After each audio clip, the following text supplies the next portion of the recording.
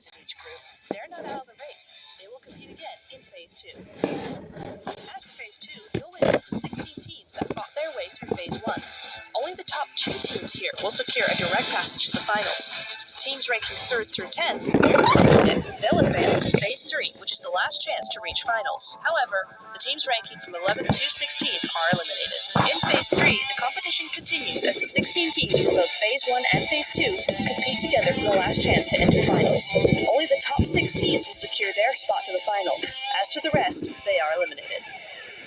And now, the grand finals, where the climax unfolds. Only 16 teams earned this spot, comprising 8 from Phase 1, 2 from Phase 2, and 6 from Phase 3.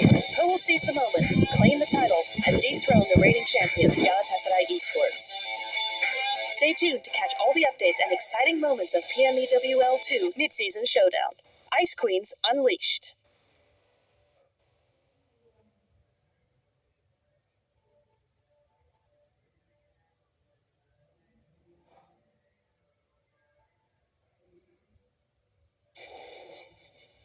Welcome everyone here for the second day of the second phase here at the PMEWL Mid-Season Showdown. My name is Highland Wolf.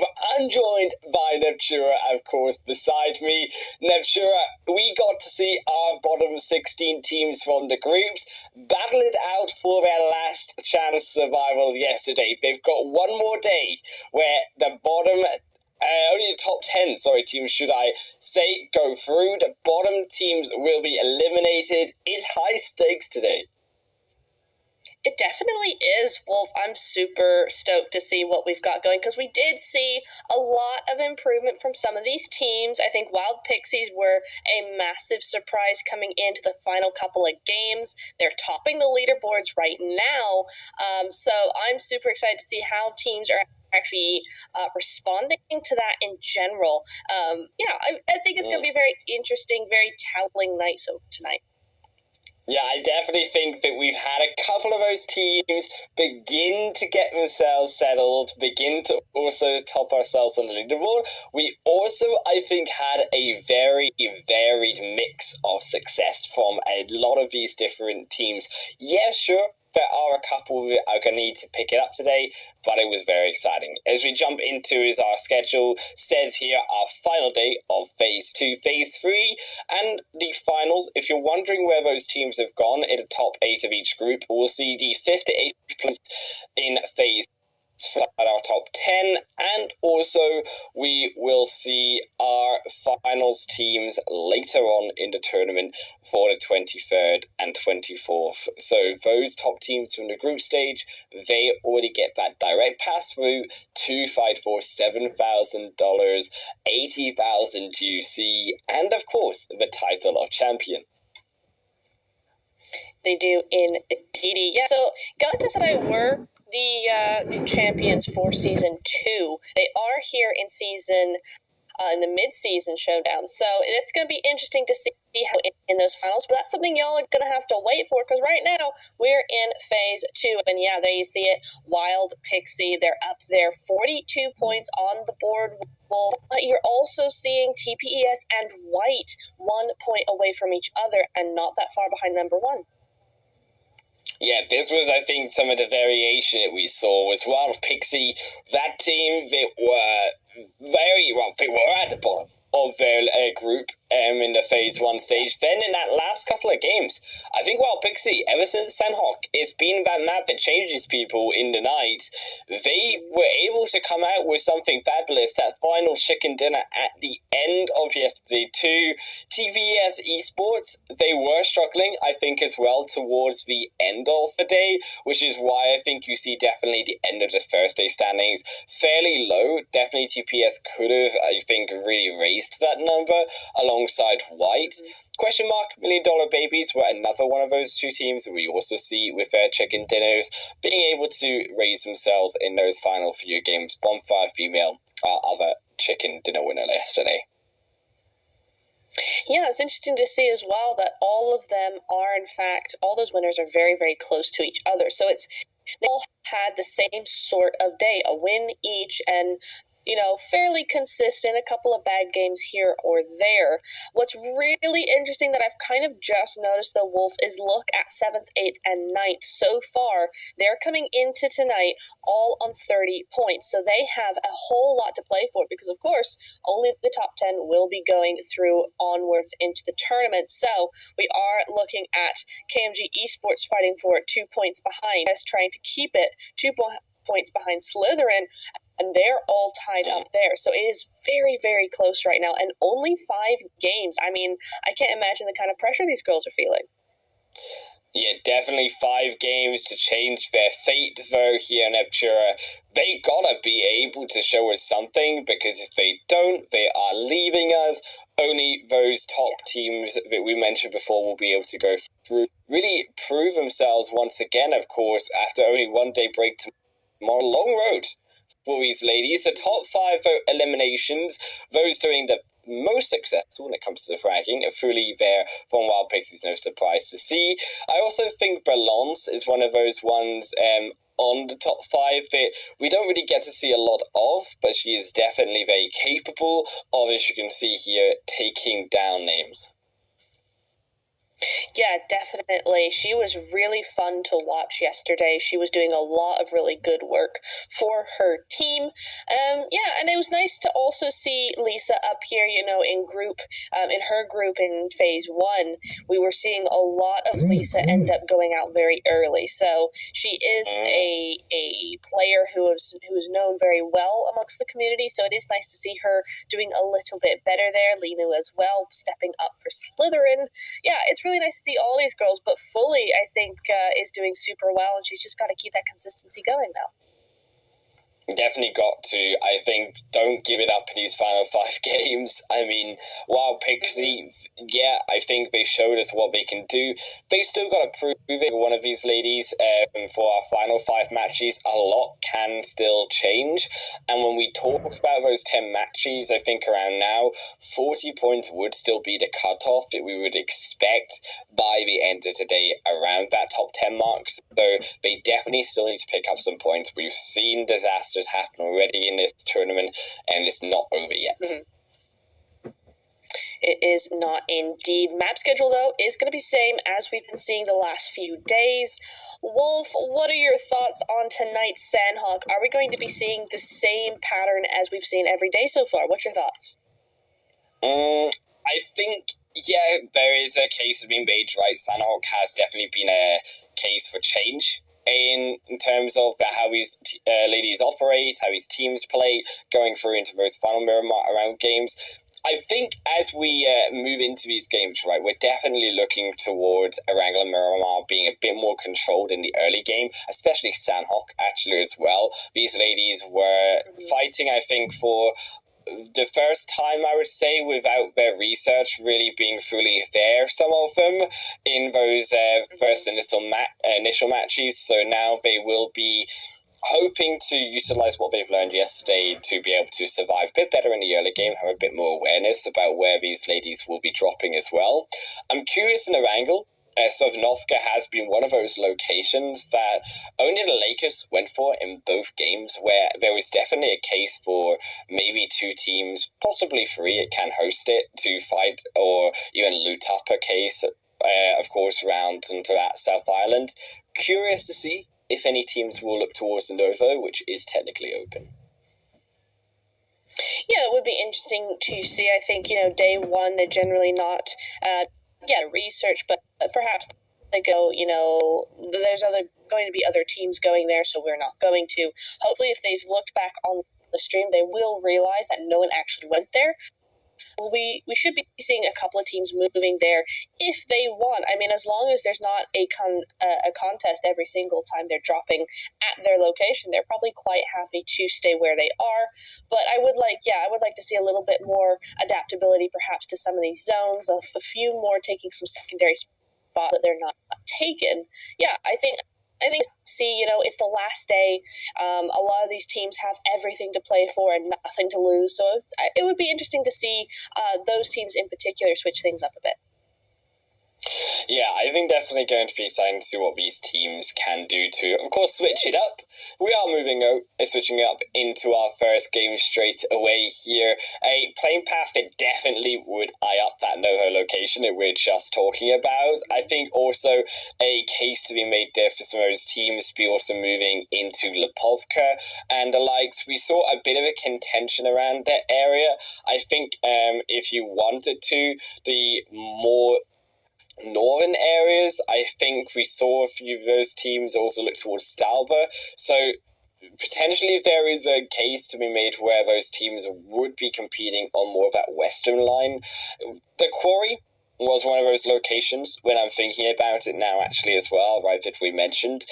That's one of those spots that I think really would favor teams coming into the game. Especially given, of course, the hillsides that you've got on the north and towards that more eastern end of Quarry. And overlooking Gatka, as I said yesterday, really would be a favourable position, considering that a lot of those teams in Phase 1, if the zone doesn't end up going there, do rotate nearby Quarry in some way, and would be able to track a lot more of those teams on their rotations. Yeah, definitely. It would definitely be a good spot to take now with this new zone coming in, but it does look like everybody's kind of each to their own. I'm not sure what's going on with Yakut over there. They generally are on their own, and yet they have decided, or somebody has decided to land kind of on top of them there, so we'll have to see who that is. I believe that's, KMG is over there, and Bonfire? I'm not sure what's going on. I can't really read that. NTX, yes, that's what it is. Lakers, again, only ones on the island, but this time, I mean, that's kind of fair. Everybody's kind of gone to the left side, and so that's actually going to work out for them this time. Yeah, NTX, I think, have really decided that they need to throw something at the window and hope it sticks, realistically, because what they've been doing right now is been jumping through the window and not into anything good. So they need to be able to pick up some points here. Hoping for NTX that they can definitely show us something. Starting off, quite frankly, with 4 players, just going to say it is just a good something, because they definitely did struggle yesterday without having that full squad. Yeah, I mean, you always are going to, aren't you? I mean, some, only really the very, very best, I think, really don't, it doesn't matter if you have 3 or 4, but that takes a lot of experience, a lot of everything. You know, a lot of these, the KFC plays, I have to go, I haven't gone yet to the KFC thing, but yeah, I think, it's a much better opportunity for them. They've made sure to keep that full squad a priority. And we'll just have to see. I think we could be seeing right off the get-go, as you were saying, some teams really start to push up against these more successful teams just because they have nothing to lose and they only have 5 games to get that top 10 with. So definitely NTX has the right idea here, I think, certainly because they don't have that many points. So we will be looking at them really actually getting into Yakut's, being a thorn in Yakut's side here. They want this spot. They keep looking at him, but it's not going to be happening. Crystal knocks one down and finishes. So Yakut now off on 3. Yeah, Yakut here, definitely going to be a good sign for them. Unfortunately, it has to happen here. Sorry, should I say good for NTX, but unfortunately it has to happen to someone here. Yakut going to struggle. Around the very pure side, I think you can see they are just very split, whereas NTX actually focused on that solo player. So they're going to be able to naturally take out one of these players. I'm hoping now that as this fight potentially develops, Yakut are going to be able to show us a bit of more of their experience over NTX that we've seen so far in the tournament, and be able to look through these longer lines and extend maybe into a knock themselves. You can definitely see NTX are giving a position away, but as Yakut will give also that information away with the spray, I believe that NTX here may understand that they are being looked at from multiple angles and hopefully start to move carefully back outside of the fight with the loot that they've got and that elimination as well.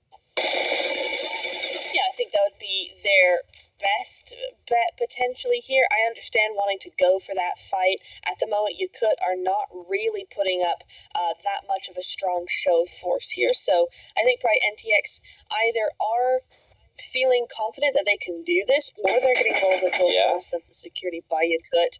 It could go either way, to be honest. Yakut definitely pushing in, wanting this.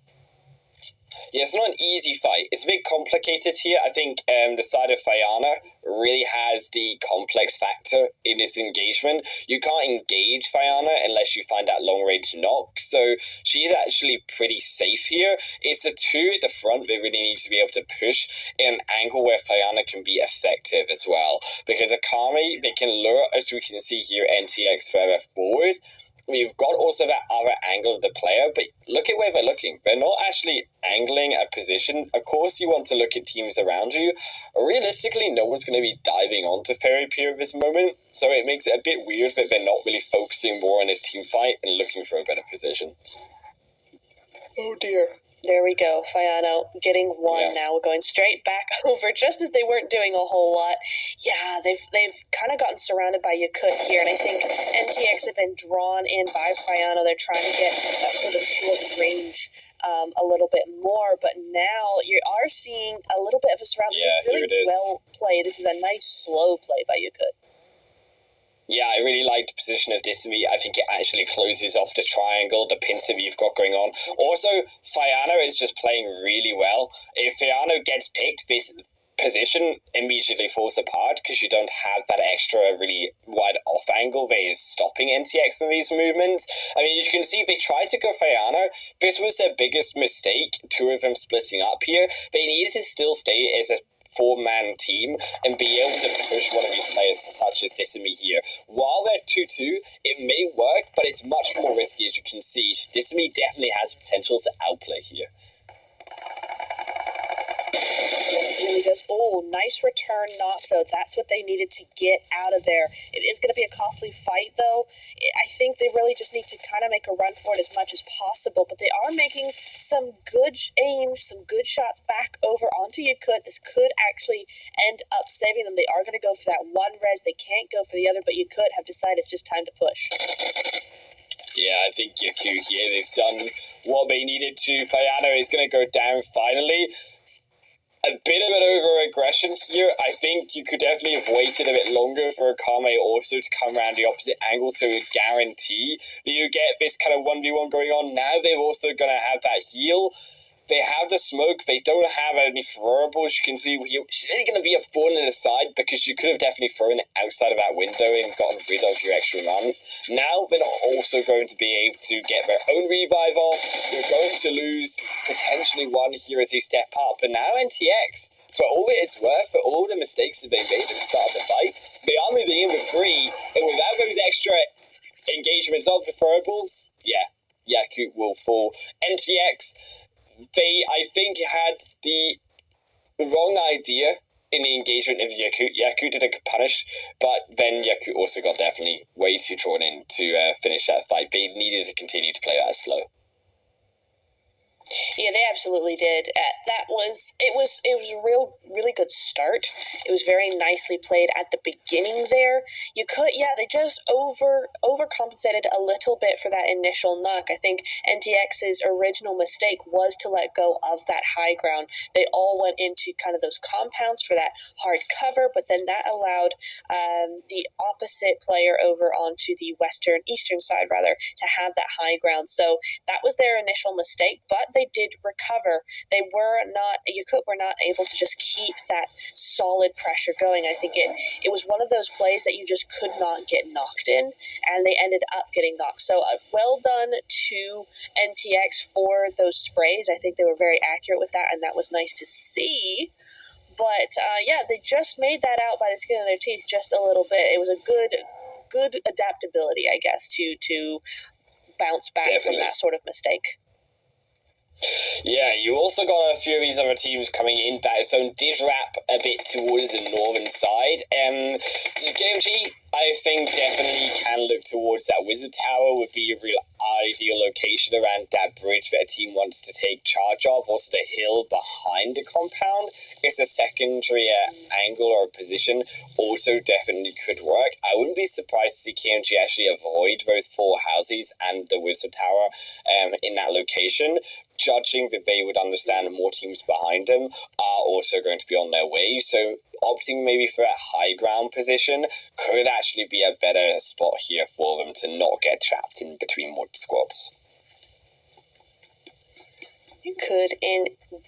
Women Moment actually been here for quite a while. They got this 2-2 split going, which is interesting, but we haven't seen a whole lot of them. They've managed to stay in the same spot, and kudos to it because they've got a good spot here. The zone has gone their way. NTX deciding not to go through Lakers, which is a fair spot, to be honest. I think they're going to have to go around to the West Coast. If that's their plan, then I'm all for it. I like rotations. I like the West Coast, so it's a win-win for me. Yeah, but look at their healing. It doesn't exist. So whatever his blue damage is going to do to these teams, they got to make sure they aren't inside of it for that long. Because, yeah, sure, it's only phase 1, phase 2. We usually say you can heal it out. But because, yeah, they were in that fight for so long, they barely got any loot. Remember the size of the location they were looting up? It really was nothing. So, actually... Yeah. To be honest, yeah, they are going to really have to be careful here in terms of picking it back up. I'm really concerned of do NTX, get those eliminations, but fall out very quickly after this now. Yeah, that would be a real shame because they need that great start to the game to continue that momentum forward. So they need as many points per game as possible, and just going out to the zone is not going to... give way to that, I think. So KYS Virtue, on the other hand, they're another team that really needs some points. They are currently tied with a whole bunch of people. No, they're 2 points behind a whole bunch of people, if I'm remembering right. So we really do want to see them continue to stick it out in this game, get some points, and be able to kind of relax a little bit more here. But we are seeing several teams now losing or two. I think these teams that are used to these larger rotations, that are used to being able to, kind of relax and spread out a little bit, I think they're getting punished just a bit here. These teams are finding these solos quite a bit here. Yeah, these solos definitely going to be an interesting move. I want to see actually these teams are moving in as well on that Gatka side here as well, Neptura, as we do take a look at this zone, how those squads will be able to adapt themselves, because you can see the PNCR definitely have this very favorable high ground position. I'm also concerned that they will end up getting contested here by a fair number of these teams. Yeah, TPS could be one of them, but definitely one of those other squads in the north may end up looking later at that hillside as well if they can make it through clean enough. Those Lakers teams and NTX, as you can see, also will create a bit of the catalyst, I would say, that these other squads need. There aren't really that many spaces anymore for them all to survive. For now, I think they've managed it somehow. Stage 4, as soon as that moves, we're definitely going to see those team fights really accelerate themselves and see a lot of these players drop quite quickly. Yes, indeed. I mean, I'm all for acceleration, I gotta say, Wolf. It's just a whole bunch of fun when teams start to really get aggressive right from the get-go. It gives us something to really watch and really look forward to in between games, so I'm always happy.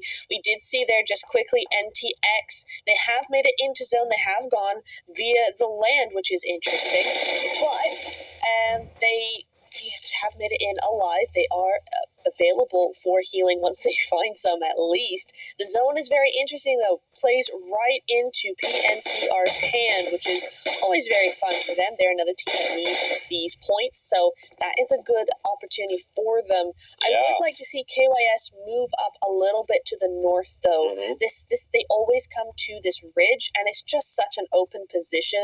With this kind of zone, I would prefer them to be a little bit more substantial up towards the north. Yeah, I definitely think that when you're looking towards the more northern side, is realistically going to be the much stronger position for these teams. KMG do definitely have that strong side of a position for themselves in the zone. That southern side really will be contested because of how the zone has kept on shifting upwards to the northern side. Naturally, the congestion of squads has become on that sort of lower southern end. It's not to say, though, here that Women Moment are in a bit of a pickle, as here Bonfire Female have been able to arrest down Patoke, and Women Moment, they've only now just come together as that full squad to be able to look at the fight.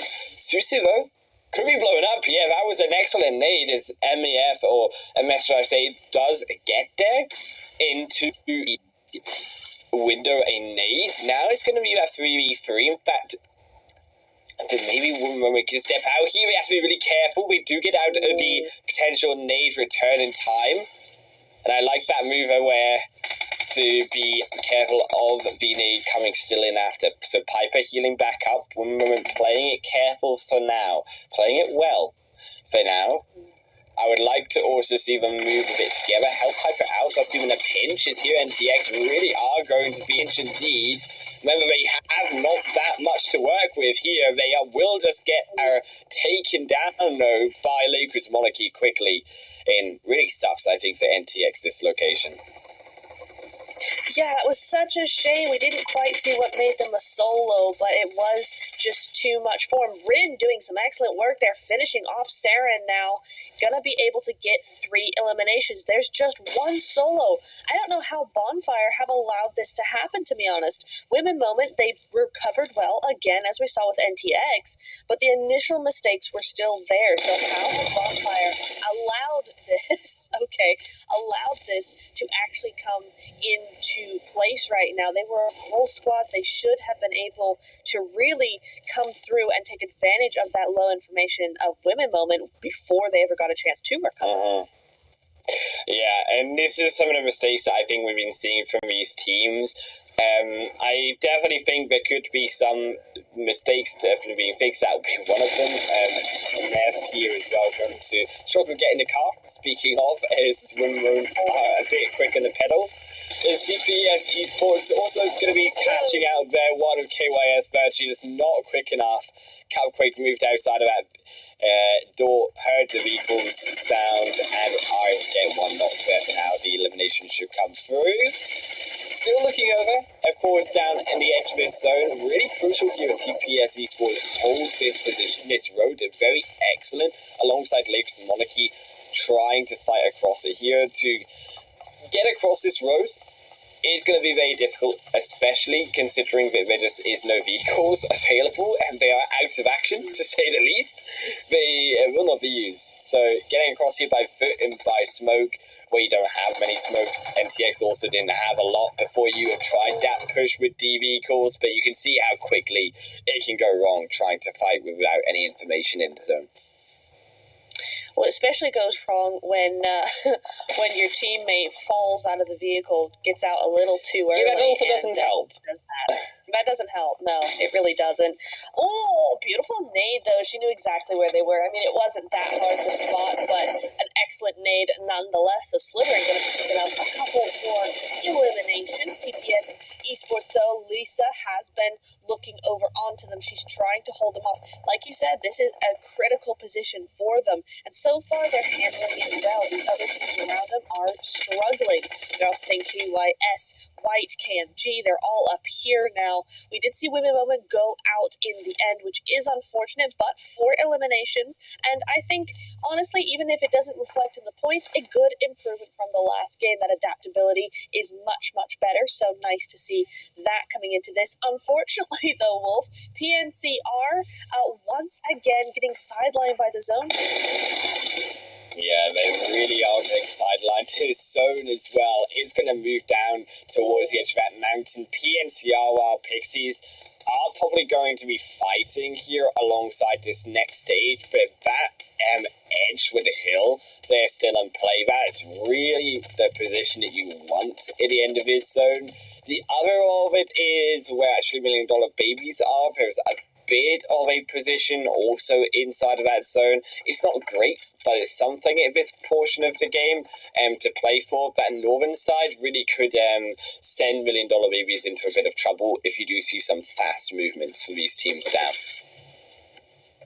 Absolutely. I do want to quickly mention, I think the way the zone has shifted, I think PNCR, it would be in their best interest. Oh, the Lakers, GG's. But I think it would be in their best interest to actually stay up there as much as possible, get as many knocks as possible, and do as much damage. Kind of ignore the zone just a little bit here. I think it's possible to do that. The only thing that's lying in their way is the Wild Pixies. They're going to have to fight them first before they can look out there, which could delay them a little bit too much. But KMG and White now going head to head. Yeah, these were the quick rotations that we had to see coming through from these teams. White going to be the first to do it. They have lost already one on the engagement. They have lost the second. Mia is about to fall apart as KMG have entered the building. I think White really will struggle to finish that one through. Slytherin as well. TPS putting a bit of a problem here for PPU and QSE. Calquake just doesn't have the damage though. Lisa wasn't there in time, so I would have actually liked to see Calquake hold that position, but kind of peel back a bit for Lisa to also have that angle as well. I think really there was a position where Lisa could have come in as a surprise, and TPS could have done a bit more there to be able to push in and bait Slytherin further. Yeah. That was a little bit of a false start there. I think they had such a strong going in that they could have done a little bit more with that. As you said, Wild Pixies, though, do go out just as I kind of saw them going low there. So they have not won against PNCR. I did see Onyx taking some shots against them as against PNCR rather as well. So it's nice to see PNCR doing some work, but Onyx definitely a threat to them at this point. You can see it there. Very, very close to them. So PNCR trying to do as much as possible. This hillside's really difficult though, because you are going to be seeing KMG now looking at them. So very, very open. If you don't have those vehicles, you're kind of stuck. And the zone is sticking a whole lot more teams, Wolf, because look where it's gone, straight to the middle. Yeah, it's really favouring Slytherin here as well, with 7 eliminations already for themselves. Slytherin, I don't know what it is about day 2 in these phases, but they always seem to come alive in the first couple games of it. We saw that in phase 1. Lisa, she's gonna see a burn away. Unfortunately, KYS Kowalski wipes her out of this first match. PNCR also still here with 3. KMG, $1 Million Babies, don't forget they've still got 4 players here to work with. $1 Million Babies are going to lose that, as I say, to Slytherin, who are on a tear. But they still have 3 more. They still got the players, and that player advantage here at this point of the game really is crucial. You can see that having those 3 players is vital here for PNCR to try and get over this hillside. But Onyx, yeah, they are blind somewhat, but now they'll come over the top and see PNCR move in. I think they just have done a bit of a switcheroo here. It looked like they were going to fight, but now Onyx, if they don't get anything here, they're going to find themselves in a really bad position with the last rotating team in. Oh, here they come. Here they come. Oh, and here comes the code as well. 600 UC, go grab it. But don't miss all the action as Onyx get absolutely pummeled to the ground. KMG finding some very opportune rocks to get behind, taking out Onyx there. They had 0 chance with that new zone. I honestly think they waited just a little bit too long.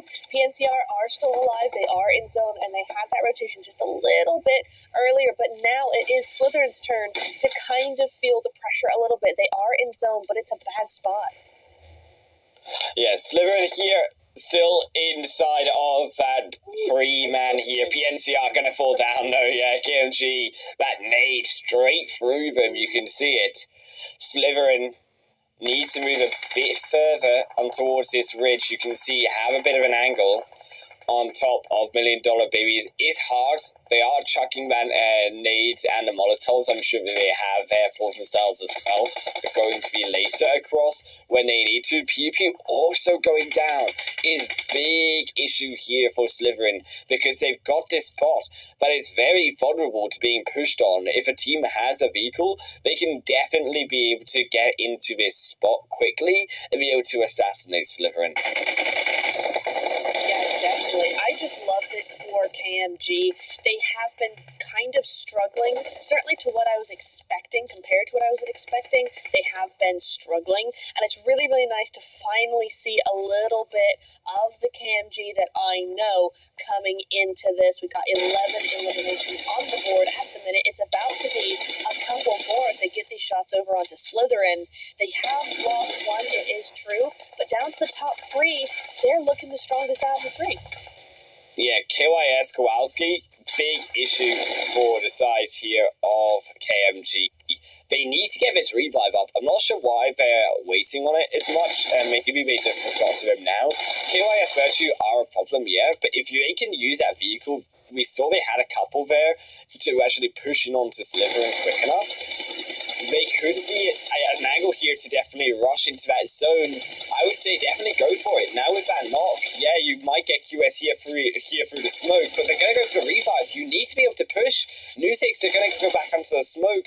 Here comes also KYS Kowalski. They're not going to be in line to be able to see you as that solo player. They could definitely, get in this vehicle and be able to rush into zone just now.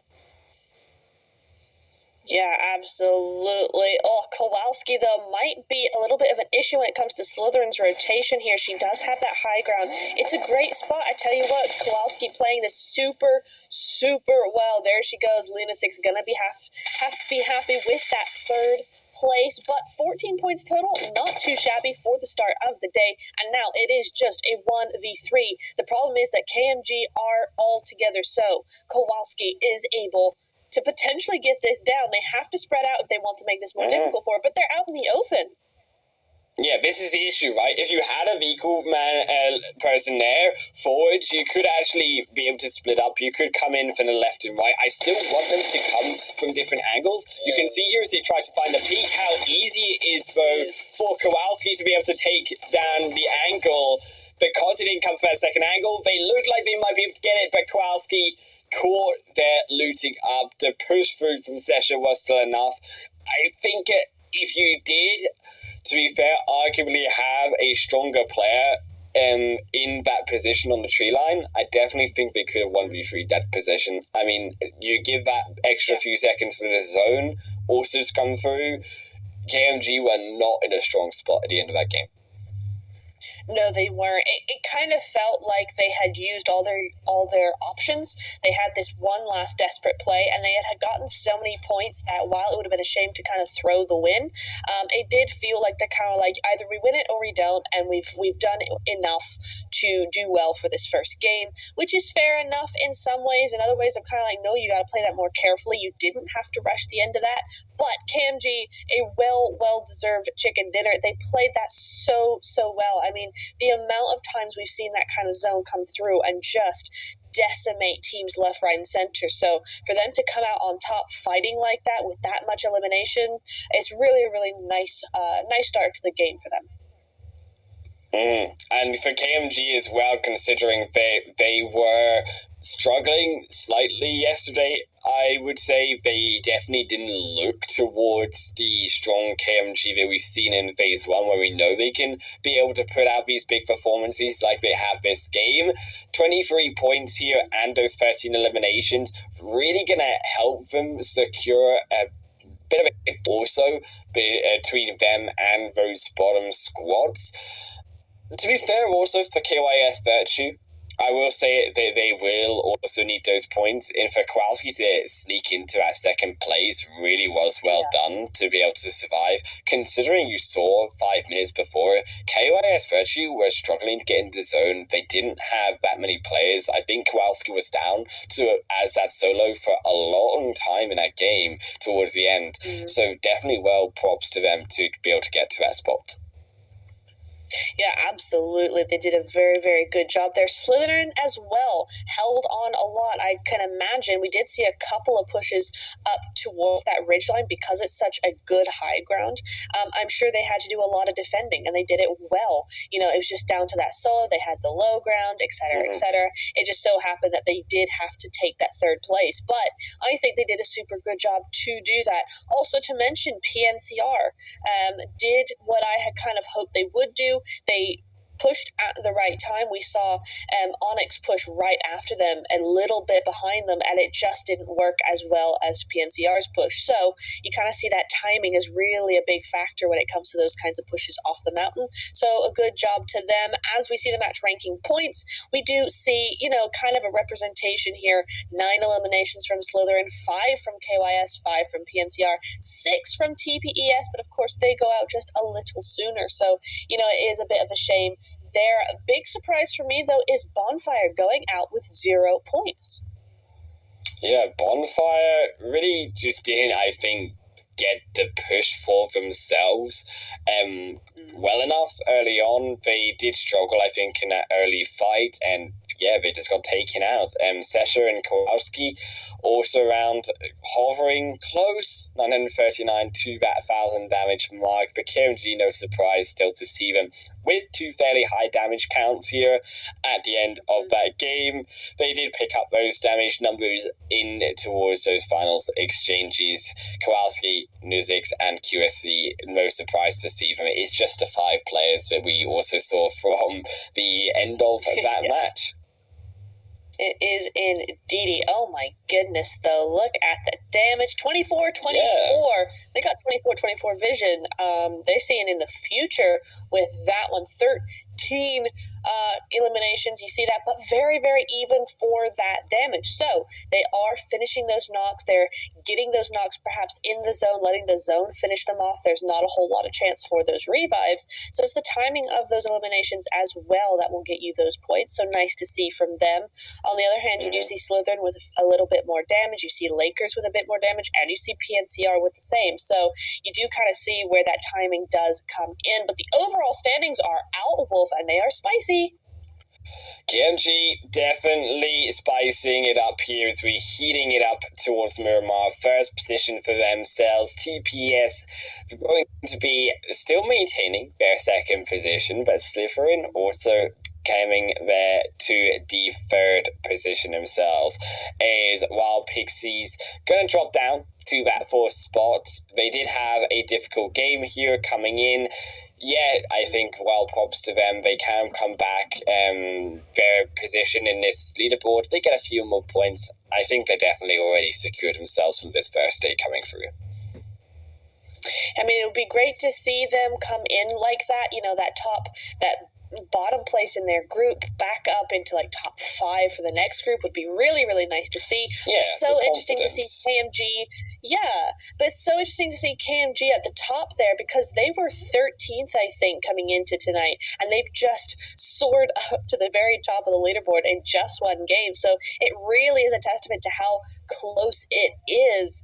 The top 5 eliminations, though, Wolf looking very close as well, but we are starting to see Sesha move a little bit away. Yeah, you can definitely see, right, because of that one movement of 23 points, that lobby is very close.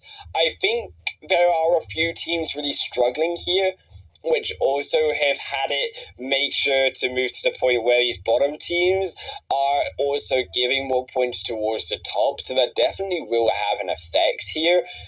Now, sure, as we move on into those later points into the games tonight, on the other hand, though, we are also going to be looking at Miramar as we do move on into these future games here. We got to see what they can do. I am being told we're going to go to a break right now, so we will see you on the Miramar map later after a short break.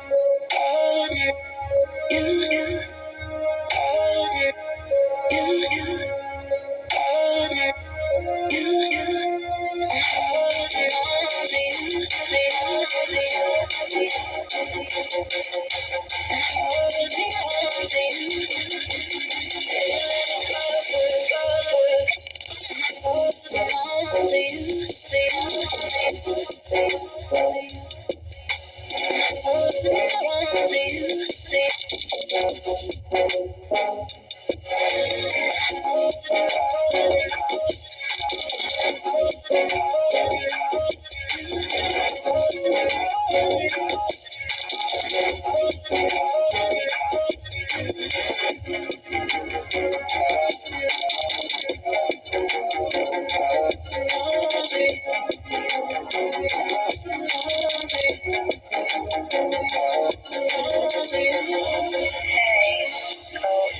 is a little awkward. Things haven't really been working out well between us, and I think it's time for the rest to kind of just move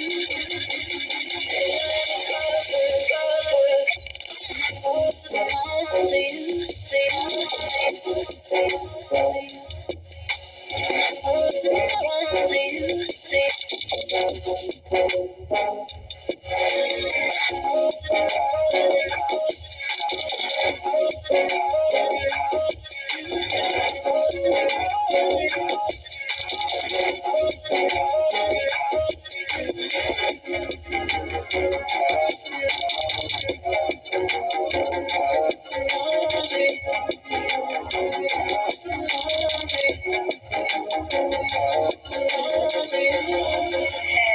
so this is a little awkward. Things haven't really been working out well between us, and I think it's time for both of us to kind of just move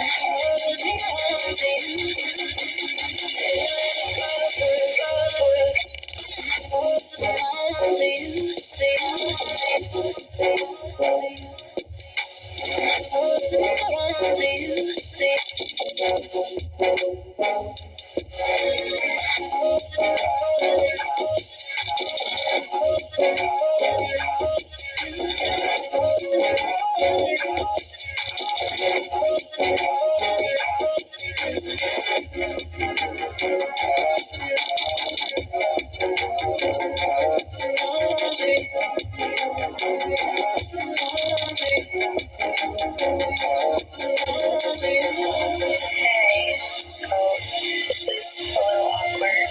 Things haven't really been working out well between us, and I think it's time for both of us to kind of just move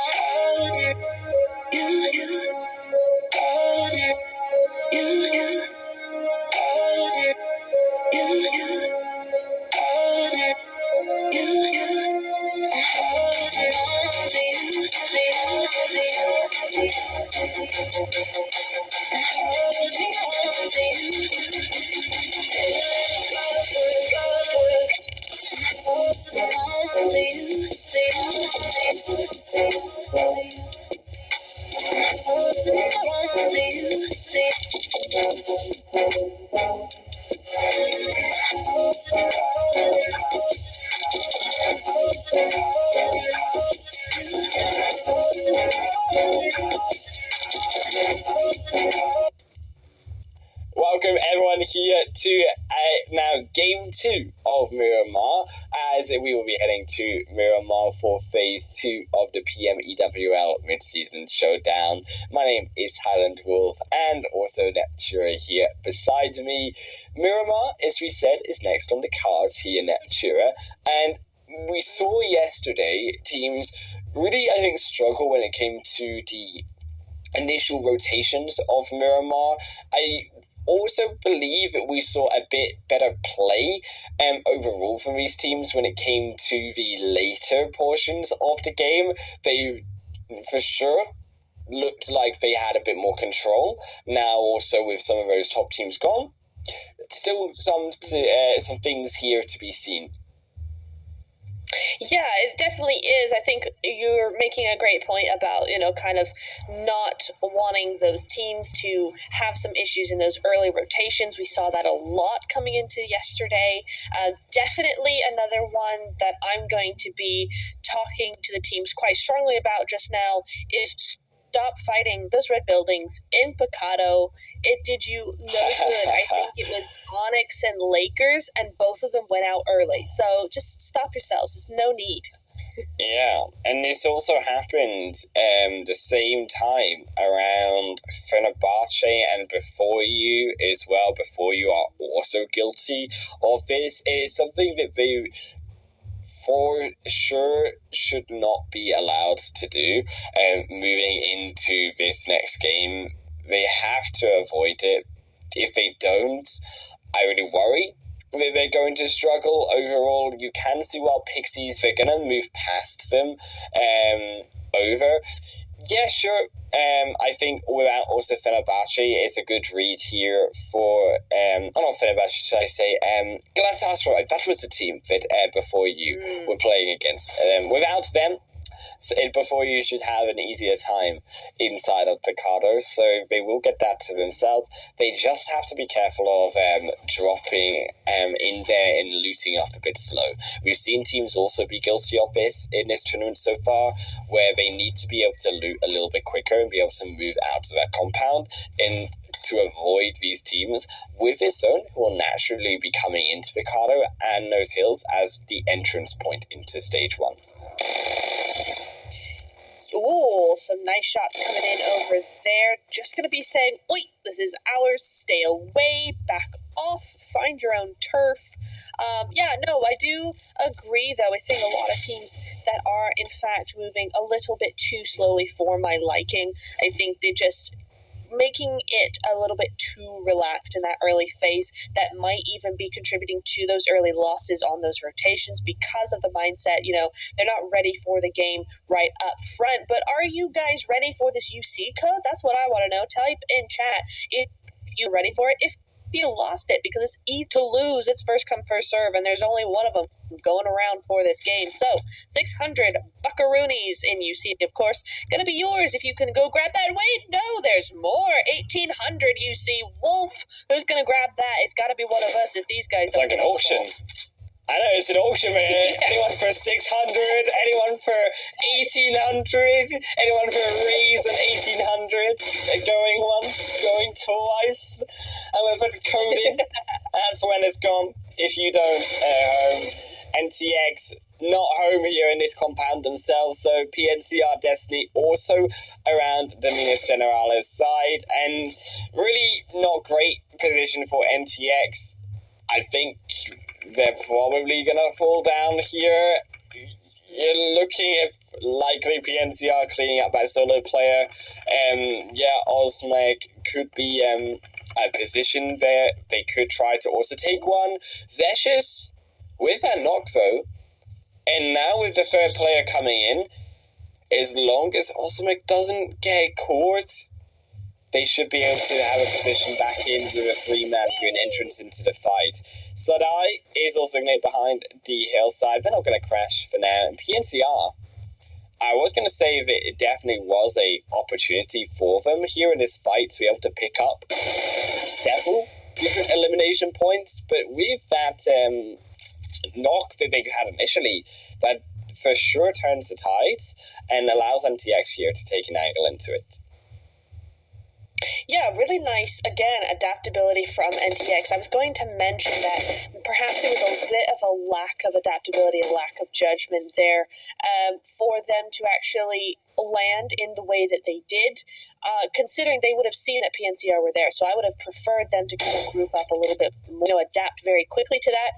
But so far, they're looking pretty good. I mean, that was a great knock onto them. They just have to get, they really rallied. My problem is that they've allowed one of the PNCR players to get up above them again. But again, a really nice knock here. Just as they get one up, another falls. So looking good. They do seem to be holding their own. My only problem is I'm not sure that they should have really pushed in. They should have used that knock to kind of push out. Yeah, they definitely should have used that knock to be able to push out a little bit more. The biggest mistake that NTX also made here was that, they did end up struggling to, I think, solidify also a position on this top side. You can see PNCR is going to have that wraparound, and I was keeping my eyes on it.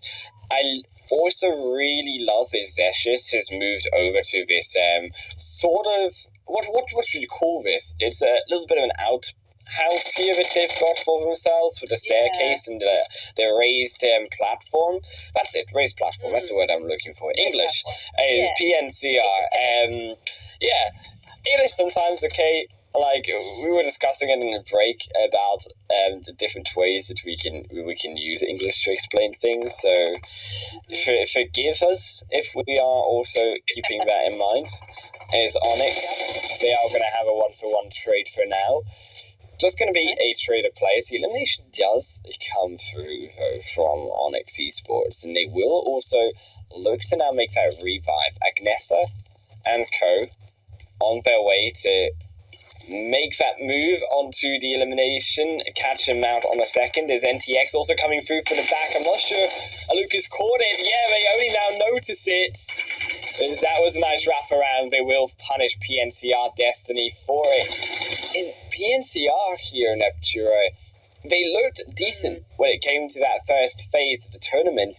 This second phase, really, they have been struggling yesterday and now clearly today as well. Yeah, it's been odd. They continue to look strong and then kind of seem to fall apart a little bit there. So, not sure what's going on with PNCR there, but I gotta say, NTX, again, they keep making those initial mistakes and then bouncing back. That's two different teams now they've done that against. It's not been a full wipe this time onto PNCR, but it's close enough. They did lose two. It is a worse off result than is certainly the Erangel was, but for now, it is going to have to do, and you know what? They're not out yet, so a pretty good fight from them.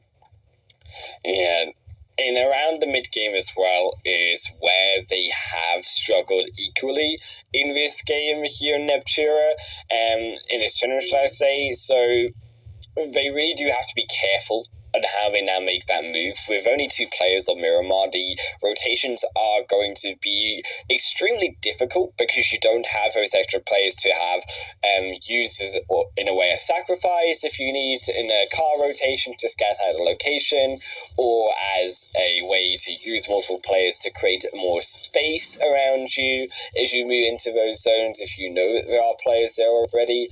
So only two players will for sure hinder them. I am curious, so if they can be careful and understand that those late rotations, or even if they wish to, an earlier rotation in could also work for themselves. They will also have to take a bit of a pit stop on that movement in. They definitely do not have also the loot inside of their pockets for now with that one contested compound to be able to survive a longer Miramar skirmish that we could see coming out here.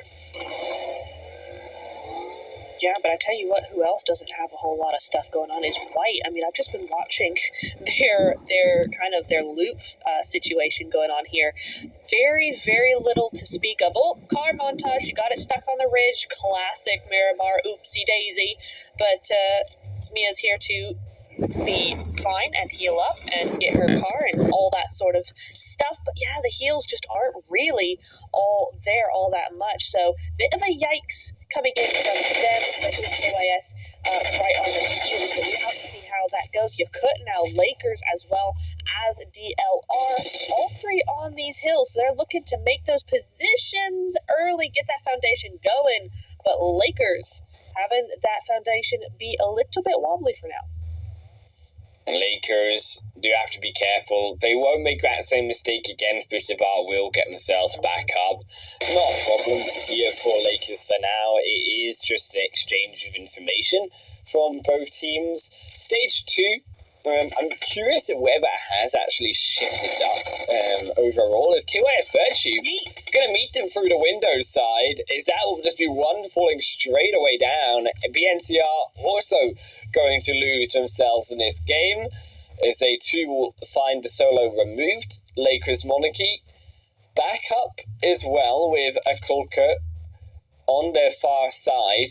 There is a bit of a pincer going on here, and before you can see them trying to position to maybe punish, but also keep an eye here, back onto $1 Million Babies. KYS Virtue do survive that engagement versus their opponents around the position now. So also we'll be able to take down PMCR, be able to move further forward. $1 Million Babies just going to hold up here in the position. We're starting to see a few of these teams hold their position now. The loot definitely isn't something fully finished yet. There is some finishing of the looting phase to be desired, and I'm surprised to see teams setting down so early, especially inside of the second phase. You could definitely be waiting on the stopping and getting that strong point in the third phase, especially with how the zone has been going and how these teams have been adapting to the zones. A lot of these teams really don't come into the center of the zone until that third or fourth phase even.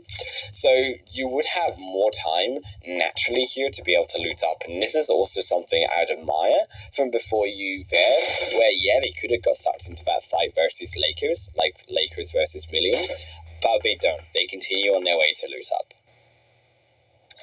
Yeah, that's really nice. I think we're seeing from a couple of teams here, actually, we're not seeing so much loot coming in from these teams, which is odd because they've had plenty of time. They all went to pretty well-looted areas, particularly someone was up in the military camp way up to the north there, which is really got some prime loot stuff up there. I think it is kind of odd. We're seeing a lot of grayed out items in these girls' inventory. So I would like to see perhaps a little more dedication to some better loot before we get into this.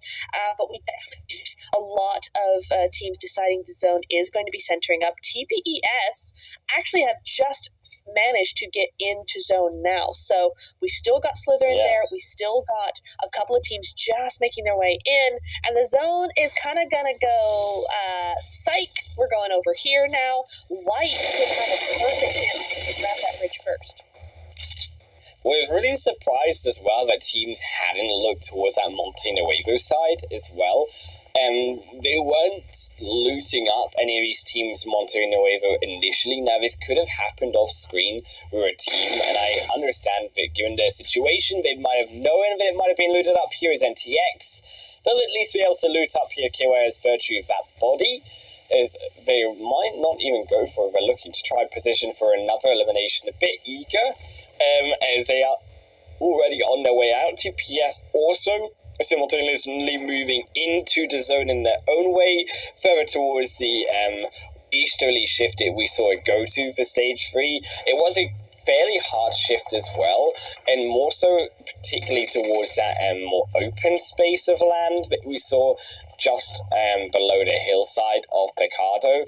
Definitely would say that it's a great position here for TPS to hold. It is contested, and Yakut here came behind, and they cannot be able to stop themselves to get the rest of the members in.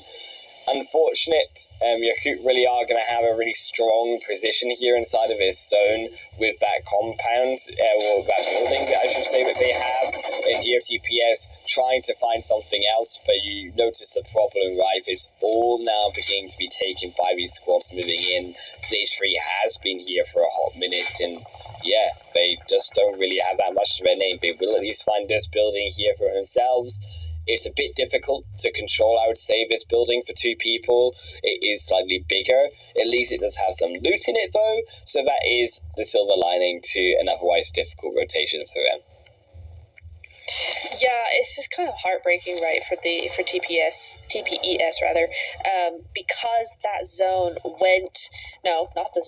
because their duo were in trouble. They needed help quickly, but when we actually panned over to the rest of the team, they were getting stuck on some Miramar Ridge desert thing, and the car was really slowed down, so they couldn't actually get there in time because of the terrain. And that's what we keep talking about, right? These slower rotations, these plays that are interrupted by this terrain. So Miramar is very, very difficult even just to traverse, and it's something we really got to think about.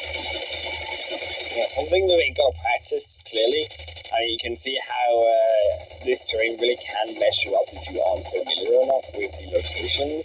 And around that Picado Hill really is a crucial movement and a rotation where you have to be able to know exactly how to move around this part of the map, because if you don't, yeah, look at it, it's all open. It's a barren wasteland out here, and if you stop, you will be shot down. Bonfire female is going to also be looking around their own building, slightly outside also of the zone here. I'm hoping they don't start to make this move, because there's a team coming right behind them, KMG. They've not noticed them for sure. Susu, they haven't realized. They will realize now as the shots come through. They move forward into TPS. I actually think that it sort of worked for them. Ironically, they get themselves in. TPS just didn't have the numbers to control this building, but it was very risky with also KMG here behind them. This fight will slow down. We said it's a little bit of a space there in the building to where these teams can start to move backwards, and TPS moving that towards the back end of the building. Bonfire female, though, has to be careful here as KMG also, they have this solo player around. They also have to be wary that they can also press with a quick rush down into the building too.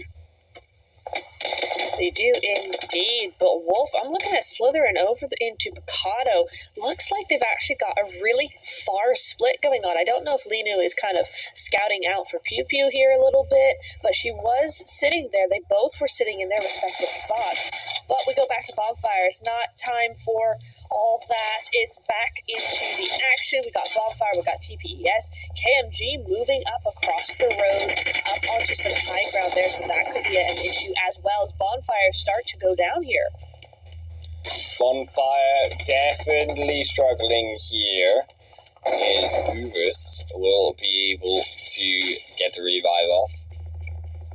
Ursa also now going back behind. A difficult position to be able to navigate around. Of course, these players not wanting to step around and wrap around one side in the open does restrict you to those backside of the buildings, and also that alleyway that you've got between the two, where you really can't do all that much. KMG gonna struggle here as Bonfire have elected to take down one of these players caught on outside the smoke.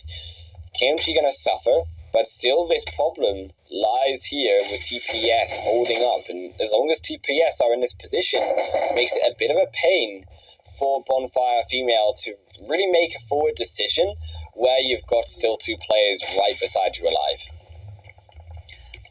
I'm surprised that TPS either have stayed alive or that Bonfire have allowed them to stay alive, right?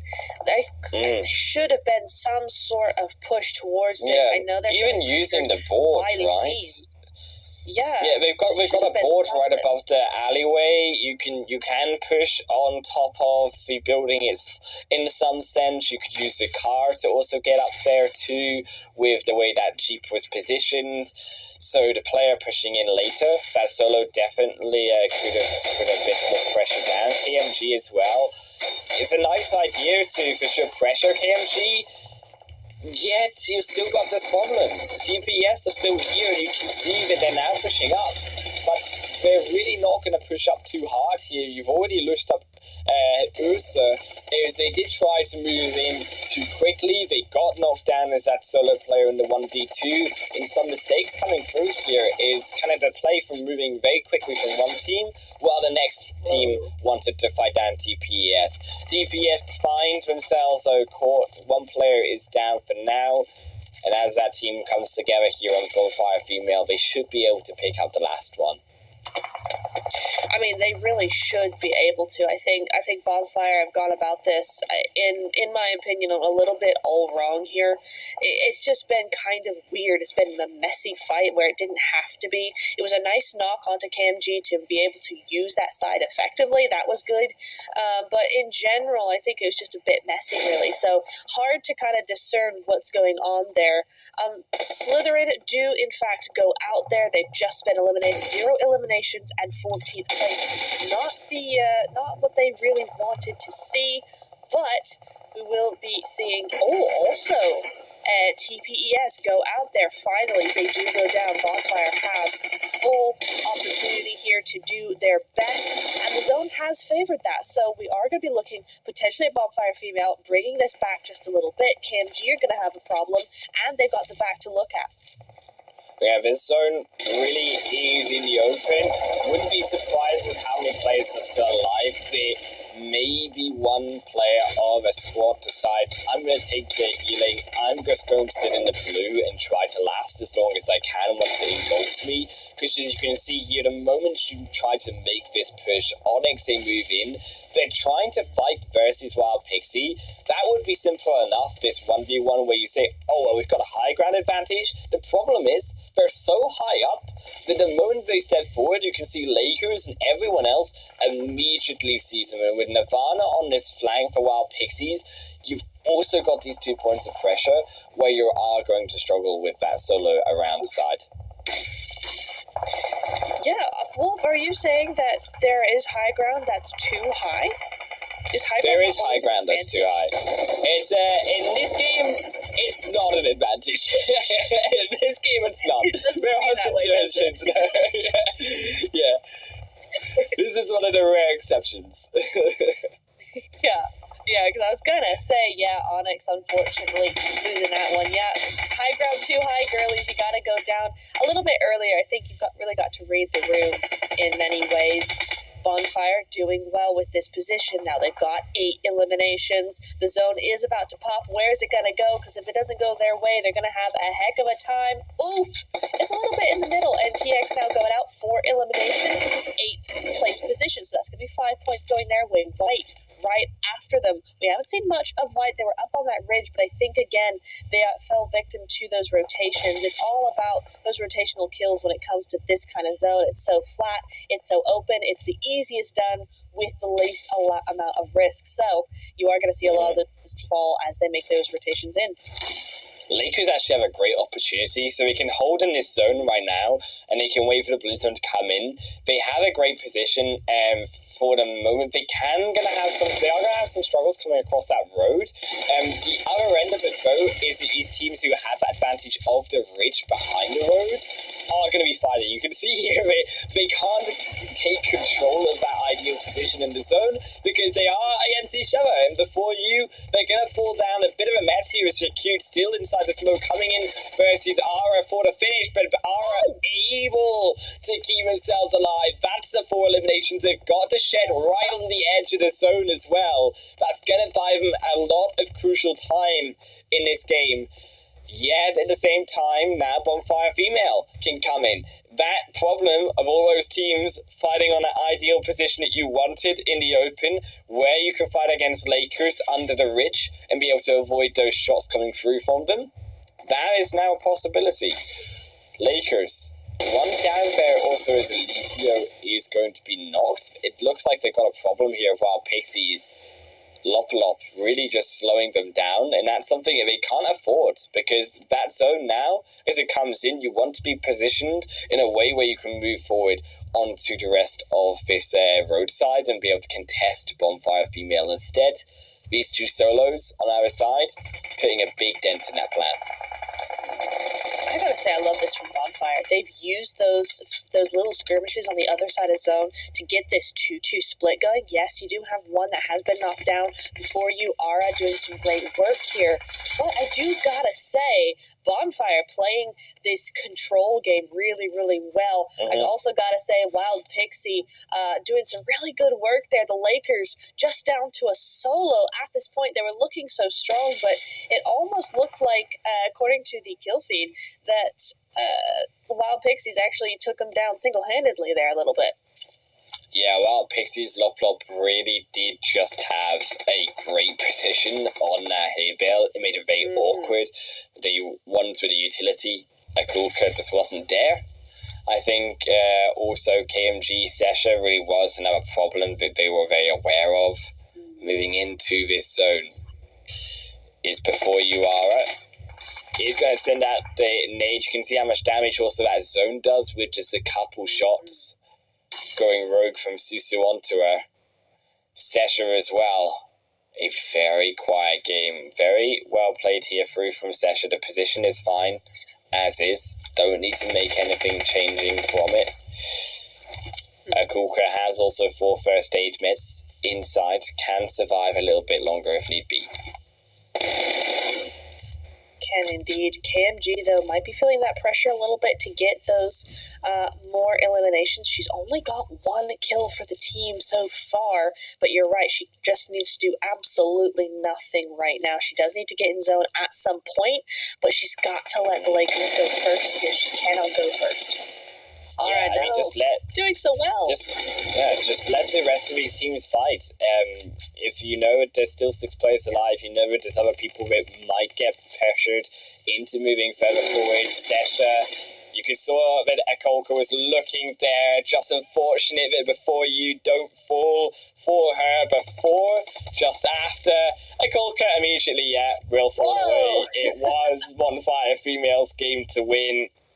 Once they controlled that position on the other side, we said it was so strong without a team to contest you, and it is going to be them with their second win so far of this phase. Bonfire Female, I definitely think they made some mistakes leading up to this. They really took advantage of a Lakers that couldn't deal with that solo of Wild Pixies. On another universe where Lakers can keep those members alive, they can get rid of KMG quicker, they can also contest that roadside. Bonfire, I would have been curious to see how they took those team fights, because something about the team fighting in Bonfire, I'm still waiting to see that kind of all the pieces of the puzzle fall into place, as it were, for them. Yeah, a little bit, but I really got to say, Wolf, we're really seeing today it is the day of adaptability. I mean, we keep seeing these bounce backs from mistakes, like big mistakes that we see coming in here. I mean, Bonfire came in, it was a good push, it did get interrupted by KMG, they did play it well, but it was just really messy, kind of half-hearted a lot of the time, and then they come in, they control the zone, they time everything correctly, and they win the whole thing. So we're seeing that in the Erangel twice. We're seeing it here now again. So definitely a lot of adaptability going on here, and it's a great improvement because adaptability is so important for these teams. Yeah, I mean, okay, not to shame on their win. It's a win. At the end of the day, you got the points, but they definitely took advantage of teams, as we said, not engaging on them hard enough, and also. Yeah, KMG should have done that. I think they could have really pressured them. And also in terms of the side of those other teams before you, Yakud, both kind of cancelled each other out. So there wasn't a team there to contest Bonfire. It was only the solo left of Ara, which also meant that it allowed that ability for Bonfire to kind of walk in after the fights were all done. But it is a win.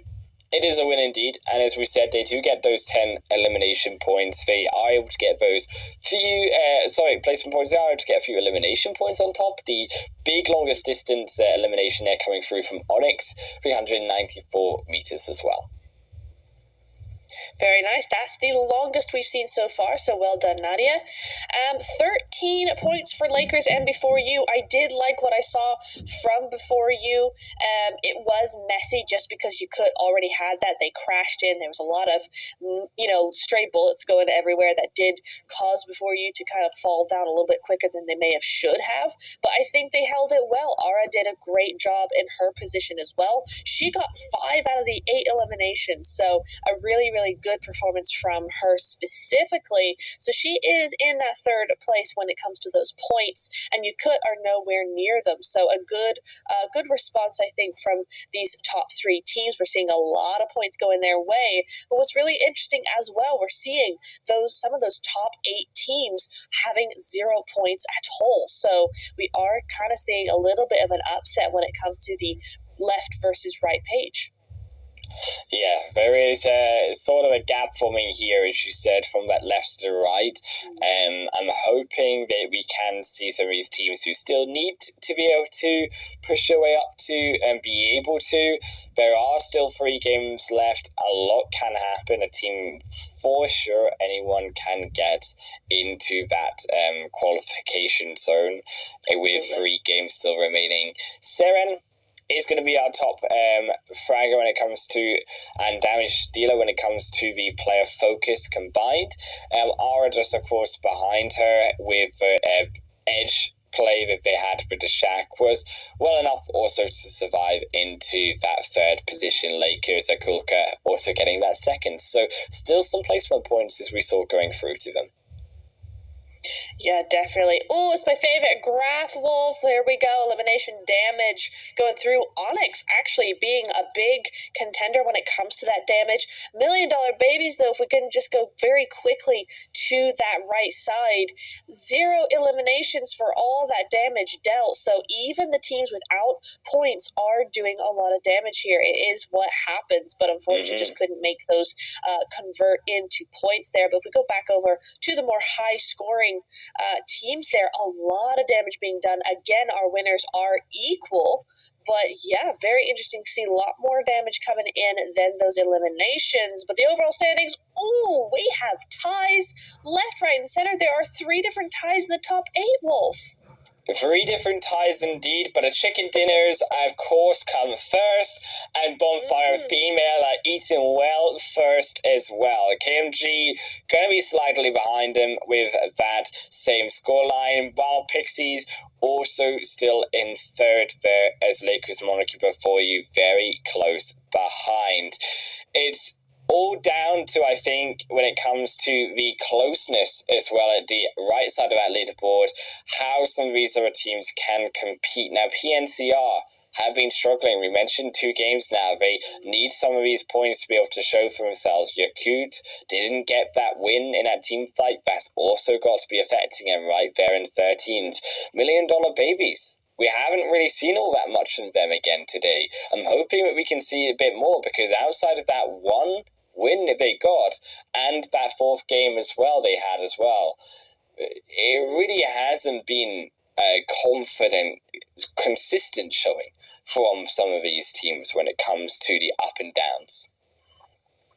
No, it hasn't. It's been really unfortunate kind of to see $1 Million Babies specifically kind of fall down a little bit. They had a little bit of a rise. They did get that win yesterday, but we need to see more from them.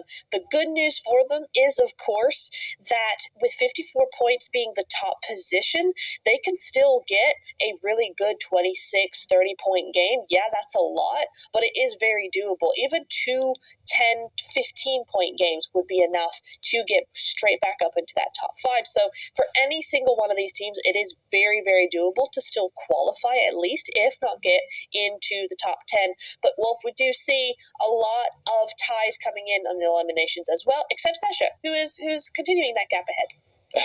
Yeah, Sasha is definitely on that gap ahead to be able to get those elimination points on their way.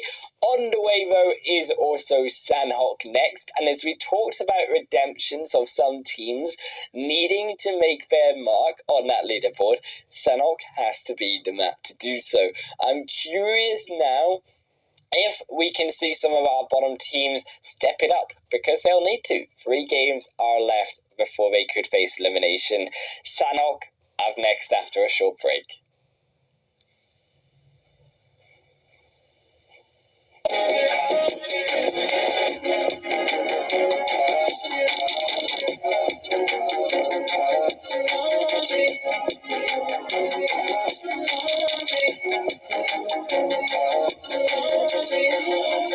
Hey, so this is a little awkward. Things haven't really been working out as well between us, and I think it's time for both of us to kind of just move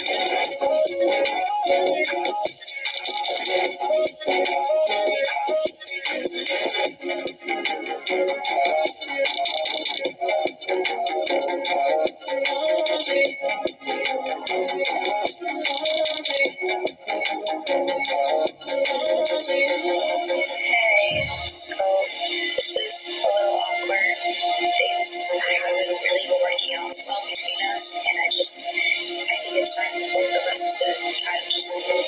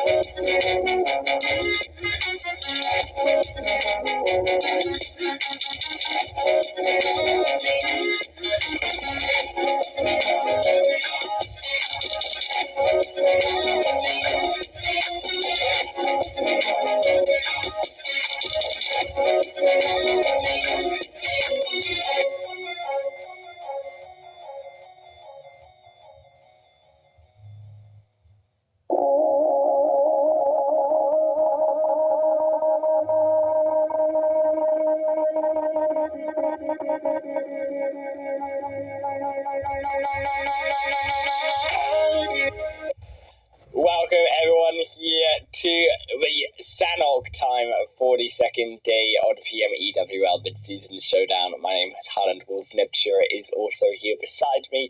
Neptura, it's Sanok, as we said. We have changed the point in which usually in the day for these ladies, some of these top teams start to struggle, and those bottom teams usually come up a little bit more. It's a very tightly divorce. It is also what we noticed from those overall standings. Mm-hmm. We do indeed. I'm looking for some sneaky, snaky sort of things happening over on Sandhawk. I'm not snake. Don't be wrong. Here and be a bit sneaky. You know what? If you're a lower team, I don't mind snakes. Absolutely. I don't mind it. Snakes are cute. You can like snakes IRL. Like if you've not seen I know they look so adorable, and you just love snakes. If you ever had a snake, if you ever held a snake, I held a pretty big snake once. Yeah, they're so sister and I used to have wild snakes, which probably wasn't the best idea, but it was fun. Yeah, that's also that sounds a bit more dangerous than a veterinary person bringing in a snake to your school showing. Yeah, oh, that gosh, sounds Remember now, it's 5 or 6, and there was a library when our local library did that with the and we had snakes, and it was red after that. But no, me and my sister, we found 2 of them, and I think they were vipers, and we put them in an old container thing, like a cement weird, almost half pool. I just they just were there until they got out, and we would go in and look at them every day and just kind of go, "Hey, snakes," and kind of have these a stick snakes where we would probably very kind of prop them up angry at you. Yeah. Oh, they weren't. No, but we were like 8 or something. It's like, oh, snakes, great. Yeah, they just mad sounding, but they definitely excited inside. Am I right? Excited to bite your way out of there. Yeah. Also, my friend has a little snake as well at home. It's so adorable. Every time I go around, just you see him. I keep seeing him on TikTok. Man, I want one. I really want one. Yeah, although I would love to have when I get my own place later, I would love to have actually a dog, a German Shepherd. I mean, while we're on the topic of snakes, while these teams are loading themselves up, German Shepherds are so adorable. Yeah. Yeah, you and my sister would get along well. She loves German Shepherds. Anything kind of big like that, she loves those kinds. Yeah, I could have a whole coffee shop meeting and only talk about German Shepherds. Yes. Yeah, totally. I could go on about these. We could just have the whole Sandhawk be about what is your favorite animal. In fact, why don't the people in the chat viewing? Why don't you show us what your favorite animal is? Yeah, I will look at it in the break. I'll read through, and I'll be able to catch up later on this. Yes, please do, everybody. Everybody watching, tell us your favorite animal. I'm more of a husky person myself, to be honest, but I wouldn't have one because, one, they're very loud, they're so high energy. And they are. They're so fun, but I don't think I'd be able to stand it for more than a day. The novelty wears off. Exactly. Yeah. Great to visit, hard to live with. Yeah. I imagine every time you go around to a husky owner, they are very happy about it. In the visit, and then at the moment you walk out the door, they're just Yeah, the smile wears off. Yeah. Absolutely. Yeah, definitely. But I just love them. But you know what? German Shepherd's a lot quieter, man. A lot quieter. Dobermans, all that sort of stuff. Yeah, that's true. So less drama. It probably like the same amount of fun, I would guess, but just less drama because, yeah, every dog is fun. Our dog is fun, but he doesn't know how to play. He kind of just chases us around, and that's his game. So that's kind of fun. Wow, that sounds like a great way to do your athletics in the morning. Oh yes, definitely. He'll always run alongside. Yeah, definitely. Yeah. Chases us around. Oh yeah. It's always fun because, you go in one direction and then you just quietly sneak off in the other direction and off he comes bounding down this road. Oh, my goodness. So he enjoys that, but, yeah. Yeah, this first phase zone also shaping up a little bit here, I'm sure. That bike, I don't think is coming out. We'll see. But the zone is shaping up down towards the main island, though, as we said, a bit of that southwestern in play as well. So around Painan and those hills as well, I think teams coming from Boot Camp Hill, these locations all going to be very useful. These high spots, these crucial compounds, crossing the river as well in the stage 1. Bonfire female. In a bit of a problem here, though, is PNCR, that nade you can see on the edge being held. They're going to jump over the window, won't get caught for now. Boostra does need to be able to find one here. Can they look for the flush? They won't go for it, because here comes the second. They're leaning to reload. They get around the corner, but not quite enough into the next. And there's the support, but yeah, you can see the angle, right? They had the nice angle on Krezi above. They just couldn't force the play through fast enough. Now Seren is here. They're looking for the revive. They will be able to crucially, get that knock eliminated through. So it will retain a 2-member squad here in the building. I wish, though, that we see all of these Bonfire female members come through a bit together on the push, though. Serena hopefully doesn't go too fast. That looks like a bit of an issue. Yeah, they will need to move around the nade. Susu's here. Yeah, now as you start to set up the numbers advantage, you have these 3 players, you push them back into the one room. You know where they are, and now you will be able to catch them. They look pretty nice angles. Yeah, they're going to try their best here, PNCR. There is a possibility for it. There, the one elimination will come through. They'll step outside to try and give the information through the window of the position. Now, Brewers will be able to step forward through the door. They will be able to find a shot. Yeah, PNCR will fall down. I think PNCR, they had the opportunity there to move away as the 2 players who stayed for the fight. They did manage to lose themselves at the start of that game. While Pixie as well will fall. And here on the bridge as well, between a curious engagement here is Kitty just has to hold these players. Easier said than done. There is support on the way.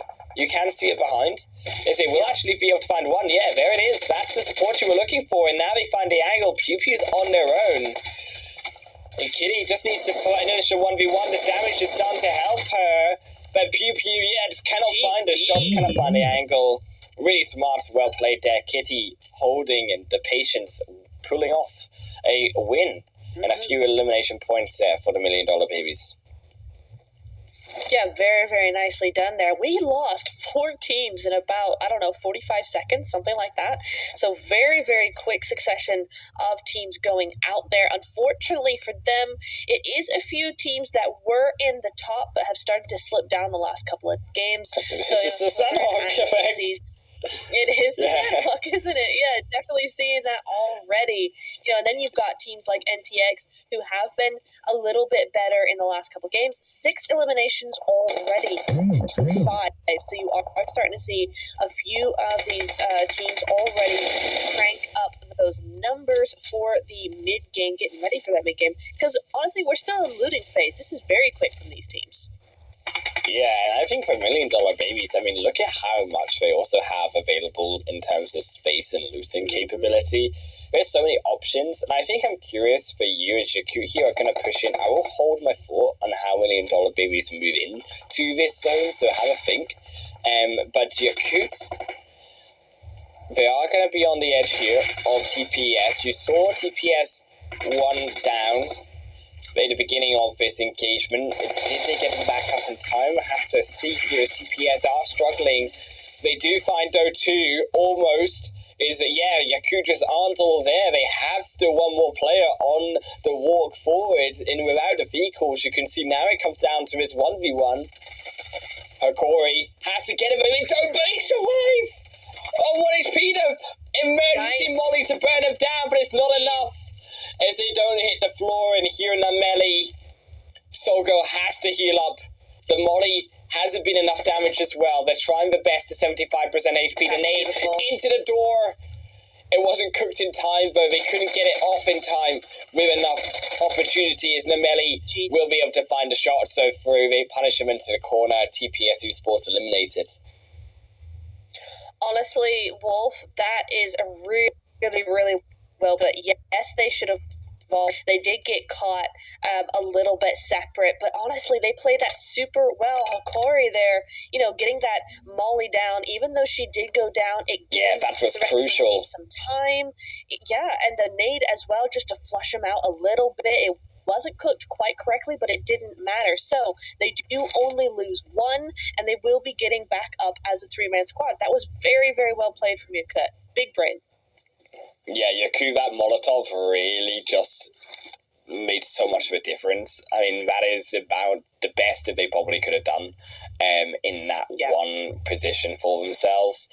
I think you could have even mollied a little bit closer to themselves. I mean, it was a split-second decision. That would be the only small criticism.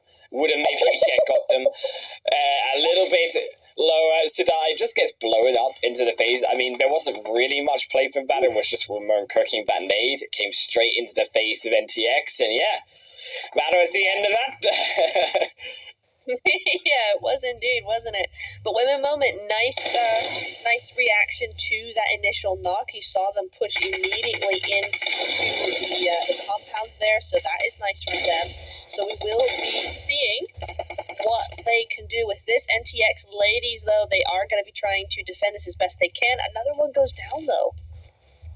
Women Moment, definitely a team here who have been improving through the tournament. I think that Women Moment really are one of these squads. These ladies have been growing more comfortable in terms of their play, a bit more confident. The second chance is where you, I think, really see Women Moment coming a bit into their own. NTX Definitely. down also to 2 players. If they just need to hold the push, don't run up. There's one person, don't jinx it because I just placed you. Wait for the team. And now as they can come in 3 players, there is absolutely no way it's happening with the numbers. No NTX down to 1 player. You can see them already moving out, so the rest of those eliminations will be flushed through. One moment, controlling Painan for themselves, and I think a very crucial position for themselves. I would say, given the zone still being split a little bit here around phase 2. We'll have to see now, though, given phase 3, where that zone goes and how it affects these teams. We will indeed. Unfortunately, NTX just unable to hold it down there. Not why we can on the middle of that fight. Kira, why are you nading yourself? That's an interesting play from you, and she is going to get yeeted for it. Pinky going to take advantage of the free kill there. And Balance, another solo who has to just get out of dodge, but this time away from KYS Virtue here. It is both these teams been doing super well, and then they just kind of fall apart a little bit there. But Women Moment going back to Painan, a really nice play from them. I think that was well executed. It was nicely done. KYS as well, moving in quite strongly from the looks of. But NTX, with the 6 eliminations, they still are alive. They still have that opportunity for more points. And I tell you what, Wolf, from what I've seen of these girls in previous seasons, you cannot discount the solos. They come in and win the whole thing sometimes. So we'll have to see. The solos are always going to be a factor on Sandhawk, especially. Balance is going to be hunted down, I imagine, with KYS. I would assume KYS will move down towards that south side. It'll be safer for them with the information they've got, and also to finish off that solo moving in.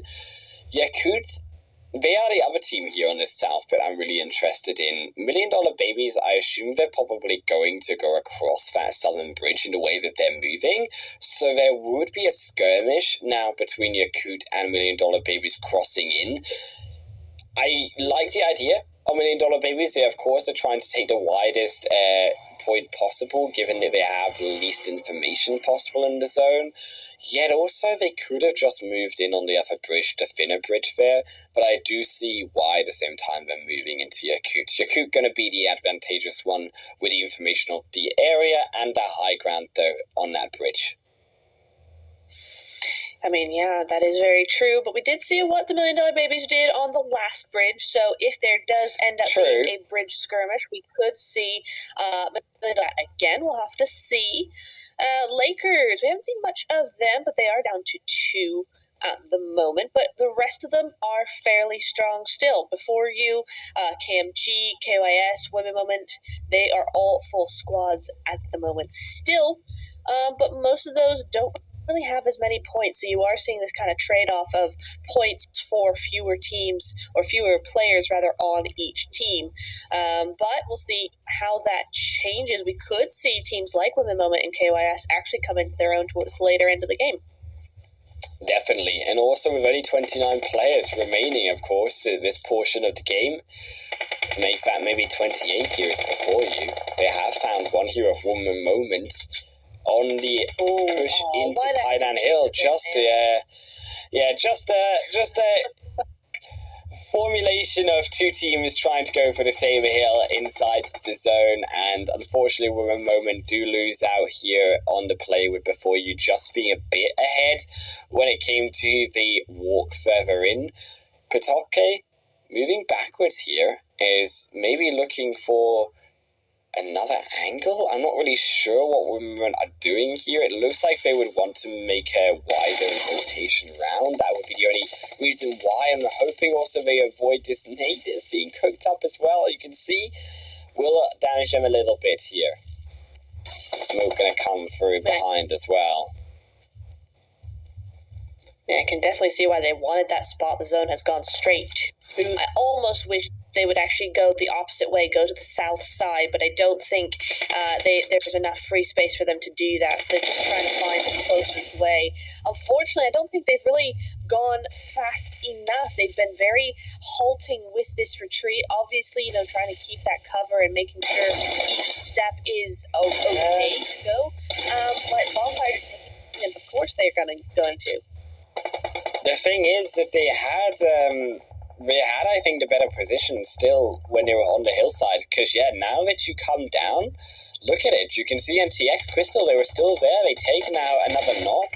Before you are still going to be there, and they'll finish it up. So, really unfortunate from Women Moment. I need them to really work on their mid-games when it comes to finding that spot, especially around stage 4. Just seems to be the point where it falls apart, even if they have these great engages that you saw around Pydan, where they were able to dispatch of NTX so well. Yeah, it is interesting. Maybe they do better when they are the aggressors rather than the defensors. It is interesting. I don't know what goes on. I think their rotations need a little bit of work. Their awareness in those rotations need a little bit of work, because we're starting to seeing a team actually come out of this roster, right? They're playing very much as see kind of what their strategies, their style is. So that's really nice to see. But there is definitely a lot to be desired when it comes to those rotations, because that's where they keep getting all this trouble coming in. So it is a shame. I wish they could fix that. Unfortunately, I think it's just one of those things that takes time and experience with each other to actually get done right. Yeah, Balance here as well has done an excellent job of just doing nothing. But doing nothing sometimes is the best thing that you can do here. Will be able to hold themselves inside the blue and hopefully move in a little bit. It's going to be hard, but there is a position here on the edge of these buildings where you can start to move in. The hills do protect them slightly with the terrain. It won't be an easy spot down through from the likes of Bonfire Female. Only the Lakers possibly could see Balance realistically come in. DLR even wouldn't be able to see them if they do wrap around that little bit of a hill. the zone is going to move in and favor Bonfire Female here, as they will have the compound before you with the split. Definitely do have a position for themselves, though, still too. They do. They have quite the monopoly over here. I'm just wondering, yeah, Yakut did go out in the end, and it must have been $2 million babies here. So again, seeing them continue that trajectory of having some really good engagements going down here. So Yakut are officially out, so they have the south side to themselves, apart of course from KYS over there. But they do have eyes on them. They're trying to get as much info as possible onto them. White do go out, so that is $1 million babies. Even if they don't make it to zone here, that is another placement for them that they can get above at least. So looking pretty good. They just need to get into zone, but it is a long way. Fortunately for them, Wolf, I don't see many teams actually looking to the south side. Yes, around that south side as well, there is some opportunity for a team to make it in. It is realistically only KYS that can do so. They are the only team. They have enough players to contest that south side moving in without that much information. Before you as well, going to struggle here a tiny bit, as they have found a knock against the side of NTX, getting one for themselves. Bonfire Female defending their position here against the Lakers. That's going to be the nade that will finish one of them off. Alicio, without that revive coming through, will just be a case of waiting to wrap around here with a couple players. Gotta do it quickly. GG's. Yeah, there it is. Because they do need to move it into the zone. Yeah. That's fair, that's fair. Right. There's Kitty there also will fall. So now, Bonfire Female going to need to move in. You saw the knock coming through from them. Before you, Andrea is going to be able to find KMG coming up the top of the hillside. Is that only two coming through from them? And now the third, will it not come through though? Is it Nicole down to the only solo player here? KMG up to two. Have the man position advantage here, as they will be able to now move forward back. Nicole have a bit of an option for Ara to be revived. KMG, they have to go for this. The zone's pushing forward. They need to punish this revive. They cannot allow it to come through. The nade will miss a bit. And that will be the final one to come through, as they will fade off into the night. KMG, yeah, and they might even get these revives off. You can see they're managing it on the edge as well. So that will be a full squad of KMG back up. Yet look at where the zone has gone. Oh, that's gross. That's just bad, man. But you know what? $1 Million Babies and KYS figuring out how to coexist with each other. Yeah. And DLR 9 points, and that's just elimination. So they're doing super duper well here. Again, another Sandhawk where they're doing well. I believe they won the Sandhawk in the yesterday, if I'm not mistaken. Either that or the Miramar right after. So we are getting to that point in time where they can win, and you can win too, chat. 600 you see quick before the game ends, because I'm sure it will be gone either to someone else in chat or into Highland Wolf's pocket. So be careful. It's going into my UC bank account if you don't get it. That's where all of them are going if you don't pick it up. Is a KMG.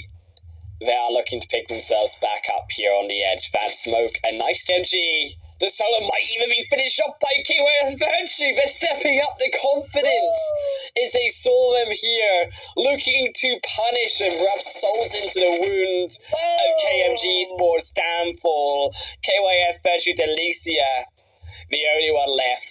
They know it's two players. They will knock one though.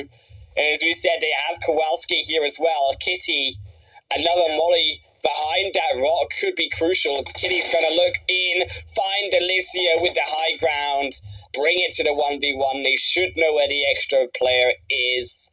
as well. Kowalski, they have to do something here with the low ground peak, but it's not enough as they will fall. $1 Million Babies grabbing themselves that chicken dinner win. I don't know what it is about Sandhawk, but it seems to be post Sandhawk $1 Million Babies. They just look like they come out with a win here, and yes, the second time they do it. And also, could they now continue it? Because this is what we've seen before, where they come a bit alive when it comes to the end of the night. Absolutely. I loved that for them, from them, about them. That was a really nice game. I gotta say, I didn't see really any mistakes coming in from them. They had a nice initial fight on one bridge, then they got rid of Yukut on the other bridge. They continued their way in. KYS were not able, either didn't or wouldn't go after them. They had a nice little bit of a fight against KMG, who also played this game really well, but you know what, just $1 Million Babies were better in this instance. Really, really nicely played. They played together, they played quick and efficiently. A really good team when they want to be. It's a shame we don't see more consistency from them. Yeah, $1 Million Babies, really one of those teams that have the high highs. They do also have those low lows, and this inconsistency, they've got to be able to fix it coming in. I mean, excellent win here on Sandhawk for themselves. They are in only phase 2. We saw how they can be oppressed in those against those higher placed teams that we will see again in the finals and in phase 3. This is, though, the welcome change that I'm hoping we can see for $1 Million Babies again. We saw it in the first day a little bit. Hopefully now again in this day as well. 24 points for them. This should also be, with the points they garnered before, a pretty fair solidification. With still 2 games to go for themselves to get into that top 10. They will need maybe a couple extra points as well, because we do have to look at the standings being very close together here as well, I'm sure. Yeah, we do. We really have to put that into consideration, especially when you see the teams in 2nd, 4th, 5th place even, also having some really high eliminations, high point game. I mean, TPES went out a long time ago and they still managed 9 points. So when it's this close, you do have to think about really most of the teams in this game specifically, because I did notice most of the teams did have at least 3 eliminations. So it is looking like still a very, very close call here. Yeah, Kowalski as well will get the longest elimination distance in this game with 368 meters there. But as we switch to our match rankings, $1 Million Babies do come out at the top there. Of course, but NTX, KYS, Virtue, and BEFX, Bonfire Female, is going to be our next 3 on board. Big upset here for PNCR and Onyx. Now, these 2 teams, we said they are in the bottom elimination or relegation space, should we say, and they need these points. They did not get them here in Sandhawk. 2 games to go. This is getting scary for some of those squads at the bottom. It really is, because especially when they were top 5 at one point. I mean, yes, I know it's only, a couple of games away when we had them at, it's only 10 games, right, for phase slot. So, yes, they're all going to be 5 in the top 5 at some point in time. But still, when you have these kinds of teams that were doing super well for a couple of games and it's super close, and then they just can't seem to make even 5-6 points a game, and they end up slipping down when they were doing so just a few games ago, is very upsetting to see. So, it's one of those things where you really, really want to make sure that these last 2 games you give it everything, which in turn, Wolf, I gotta say, will make things a lot, very interesting for us, because things start getting very crazy now. Like, you got nothing to lose, man. Yeah. Very close together, these teams at the middle portion as well. As you said, we will see our player focus of these teams. To go back, though, to that point, Nevture, around that middle, it is very scary and close. There could be those upsets, as you said, of teams now dropping on each other. If teams also feel maybe like they are struggling but they want to take out another team, they could also do so as well, and maybe then get the confidence themselves to rise. So a lot of different strategies now come down on the change to our last two games. $1 billion babies, 1700 though damage and 14 eliminations, of course, topping the chart here. They do indeed, but is that NX? NTX, yeah. There? Second? Wow. Because they went out fairly early, so that's crazy to see them in that second position when it comes to that damage and eliminations. I mean, that's crazy to see them because, again, like TPS, they went out fairly early on. I think Women Moment got rid of them in Painan, if I'm remembering correctly. So they were gone a long time, and they still managed to do a lot of damage there. So kudos to them. We're seeing a high damage, high kill game for the Sandhawk, but let's see those overalls coming in. Who's on top? It is Bonfire reclaiming their throne from yesterday, and $1 Million Babies in second place. You love to see it.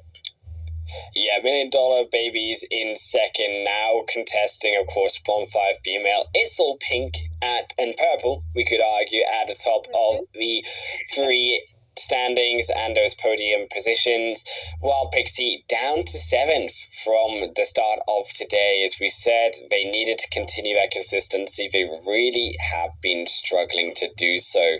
Is at the bottom though of the standings. That was where we got to look, and there is a bit of a gap here between White and PNCR Destiny. 13 points, a comfortable buffer for now for one game for White Esports. If White get more points in this game, are we looking at PNCR or those teams close needing a big game now to really boost themselves back up? I think to be safe, you're going to want a big game, but if you want to play it quietly, if you don't want too much, then absolutely go for constant 2 good games. Now, the problem with that, of course, is that you're leaving things to 2 opportunities to do badly, not just 1. But, when pressure is such a thing, then, you got to go with whatever is going to make your mentality the best you can make it to actually get that win. Yeah, they've got to be able to prove themselves here because it's their backs against the wall. PNCR and those teams at the bottom still need those points. Can White both defend their position on the cusp of elimination? We'll see on Miramar after another break.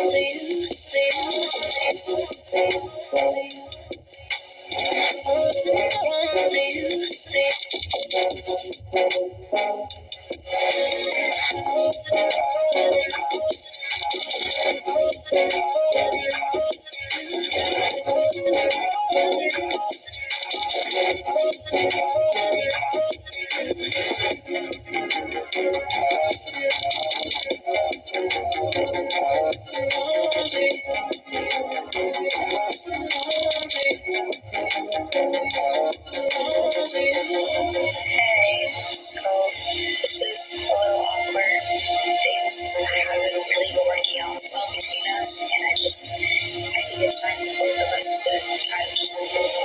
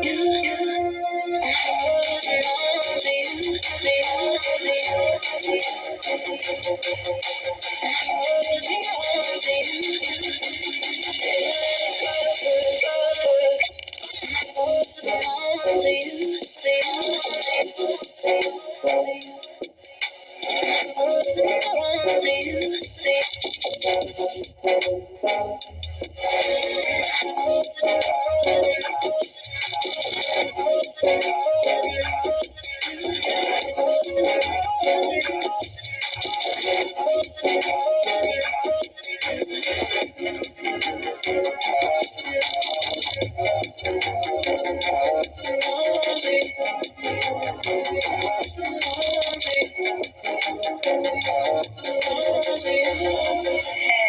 so this is a little awkward. Things haven't really been working out as well between us, and I think it's time for both of us to kind of just move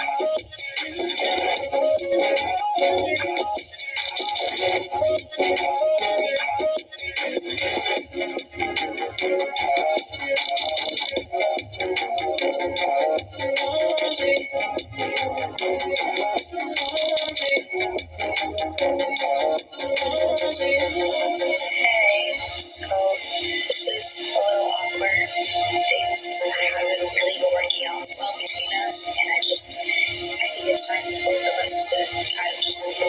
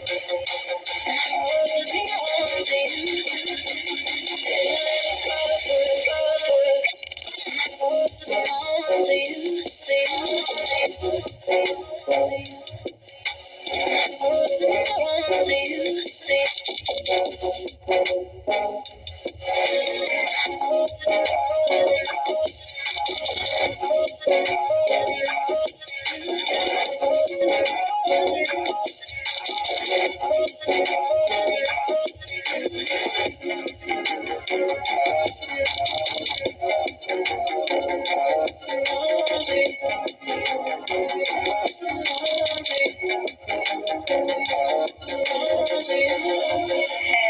so this is a little awkward. Things haven't really been working out as well between us, and I think it's time for both of us to kind of just move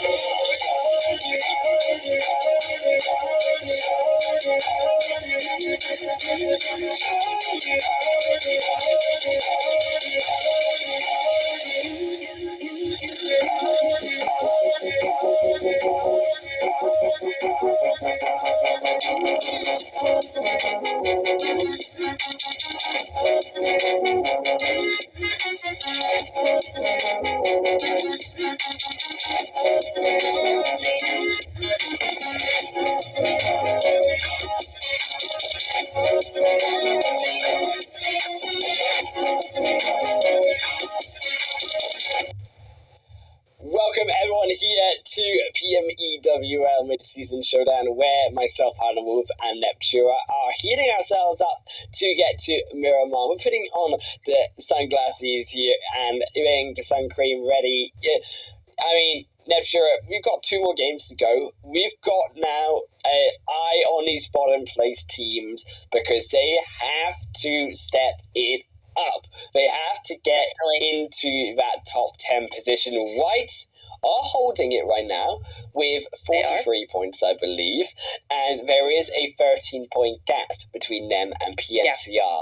PNCR, on that last game, it did not go well for them, Neptura. It didn't, and it was sad, and we didn't like it, and we want to see them do better, and you could as well. NTX Lady, to some degree, have had great games, but also kind of bad games tonight so far. So, honestly, anybody down in the bottom, they all have potential to have really great games, these last 2. I just need to see it from them, right? I need to see that action coming into play. Now, the good news is that we are in the last 2 games, so we're going to be seeing a lot more action, I think, from these girls. This is generally when we start to see these teams kind of just go, you know what, we've had it with strategy, we've had it with playing it safe and all this, let's just hot drop a team and see what happens. I'm not sure if these lower place teams will maybe do that as much, just because they have been improving and they have been having better games as the games go on. But I will be curious to see kind of where this goes into play, and as we look kind of even kind of the 6th to the 12th, 6th to the 10th mark, rather, we are only seeing a difference of 7 points. So it's very, very close. Any of these teams, if they go out early, could lose this spot. Yeah, we could lose their spot. I think, judging from those teams, it do have quite a gap though between the elimination and the non-elimination spot, you could say, at the 10th, if for lack of a better word. They do have a gap between them, and it means that those teams that have already successfully made their way into the top, so Bonfire Female actually at that top 3 position for themselves, they should be fine. It's all about, for now, these last 2 games, as we were saying, right, enjoying yourself. You could top out this phase 2 standings. I think that would definitely also be a showing of strength. Yet they also have only 1 day break, and then they're going to have to go back from 0 and against some of these teams who have had now multiple days of rest and preparation and VODs against them. So it really is just about stepping it back and relaxing and thinking about how we'll make strategies, how we'll prepare, and using this as some experience for coming into phase 3. I personally, to be honest, if I was coaching any one of these top 10 teams, Women Moment not having a good run so far, getting caught out in the open there, but if I was coaching any of these teams that do make it through to phase 3, I would definitely be advising them to not play tomorrow. It would be a VOD review day. It would be a meeting day. It would be a discussion day, but it wouldn't be a playing day. They need a break. They need to chill. And then just have a strategy day, and that would be it. I hope these girls actually do that, because I think that would be in their best interest for sure. If they did want to do some extra practice, they can always enter a scrim, Tuesday afternoon, something like that, just before the event to kind of warm up, get those tweaks. Yeah, exactly. But tomorrow should be a rest day for sure. Yeah, I think they could do like one or two like casual games just to, or like, you know, ranked games just to, you know, warm up the fingers a little bit coming into the final phase 3 couple of days, because obviously phase 3 is going to be a really important point and a bit more pressure for these ladies, because they will obviously have the finals on board to get through to that from. Gonna leave both through phase 3 because we are still finishing off phase 2 here. One moment, one of these teams who are so desperate to get these points, only 19 points right now after 8 games. They looked like they had a good team fight performance on that last Unhooked match. Did fall apart after trying to retreat from before you. Now TPS going to catch him out as well. Lisa should be revived here by Soul Girl as well, with that extra initial flush through to a second elimination point from them. For a moment, you got a feel for them. I think given some more time, this team could be a bit more prepared coming into the next season. They could be a contender. For now, though, I really do worry that we may be seeing the last of them in these last 2 games.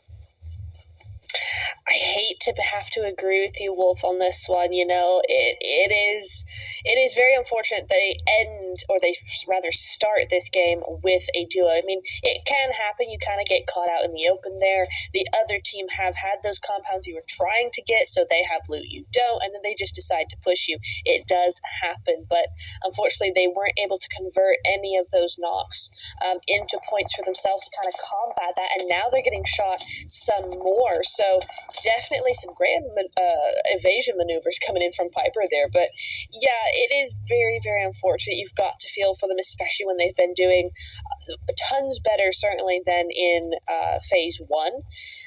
But I do agree with you that there is some potential here. There is something to be said for perhaps a little more practice, a little bit more preparation, and coming in next season. I really hope they don't disband or kind of switch up their roster, because this could definitely. Yeah, you really do see the improvement just from phase 1 to phase 2, and their confidence in terms of being able to take a team fight, be able to prove themselves in some better form of rotations. I edge around better because there's still a lot of mistakes being made by women overall that we can definitely look back at, and then we can of course improve from, is the crucial thing to look at in this. And there really is, as you say, so much room for growth for this team. White Esports, another one on the edge here, really debating why they decided to jump down onto Picado, considering that before you have always been a team in the tournament so far that love this compound. White needed these points. It's a risky play to now contest before you, who are comfortable also into this top 10. And White, yes, it's a 13-point lead, but one big game from PNCR, for example, and suddenly White are fighting on the cusp. Yeah, this is an interesting move from them. I would have thought they'd have known that, you know, Picado was going to be busy. I just don't understand why teams insist on dropping on the red buildings. There's an entire city that you can use. Exactly. Like, there's the whole gas station. Yeah. There's the other 5-stack across the way. The flats, Yeah, I mean, even the casino. You can start to edge back and force the team to come into you on the casino and use those different layers that the casino offers. Is White Esports another big knock? And now with Ballons down, with Sirak down as well, Akira and Shara, the only 2 left. They are not the fraggers as well, crucially. They're the support players. Of course, they have the ability to take out players, but they're not the ones that are flashy and the ones that we know to do it. No, this is unfortunate. Now, Bonfire are looking at them a little bit. We did see a rotation coming through there. We could have possibly had something there, but I don't think so. And it's all 4. Oh, my goodness. Finally, before you, playing as a team. I don't think we've seen that so far today that much. Yeah. And they will do it against White, so big risk from White. Unfortunately, it does not pan out for them. What I do appreciate from before you, though, is that they didn't hold on for ages and ages and ages and ages and ages, right? They got the job done. They moved on. So they now can move into zone properly. Yeah, they have maybe been guilty of that mistake once or twice before you. So with this zone being, of course, so far towards that northeastern side, that's only phase 1, by the way. So phase 2 is still to split. Yeah, so we still to see some big rotations. Of course, $1 Million Babies and KMG, another 2 of these teams who we really are going to have to keep our eye on. It does shift up somewhat towards the northeast. This is a bit sketchy now. You're really looking towards the mountains that you can see just below Al-Azhar. The mountains are also, is that NTX, I believe, on the northernmost point there as well, had there too, the mountains. The very wide eastern portion of that zone, where it isn't in the mountains, that's all fields for the people watching here. So there's actually no space, realistically, that they can be able to rotate through, unless they wrap right around the very edge of those fields, just to make a bigger rotation to the mountains up north. There's no way that you would be wanting to rotate in that location. Absolutely. TPES, though, find themselves on a little bit of a downward trajectory as they try and move up. I think they just got a little bit too overzealous with that rotation. Didn't quite have that information. They do now, though. Before you as well, losing one. Down, I think just jumped out of the vehicle a little too early, not sure why there. Maybe a misclick, but will have to be revived there. That's going to take a toll on those meds, which could, in fact, impact the rest of the game. It's these tiny little micro things that you got to watch out for, right? You know, you can think about the game and strategy, rotations, things like that, but it's just these tiny little mistakes, these little accidents that end up, you know, potentially deciding whether you win a game or not. It's crazy how minute you can get. And it's an interesting rotation through here. Please don't. There we go. Okay, almost stuck the car there. Yeah. We're improving from the second game. Thank goodness gracious me. Lakers Monarchy are going to be in the midst of the Onyx here in the mountainside. 2 behind. Novisti is going to have to here help Gutenberg, who looks to be engaging already into the 1v1. They will be able to find it, but they have to get back under the ridge here. There are still more coming, and I like that they get behind there indeed. Yakut also within the area will be able to hear these shots. Onyx already trying to escape out. In a very quick but very smart here also retreat through from Onyx. It may just be, though, into Yakut's hands. Yeah, not realizing, I think, that they were right there. That was a very tricky rotation through the valley there, but it works. She got through it. We're all good to go on that front. I am seeing, though, a lot of teams with very low health, KMG being one of them. Of course, it's going to be KMG and DLR. I just really hope they have those meds to back it up, but I they must do, right?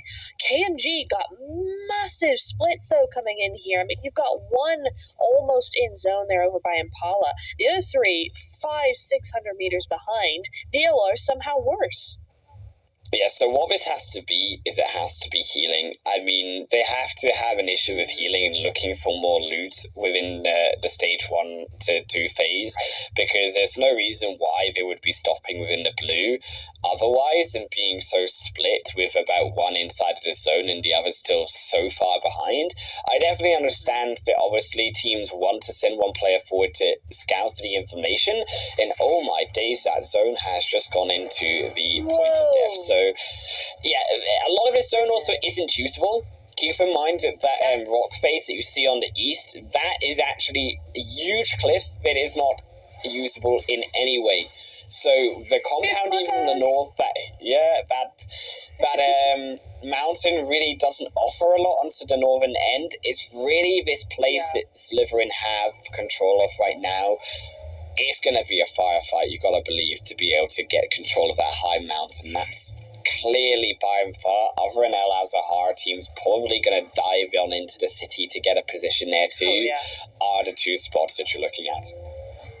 They're going to have to, right? I mean, I do notice, though, there is a compound just below that cliff you were just talking about, the one that's unusable. There are one or two compounds. It's more of a shed, though. It's a... It might, that's true.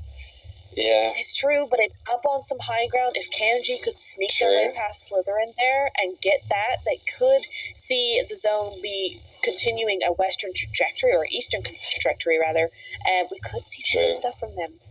Possibly. Yeah, you can use it. If it's a rectangular one you're talking about, it is just outside of the zone. So, yeah, I definitely agree. It's for sure usable right now. Stage 3 isn't going to hurt so much.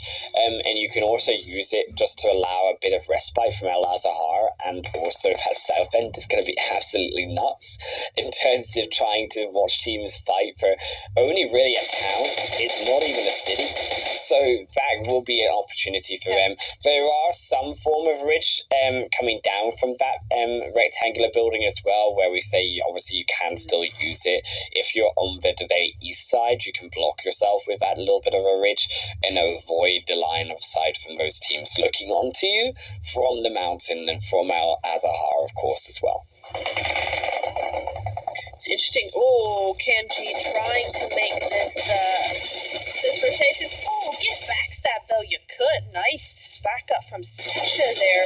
But is it going to be enough? Yeah, you're cute here, barely on the edge of life, but the 1 HP is enough. They grab themselves the elimination, but only for KMG. Here, still the one behind, as well, as they will be able to finish there off the second one. NTX Lady as well, going to struggle with a 1 HP TPS as they try to find it on the drop shot. They get it. Lying down is enough for Lisa to find 2, but they cannot find 3. The health bar was just not enough to take down the third. It was a valiant effort, but have they bought enough time? The damage has been done. You can see Samina moving in. There's another one as well coming through from the mountain. The revives look like they'll come through. Lisa still alive there, though. So still the extra one alive, not Lisa. The second player still, we're in the vicinity, so they will have some information. But with Samina now the only solo, we'll decide to back off with that information being given away, but the revives have come through. Definitely, yeah. Good idea on TPES's part. They do have 3 eliminations. Again, it's not quite enough. They need to continue having some good games.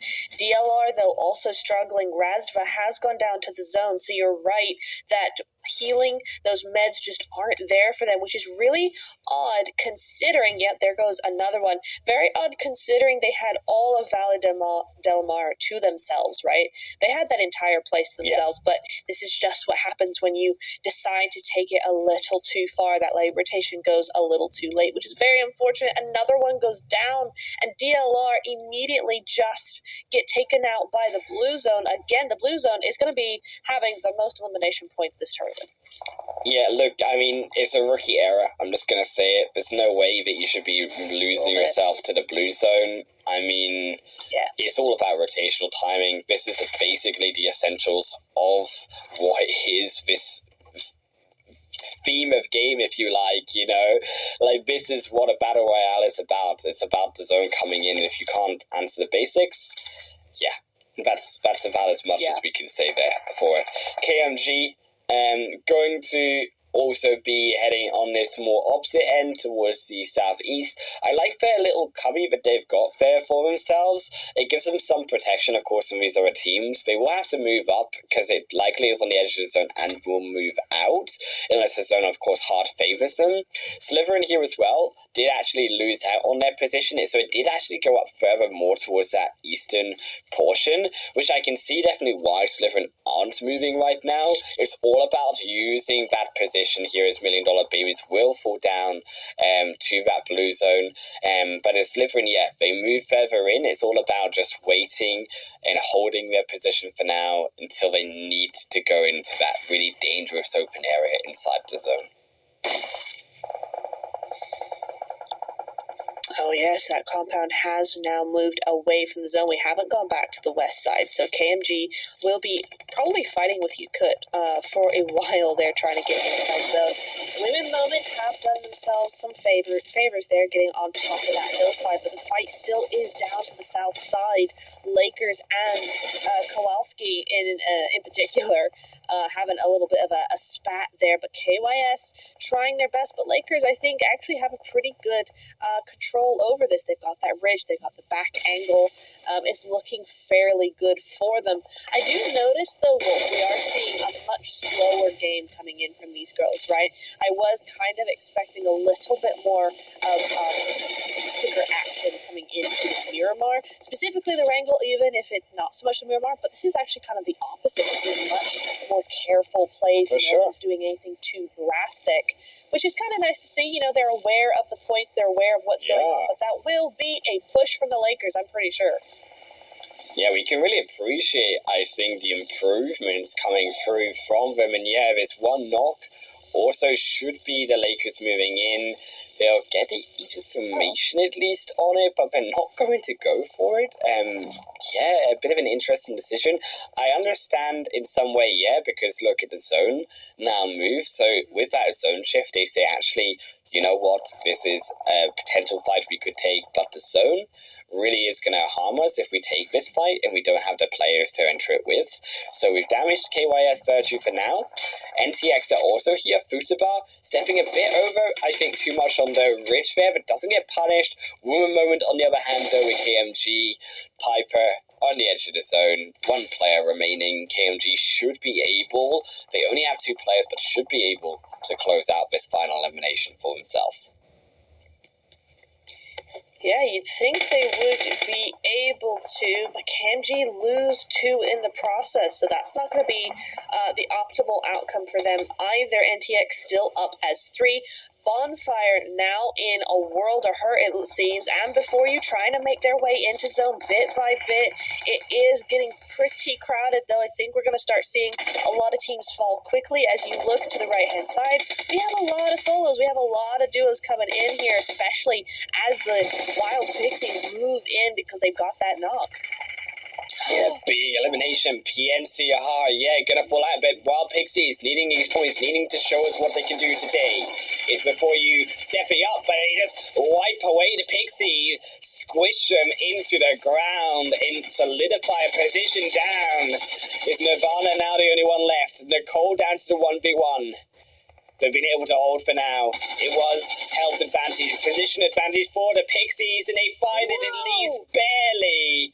Nirvana is able to grab it. They will get Skiz back into play with the revive as well.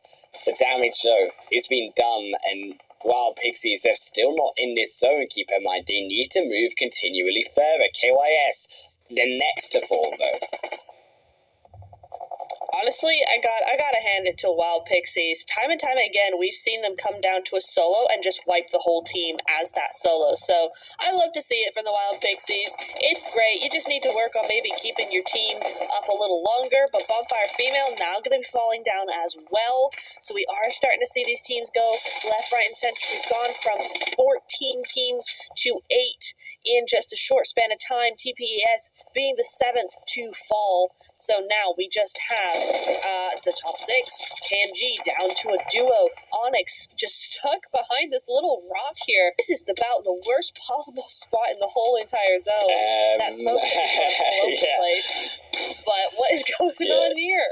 Well, they've got 20 seconds of hovering that rock, and as soon as that rock disappears, they better put all of their med kits onto one player and pray so much that they get someone throw that at hill. I really don't think it's going to happen. Just heal as long as you can. You know it's going to be a tight change with these players moving in. They're going to do it, actually. Monica's gonna move in. We're gonna have to, they're gonna have to see actually how they manage it. The zone actually, look at Monica. Look at the shift on the zone has gone down to Onyx. So if they can get in, the zone is trying to counteract how difficult a position they had. NTX are also busy with the Lakers slithering there as well. So they're not gonna be diving too quick into this zone either. The Lakers are moving the other way. Onyx could steal this one if they can get the rest of those players into this zone. NTX keep moving around for info and just getting way too much of it. I never thought I'd say there's such a thing as too much info, but when you're getting sprayed in the face, I think that's too much info. They're doing their best here, but it's only Lady left, or Sidai left, so that's going to be them out. But 4 eliminations, we've seen them consistently 6-7 plus points per game, so that's looking good for them. The Lakers, though, on top of it. Slytherin and Yukut still a full squad, but the Lakers do have them in terms of points and the high ground when it comes to the Lakers versus Slytherin. Slytherin don't matter, though. They don't care. They want those knocks. They're going to grab them. Yukut now moving in on the side of Onyx. Onyx is Monica's the only one in here, so going to have to just stay very, very quiet, but I don't think she can while the full squad's there. Yeah, she has the smokes. I think Monica really needs to start putting those smokes down. That tree's not going to defend her for long. Trying to put the smokes, trying to delay, I think, as long as possible, to hope that Slytherin and Yukut can maybe come out with a fight is the only option here for Onyx to realistically look at. Is Yukut going to be able to now take one down? They've left Monica. I don't think maybe they even spotted Monica. Think they did, yeah. Yeah, surely they would have, with a buggy even there as well, but nevertheless, Slytherin are going to be stuck in the fight all the way down to Pew Pew. It will be the end here of them. They're trying their best. Yeah, the zone will move down. Yukut is going to be able to finish this one off. Monica sending out the nades. Will not be able to find anything from Yukut, and this will be, I think, doors being shut down from Onyx. They try to find one, but they won't be able to grab the elimination point. That will be Yukut finishing up the match for themselves. And yeah, Yukut, one of those teams that we came in saying they needed this point. They were in the elimination space, Neptura, and that win will help them to solidify their position. And White, crucially, now the onus on them as well to see what they can put out. I mean, with Yukut getting that win and those amount of points, I mean, they're definitely back up in the probably top 6 area. Very, very nicely played from Yukut. They played a fairly quiet game. They were very much threatened by KMG on that initial rotation into the final phases of zone. But they've played it super well. They played quietly. They played carefully. They got the eliminations where they needed to, not necessarily where they wanted to. And it did pay out for them in the end. They really did a great third-party move onto Slytherin there for that final big fight there. That was a really nicely timed play. Slytherin had zero opportunity to even get up on top of that ridge they had just won, and so it was very nicely played from them. I wish Monica had moved up a little bit. I didn't like that she threw a smoke there. That would have been easily seen. She threw a smoke up that hill. It would have been easily seen and people would have known that there was somebody there. And I think that tree was not going to do her any justice in the long run when the game starts looking downhill again. So she needed to be a little bit more on equal footing, maybe in the middle of that fight. But otherwise, a solid second place from Onyx. They desperately needed that. So you know what? Play for placement. Once you're second place, if a 1v4, hey, why not?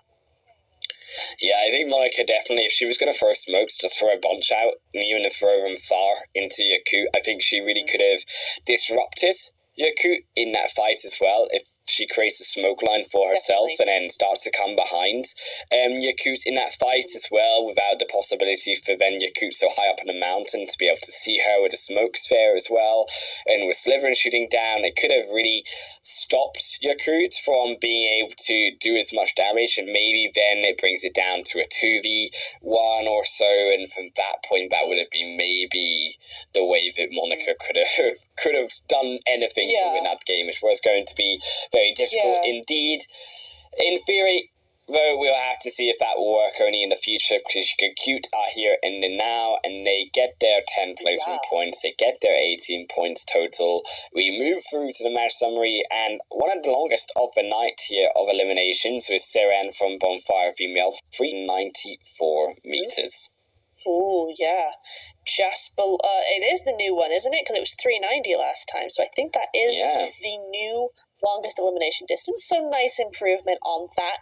Going Very quickly back to Monica, though. You know, would have been a really fun play, not necessarily one you want to see all the time, but one in that situation. I think if she had a bunch of smokes, throw them directly at Yakut, confuse them completely, and then maybe Slytherin has that advantage, and then, like you said, go down to 2 or 1, 2, 3 players, something like that, and then she can take advantage. But I think that would have been really funny to be in those comms and kind of listen to Yakut go, what, where, who is doing that? Stop it. Yeah. Yeah, I get it's like the safe play, right? Like the second position you can guarantee, but you could go for the first if you like risk it. It's a risky play. She went for the safe play. She gets still those second position placement points. So props to Onyx, I think, when they need it.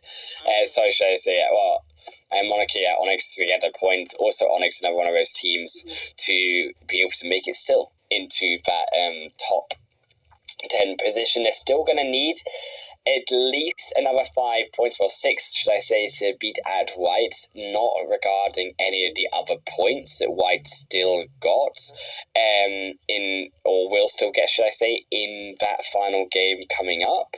So more work to still be done, but they have laid in that a possibility path for themselves. They have indeed. And I tell you what, Wolf, what's interesting, I think these teams being a lot more efficient kind of with their damage and their eliminations and just generally how much ammo they're using. We have not had 1,000 damage yet by any one of these players. We are sticking around the kind of 8 to 500 mark, even 400 down. And that's by Lakers and TPES, who did a lot of work there, a lot of eliminations and, you know, a lot of fighting in general. So very interesting to see that individually there's not really that much going on with these teams. Yeah, individually these teams very much more about the quieter play, coming later into the fights and making that one big fight at the end for themselves. These teams starting, as you said, to not just run in and be that aggressive squad that we kind of expected them to be. It is very welcome to see that more informative way of playing and careful way of playing. That's not to say, though, that before you still aren't topping the damage charts here with big numbers. 1,897 coming through from them, and still the Lakers very close behind for an 1,800 around for them as well. Yeah, it's a very interesting one. Rarely do we see a consistent more eliminations than damage across the board like that, certainly in the top 3 teams. But yeah, it's a nice show from everyone. You gotta love Wild Pixies doing 500 damage for 5 eliminations. You go, girls. Efficiency is key, but we are going to be looking at the overall standings. And Yakut, interestingly enough, only get into 10th position with that Onyx, also just narrowing the gap, not really doing anything different there. So this has helped, definitely. I mean, a win always helps, a second place always helps, but not necessarily enough here. So interesting, they still have to have a really good game this next game to actually make sure that they get those that qualification. Or they just drop on White and get rid of White. That's also the office. That's also the other opportunity. Let's just get the 4 eliminations, boost this up to 50, and get rid of White, our team closest to contesting us. That's clearly the big brain IQ. Nothing could go wrong. You definitely also couldn't get taken out by White and lose your position there. Because 4 eliminations from White would also put them at 10. So yeah, it's a totally foolproof strategy. Oh, exactly. Absolutely. Sesha, though, from KMG, got to step it up a little bit if she wants to keep that number 1 spot, because Kitty and Ditamy, there we go, and Ara, Pew Pew, all of them starting to move on up a little bit, 1 and 2 eliminations behind her. So, Sesha, you want that number 1 spot, you better keep on.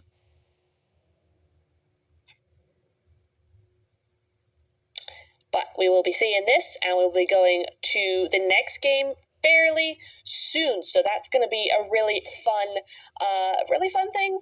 We will be seeing where these teams will go. Of course, it is the final game of Phase 2 in general. So we will be saying goodbye to the Miramar. We will be going straight into a break from here, and we will see you in the Wrangle in just a few minutes.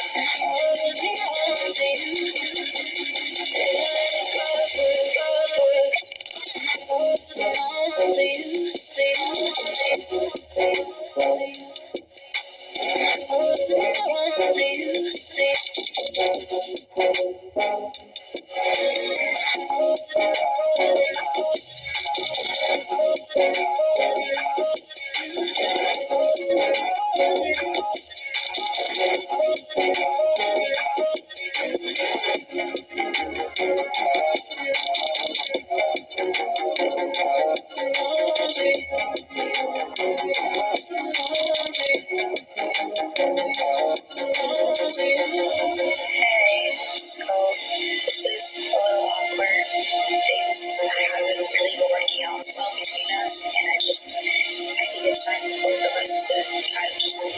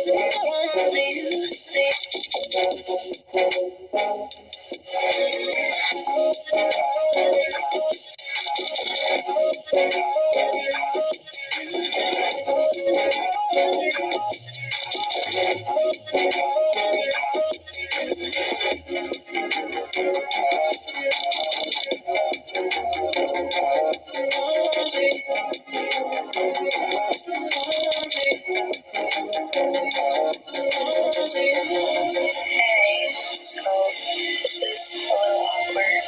Things haven't really been working out as well between us, and I think it's time for both of us to kind of just move forward.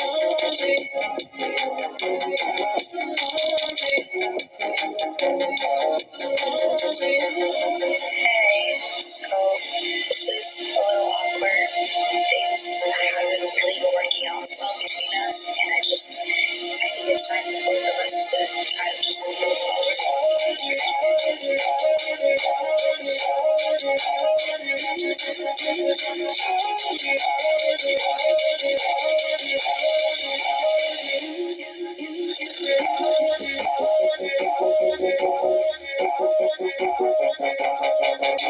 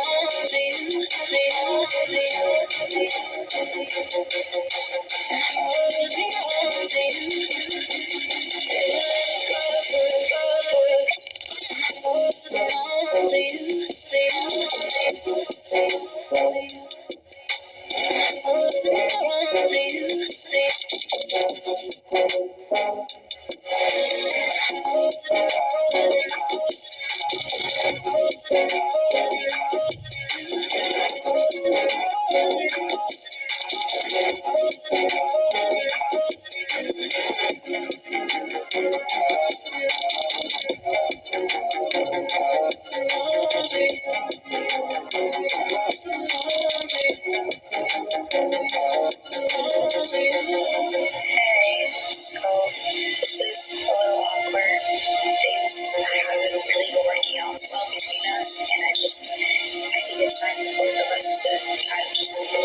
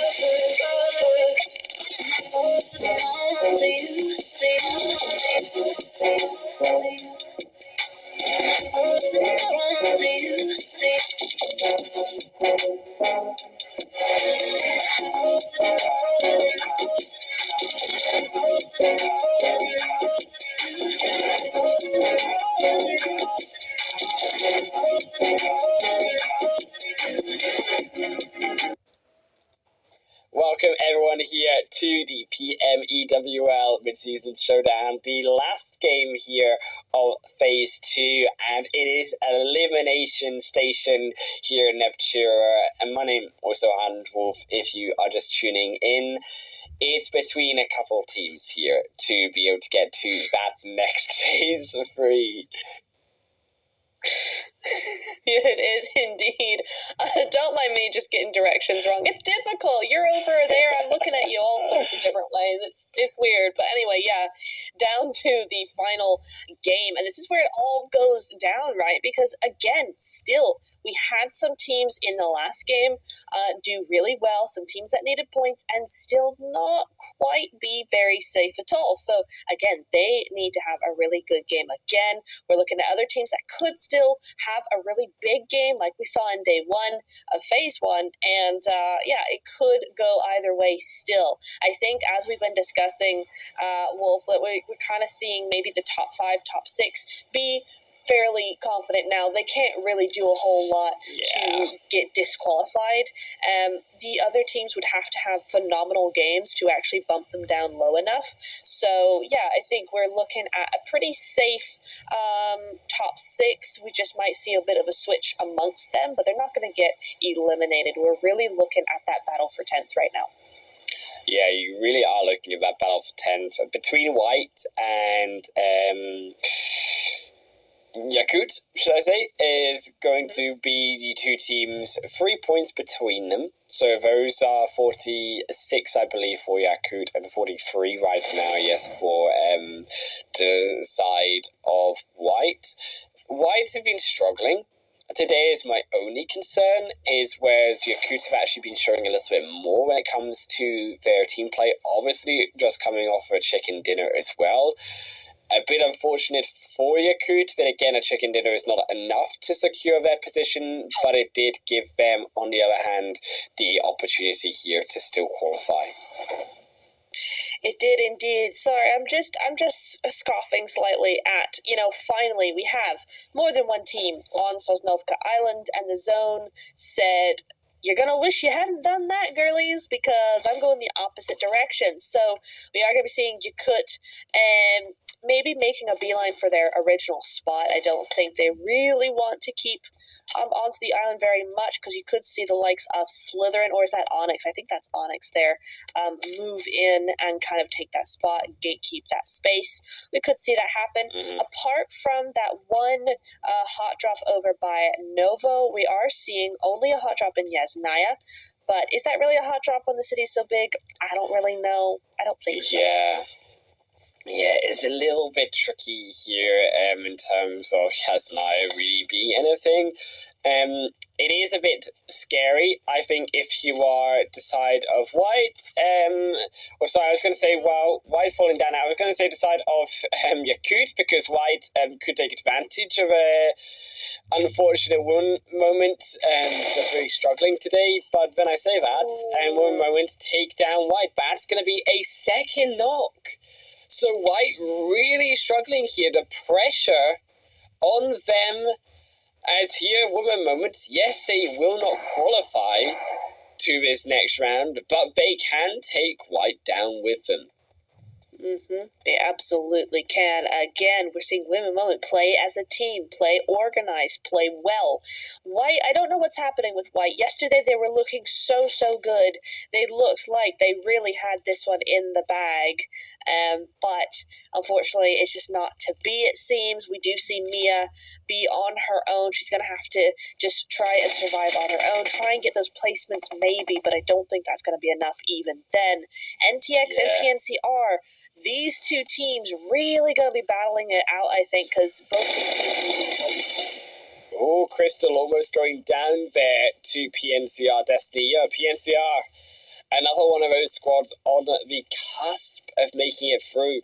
They're a little bit behind now when it comes to the points overall. You're looking about a 10-point gap between them and Yakut, at least, maybe even more.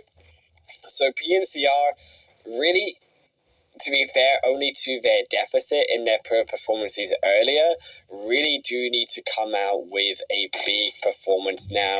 NTX, they need to take them out cleanly, because they will need all 4 players alive to continue to fight and continue to get more of these placement points, elimination points, should I say, so and the placement points. Later, they jump back down, and now Yakicheva will be moving around on the ground here. Another nade from PNCR, really pinning down NTX on this other building. They cannot use this roof. Out of nades now, but the damage was done there. Crystal is well still alive. Crucially, Crystal did not go down in that damage encounter we saw earlier. However, with Zestrich going down now, Usman going down as well, it really doesn't look great for NTX.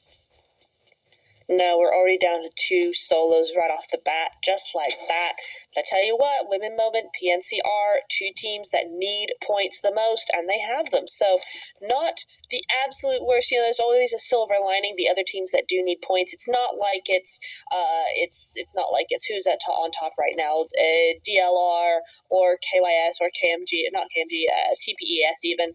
It's not like they who don't need points are already getting them and getting more. It's these other teams that do need help. So if they are going to go down, at least they can help their fellow lower bracket teams actually end up possibly qualifying, but we'll see how that goes. Another one I think to watch out for, to look for, is Before You. They've been doing well. They probably are safe, but they do get into a lot of fights with some of those lower placed teams. If they do go out early, it could be some very helpful points going up their way. Yeah. There we go. I definitely think Before You, they should be safe. I think, because you're needing 2 teams realistically, right, to knock them down, and there's such a gap already. It doesn't look very likely. So they should be fine, but that's a big elimination right there. White go down with 0 Ouch. points. So as long now as PNCR, Onyx, don't get these points, don't contest here Yakut. Yakut should be qualified through in that 10th position.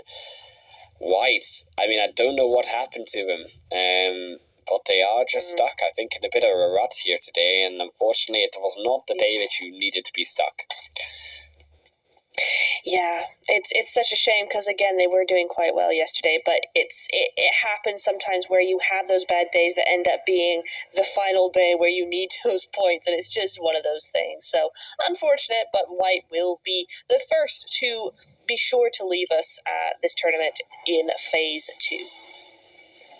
Yeah, one moment here. Gonna take the vehicle, move away down from Yasnaya, deeper into this zone. Look for a hill position and a bit of a higher ground now that they've got their loot, now that they've got their eliminations coming through, and now need just to see where the other players are coming in.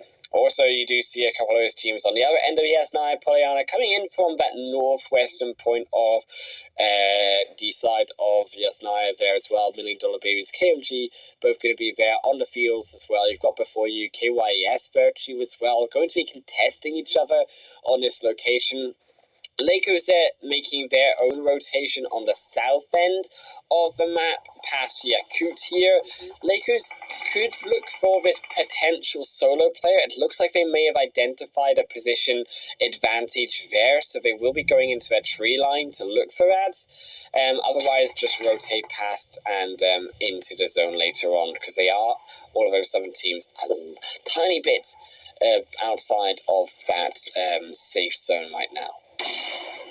They are indeed. Hey, who's not both in the safe zone and definitely not these 2 teams looking pretty scary against each other. Before You, been on a little bit of a roll in the second half of today. They've picked themselves up, dusted themselves off, and they have done very well for themselves. So would be nice to see them continue that. They do lose 1 though, and it will be to KYS. So unfortunately for everybody else, that point does go to a team who is actually already safe, so it's 1 less point for them to be able to take.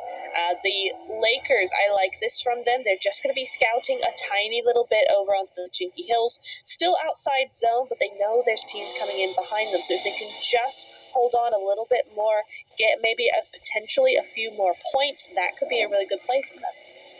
Yeah, Lakers here as well, really, I think could put out a bit of an upset here onto Yakut. You would need them to take down Yakut alongside TPES to really stop them gaining any points here in this game. That is also the only way that also Onyx and PNCR, despite even if they have a good performance, would be able to catch up, because they would need that gap to be closed, and it is a fairly sizable gap.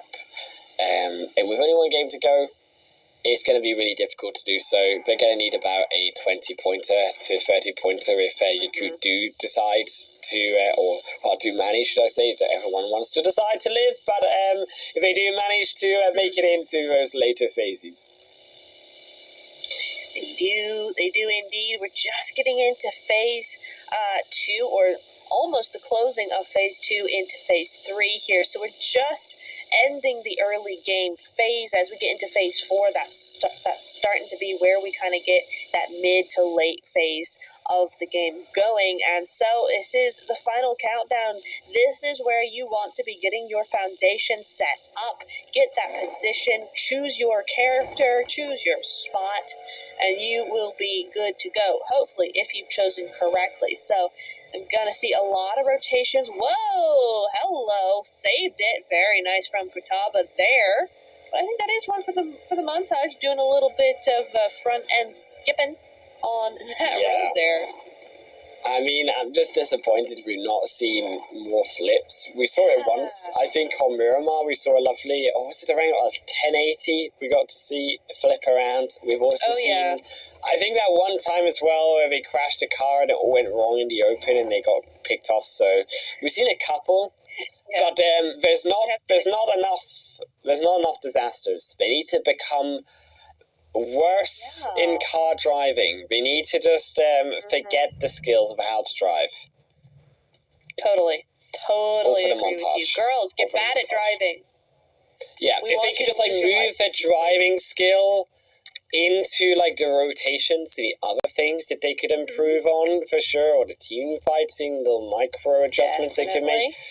By all means, let's transfer the driving skills into those areas, and then we can have more possibilities of failed driving montages. This is exactly how it needs to work. Yeah. Yes. That's how Highland Wolf coaches you. You don't get any coaching on driving. Just everything else. But the driving is you have to look good for the camera. That's the other part of it. Yeah. It is definitely, as Women Moment did think to maybe push up there, that would have been a good spot for them, but the heat was just a little too hot to handle for them, and they're going to move on. I like that from them. They don't need to really do anything with that. They can just move on to a different area. The zone will go their way. So I think the other teams are going to be preoccupied to the north side. Hopefully they can get a couple of pot shots and mainly play defensive for this. They could see a pretty good game coming in here. Interesting to note, though, Wolf, that the KYS and Before You fight that was happening, or was it Bonfire? It was Bonfire, wasn't it? Yeah, it was a bonfire here, getting a little bit of a skirmish, around the Yasnaya Polyana, should I say, position. A woman also rotating back here to Yasnaya Polyana because the zone has shifted towards this city. This city also very capable, by the way, of holding a fair number of teams, even 7, 8 teams, 9 even, and they still wouldn't be fighting, only picking as an angle for maybe one knock or two. There's so many different positions when it comes to Yasnaya. I really like the more hospital side here on the eastern end, before you are controlling this 4-stack, one of those crucial locations, especially as an entrance point in. But these teams can control. Often the only real way the teams can contest this location is opposite the roadside, right, where you can start to throw in the nades from the second floor, or you can start to look over onto picking off players standing up here on top of the roof. Otherwise, very strong location here before you. It is indeed. Bonfire as well, looking to contest Onyx here, but I am seeing Slytherin and Wild Pixies both in the kill feed. They're two teams, again, that could use a few extra points. Oh, that could be a nice little nade. She does get it off just before getting a little bit too low health there, but that's going to be good to go. But Wild Pixies, what is happening with them? No! You just knocked your own player! Yeah, I saw that on the elimination feed as well. It's not great from Bonfire, we'll just say that. It's Wild Pixies. Also, Lop. I mean, just the spray is not there. I'm just going to ignore what I just saw on my screen. Is Wild Pixies are going to fall apart, I think, today.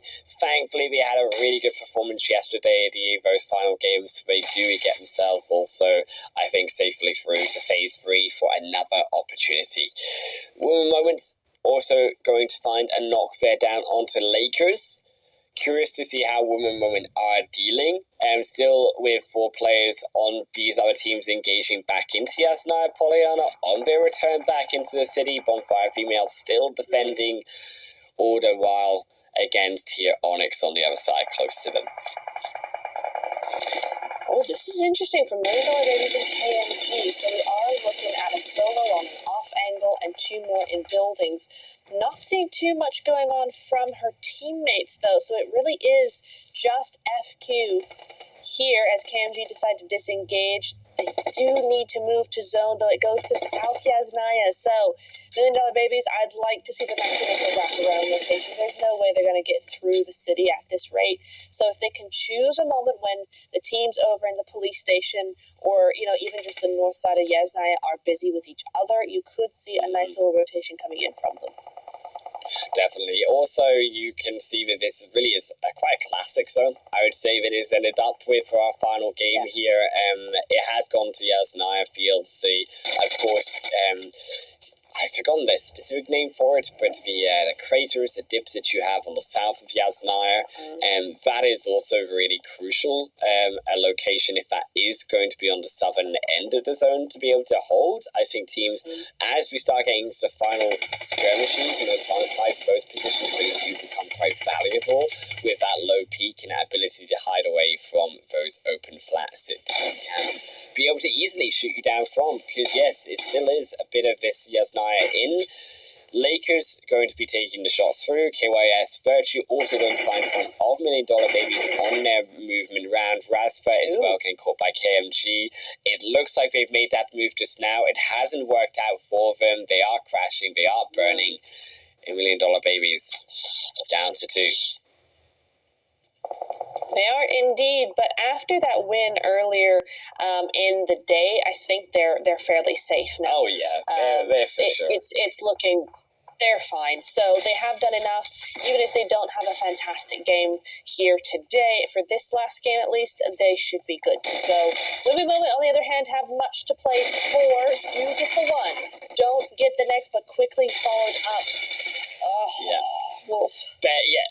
Yeah, Women Moment have to go on the most giant killing spree ever that we've ever seen in the whole tournament to be able to pull out a 10th position here for themselves, which I think about says it all after 9 matches. Women Moment, as we said, we know that what we can do with a bit more practice. I really think this team could be able to go through and challenge some of these other teams in the next season. They just have to really hone in on the essentials, I think, on these rotations. Have been really letting them down. But on the other hand, team fights have been better for them, and I really do like this confidence that we can see on Women Moment. We can really see them starting to come a little bit into their own in these micro engagements. As you see, Onyx as well, another one of those teams that need these points. They need to really be securing some form of fights, and I'm hoping Onyx will be able to get those eliminations, because without them, they're not going to be able to surpass here Yakut, who are still in this game. They absolutely are, and doing quite well as well. No points on the board, but they are full squad, which is a hot commodity when it comes to the final game. This is unfortunate from Women Moment. This is really unfortunate from them. They had Lakers basically in the palm of their hands, to be honest. They had a really good thing going. Lakers were trying to get those revives. It was just down to 1 at one point, but they've allowed them to get res back up. They had a duo. They could have 2v2'd it even once they had at least one knock back up. So just Women Moment, just unfortunately unable to kind of cleave as efficiently as I would have liked. They just allowed that res, and then what are you going to do? It's a 2v4. So Lakers do win that one, and now they have a whole other fight. I mean, unfortunately for them, they only have Crystal and Kitty either side of them, so there's 2 solos, not the worst, but they do have PNCR ahead of them. How are they going to get into the zone? This road really, again, is another splitter. This often happens when we come to these roadside finishes. We'll just divide the map into two here, so before you will have a nice position. It really is down to whether it moves away from that location. Again, Onyx and Bonfire Female are going to be in those little bit of the craters of Yasnaya Fields, so they also are slightly stuck in their location for now. However, they will be able to move further forward later on. So I'd say the houses should say over Yasnaya probably on it, but they will be able to move out with time. On the south, this side of crater is slightly out of play. Should I mention here? So it will be a sense of these southern teams maybe looking more towards those hillsides. So you can see on the southern western portion of the map, you can see here Lakers trying to move around to those more kind of side hills that you can see, take advantage of those and move in through those craters as we've been talking about into the zone. Yeah, I'm really glad that they added these sorts of things to Erangel, because these fields were just fields, and then you added those little craters, those little bits of cover. It makes it a lot more dynamic to play with, which is always much more fun, you know? But KYS Delicia gonna be taking a big old knock on to, I think that was Yakut over there, so they're currently fighting it out on the edge of zone on the eastern side. Lisa going down to another great nade. Delicia with these nades, man, looking really good. It's just down to Soul Girl as far as I can tell. This should be where they push this, but they may be a little bit pressured by the rest of Yakut there. KYS Virtue as well, stepping up onto TPS inside the smoke here. Looking Kowalski for the nade in. How much damage is it going to do, though? Will be able to find one. That's Lisa back down in a big point of power for TPS. Is Slytherin. They too on this more easterly end, looking for an angle themselves into the zone. Not sure quite how they're going to have to do it. It's going to have to be maybe from this more northern entrance and try to find an angle through there. The southern side is just packed with players stuck in this sort of medium between the edge of the zone and these craters, that medium into the zone itself, and TPS Esports absolutely wiped from every angle the moment they step up. Yeah. Is Slytherin will finish that off. 8 eliminations for Slytherin, who are being quiet here, but efficient in their eliminations so far. They absolutely are. I'm not entirely sure. They're on the other side of the road there, so a really good spot for them. KMG though, being that post of kind of just, you don't want to be here, right? Just really being that outpost of foundation where they're really looking to make sure no one else gets in here. Even PNC are now going to have a little bit of trouble. There is going to be the DLR going on out there as we see them fall. The Lakers have also gone now. PNC are now having their turn of the spotlight as they continue to have their angles taken out one by one, with Foot now falling wolf. And Slytherin, them too as well, going to be taking it down. KYS, as they will fall straight after taking out Slytherin. Pew Pew is going to find a return. 6 eliminations for them so far in this game. They have a car, which is a really crucial position here. They haven't blown out tires. They can be still shot from underneath, as hard as it would be, and also could be exploded here. I like that they haven't gotten rid of it though. With the zone being so volatile in a position, they may still need to have made that rotation in later on. Onyx, hard to see them fold here in 6th position though. Yakut are out with 1 position, but 5 is not going to do it, combined with the placement points already there. But PNCR, this is potentially their opportunity here. 2 players alive. The zone, they're inside of it. KMG have the man advantage though. As that will not matter. 2 big nades. That will sort it. Is KMG Almost a triple nade there, but 2 will be the damage enough, and now the zone gonna engulf them. PNCR, they just need to be careful here. They won't lose the players, and that will be them falling down. That's vital for PNCR to get these extra 2 elimination points on, but they need to survive. They need these placement points. It is so important that they do more in this game still. Down to 1 is Sesha, still looking to deny their spot in this game. They've got no healing left. They only have an energy drink, a smoke to their name, and it's a 2v1. They can't get out of this hay bale. They're running out of potential opportunities. The healing's starting to come through, and just that tiny little bit. They're going to dodge out a nade for now. Another one's being cooked, so you can see they will change back to the gun.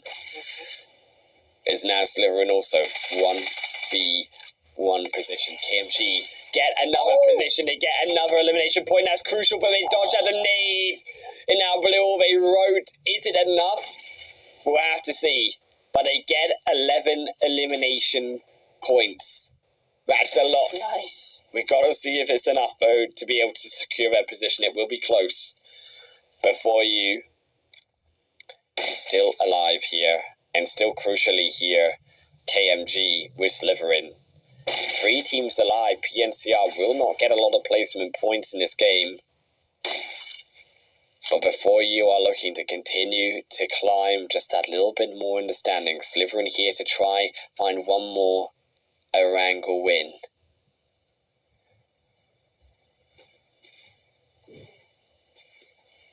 Before you... Gosh, it's all very quiet now. Yeah. Have the advantage. They've got 2 players this road. Oh my days. This is literally 0 sneak right now. But they're making it work. I mean, surely as they get across this road. They've got Pew Pew, they've got the angle. To see that, right? If they get Pew Pew, that could be it. That'll be the extra elimination point before you. They might just take down KMG. They still got a backpack on. They really need to get rid of that backpack. That blue inside of grass is a dead giveaway. They get another one down. But the position has got to be there. Yeah, they can see them now. And that will be KMG taken away from the game. Before you, the extra woman advantage there, taking the game for themselves. Before you, looking strong. I think coming in when they do have these big games, they can really take it to the top teams in the lobby. Yeah. And that'll be another chicken dinner for them under their belt.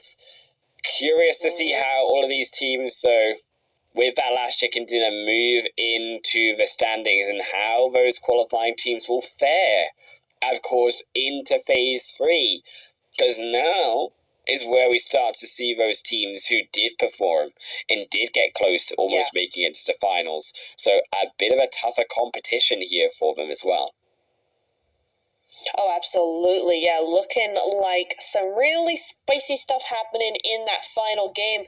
Very quiet, I gotta say. I mean, obviously, there was a lot going on, but there wasn't a whole lot of full sending. There wasn't anything silly going on. Every single team was playing, and I think that really comes down to points being so similar. There was not a whole lot of gap between any of them, so they still theoretically could have done just enough before you getting 16 total points on that game. A very good game, solid game from them, very nicely played indeed. It's gonna do well for them. That just makes sure they're extra solidified in there, because of course they didn't really have any doubt that they weren't going to be qualifying for the top for phase 3 rather. So it was a nice bit of win for them. Nice little what's the word? Motivation. Kudos, confidence. There's the word, confidence coming in there for phase 3 coming up soon. Yeah, Faleka also going to be able to get the longest elimination distance here in our final phase 2 game, 327 meters. Swiftly though through to the match rankings, 15 points for PNCR. I have a feeling it's still not enough. It's going to be so close. They really needed those placement points. If they got to the 20 mark, I would have said for sure they're in, but this is too close to call. Yeah, especially I don't have the overalls with me at the moment, so yeah, it's really hard to say. It's possible, but it's gonna be down to like 3 or 4 points, I gotta say. So it's gonna be a tough one for sure. Lakers, Onyx, even Wild there, particularly Wild, is going to be really heartbreaking for them. I think they've just missed out. But the player focus will be on Pew Pew from Slytherin. She's back, and we have our first 1,000 damage. Ding, ding, ding. Bell of 1,000 damage going on there for Yakisheva. I'm sorry in advance. But yes, 3 eliminations for 1,000 damage. That's not a big turnover. So lots of just defensive shooting going on. Yeah, you can really see it, right? Especially in those final moments, a lot of damage coming through. The eliminations did come through. Also to their teammates, 2,200 damage. I mean, KYS Virtue as well were also very much up there. These two teams, KYS should be their qualified. PNCR will be the ones still to struggle. We're going to see where they place. That is the most exciting and interesting thing of all of these teams, I think. They are the only ones to contest versus here Yakut, who didn't get any points overall. I think I got 1 point for placement, so that 1 extra point does create a little bit of a softener here. The heartbreak got to be here for White, as they will fall down. PNCR Destiny, 1 point. 1 point. You know, they're going to be kicking themselves, because that point, you know what it is? That is, if they took down KMG in that last fight, they get the tie, they get the extra placement points. That would have been it. That would have been enough. That one extra team wipe would have been enough. But it's not. Pain. Physical pain. Yeah. 1 point, Yakut save it. Obviously, unfortunately, PNCR Destiny, GG's, PNCR Destiny, White Esports, Onyx Esports, NTX Lady, and Woman Moment. This is the end of the road for all of these teams. They will not be seen again this season, but it was a valiant attempt. But for the rest of these teams, a lot of potential coming now into this phase 3. The top 5 eliminations at the end of our phase 2 will be set to topping them out, tied with Pew Pew for those 20 eliminations. Ara, Kitty, 18 to 16 respectively, and Kowalski still there in the top 5 with 15 eliminations. GG's girl, Sasha, able to step it on up for keeping that premium spot to herself, but a really good job from all these teams. It's been so fun watching them. I think they just did such a great job. So much improvement, so much consistency across the board from a lot of these teams, and every single game we have somebody different in those player focuses, so some really good individual skill as well, Wolf. Yeah. Definitely the individual skills and the team focus, I think, has really improved. The team play, especially the team fighting, has really been something that a lot of these teams have been able to work on through these 2 days. Also, there has to be still some of these teams who, yes, have shown stuff on the first day, but really need to press down on the pedal when it comes to getting those points now, phase 3, because...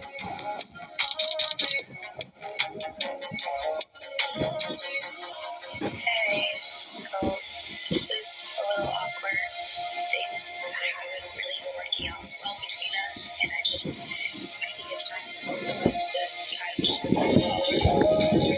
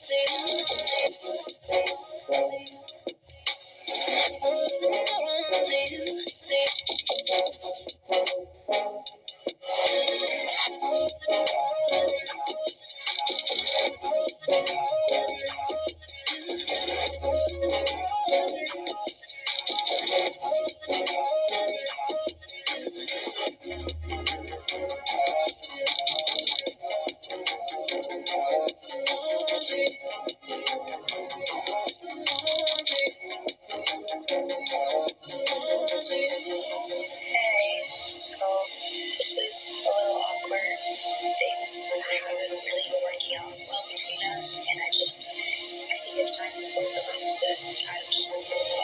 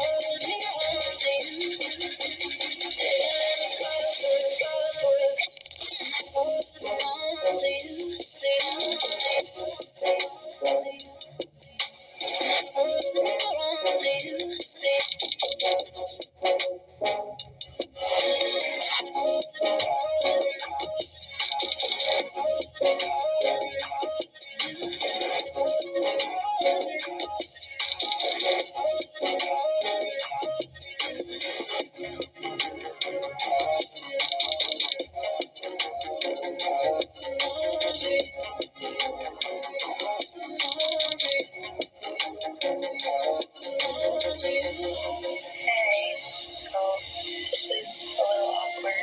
Things I haven't really been working out as well between us, and I think it's time for both of us to kind of just move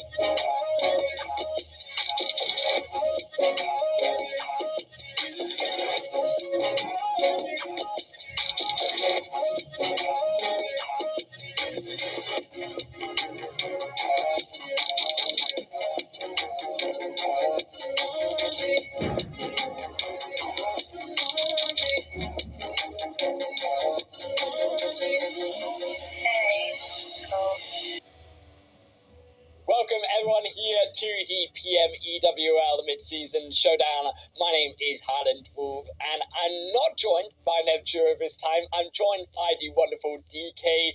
DK, what is going on? It's been a while since we got to cast together. Yeah, it's been a hot minute. I mean, we've been, I've been watching whatever's been happening on the lovely, Wonder League so far.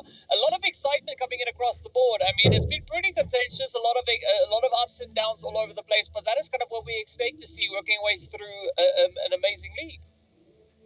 Look, I think it's a really amazing league. It's a great opportunity, of course, to see what the girls can do against, of course, the guys. We've all seen them before. Now it's here for their opportunity. We've already mentioned, as we've seen, 2 phases of the tournament so far. We're now on to phase 3, where we just saw, if you missed it 2 days ago, KMG and Slytherin in phase 2 make it through to the finals, being the top 2 of that first redemption stage. The rest of those teams form those 3rd to 10th positions. We will go through them later to familiarize yourself with them. They will be competing here alongside the 5th to 8th place teams that we saw in the group stage. So now we start to introduce some of those big dog or bigger dog names here, DK, as well.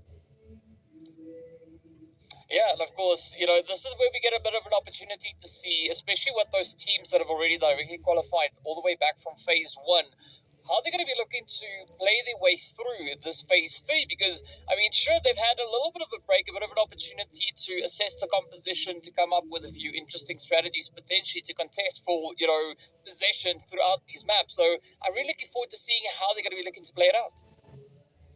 They've got to be able to play it out in another 2 days, and for some of these teams, it's been a grind coming to this point. They've been competing in every day with not that much of a break, so I'm really curious to see how hungry they are now, especially given these other teams are coming in refreshed, relaxed. They've researched these other teams competing. There's a long 2 days ahead, 10 games for these teams, and also keep in mind their opportunity to get to the finals, DK. This is the last chance to get a shot at competing for that $7,000 prize pool. I mean, it's going to be honest, really, as we know, only 6 teams will be allowed the opportunity to set foot in those finals. So it is essentially going to come down to what the teams can bring to the battlefield, who is going to be looking to shake a few tables, throw a few things out a few windows, and maybe into a few other windows.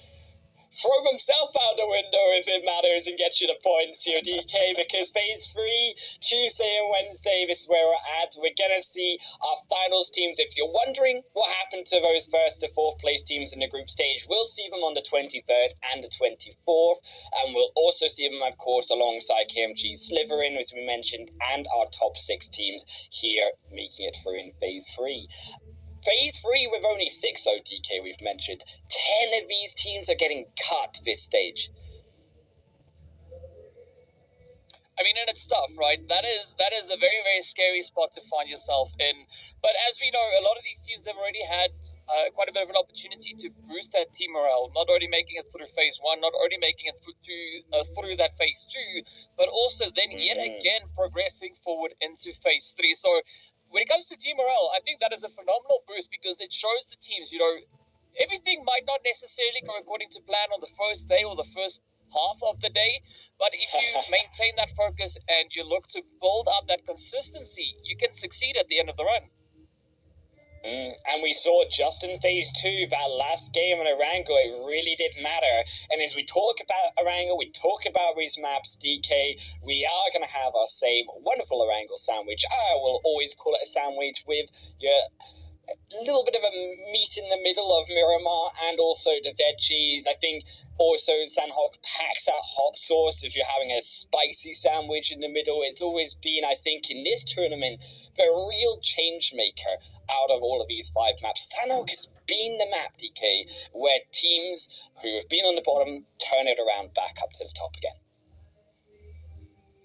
Yeah, I think especially looking at the map of Sanhok, right, we've seen quite a few teams really look to utilize their capabilities when it comes to the side of Sanhok. I mean, $1 Million Babies, for instance, right, looking at the way that they played their way through phase 2, a phenomenal change up from the performances that they had in phase 1. Yeah, $1 Million Babies, definitely one of those interesting teams, right? Because we know what $1 Million Babies can do. Of course, one of our teams competing tonight, and also we know what they can't do at the other end of the spectrum. It has been a very hit-or-miss team, but when they hit on Sandhawk, they have looked like a really consistent team, and Sandhawk has been where they're getting their points as well. I mean, they come through from phase 2 here, DK, at the top out of all of these other teams in phase 2 on earning points on Sandhawk. Yeah, I mean, there's not a lot rather. Wow, probably helps with our English, right? There's not a lot that you can fault with regards to the $1 Million Babies when it comes to the map of Sanhok itself. I mean, the points speak for themselves, but we got to look to see who's going to be able to maintain a bit of consistency, not only on one specific map, but across the board. Seeing that Sanhok only amounts for 1 out of the 5, right? You're going to have to bring that balance through on a bit of Miramar, as well as over onto your Erangel, if you're looking to stand a fighting chance to get yourself into the top 6. Yeah, and it's really going to have to be a fight, especially from those teams that have been so close before. I mean, yes, you've got Before You coming very close to making it into that top 2 last phase, but a team that I really want to highlight here is Bonfire Female. They've been on the cusp of getting through on both the 5th to 8th place position in the group stage, and then right in 4th position, only a few points behind that top 2 to get into the finals. They have a lot of pressure now to also not just barely miss out on this top 6. They had to now make it in to that top qualification spot. And I mean, it's tough, right? Again, talking about the pressure, the tension that is building as you progress through the phases. Bonfire, for instance, they had a little bit of a challenging run when it came to Erangel, for instance, back in phase 1. But phase 2, we did see a beautiful improvement coming through, right? A lot more of a consistent placement. I mean, they upped their overall, placement points, the elimination, everything had a beautiful upward trend. But again, now they have to convert that all the way from phase 2 and look to build on that moving through phase 3, because that is the only way we are going to see them potentially reach the top 6. Yeah, in that top 6, as we said, they've got to really prove themselves as well. But another team that you've been whispering in my ear about before we got onto the cast today was KYS Virtue, DK. Yeah, again, KYS also a beautiful step up in the performance that we've seen, right? Back in phase 1, again, looking at the average across all 3 maps, they were sitting relatively low with regards to the total amount of placement points and total points they were able to secure on those maps. But looking at how things then changed up moving through phase 2, I mean, there we saw KYS Virtue actually being the most dominant team out of the teams that we currently have within this lobby on a map like Erangel. I mean, they also brought a good amount of balance through with regards to their plays over on towards Miramar. I mean, there could still be a lot of opportunity for them, specifically looking at Miramar. But then again, we've got a map like Sanhok. Things just went beautifully click on their end. So I think for KYS, if they are going to be looking to get themselves secured within top 6, they're going to have to put a lot of focus on their Miramar performance to bring it on par with what they are doing on Erangel and Sanhok as well. Yeah, and especially, I think, with, as we mentioned, those bigger dog teams who really almost made it through to the finals, those teams that we say, probably the favourites coming in to try take those 6 top spots. These other teams, so that have made it through phase 2, really have grown. And I think one of those teams, of course, we have to mention were Wild Pixies. They obviously were dead last in their group, but then they came in day 1 of phase 2, They were right at the top of the leaderboard, the opposite side of the spectrum here, DK. In that day 2 though, phase 2, it did slump a bit. And that's where we saw Wild Pixies really struggle. I'm hoping they can come back. We know that they can have that really amazing performance in them. Are we going to see the Wild Pixies at top? Or are we going to see the Wild Pixie get a bit squished? I'm going to be hoping to see them potentially maybe make a bit of a push to get themselves situated, right? To really crank up those points to get themselves in there. Again, looking at the overall Erangel, 30 points that they've been able to secure just in phase 2. Definitely not a bad spot to be in. Also showing pretty good consistency with the balance between placement and eliminations.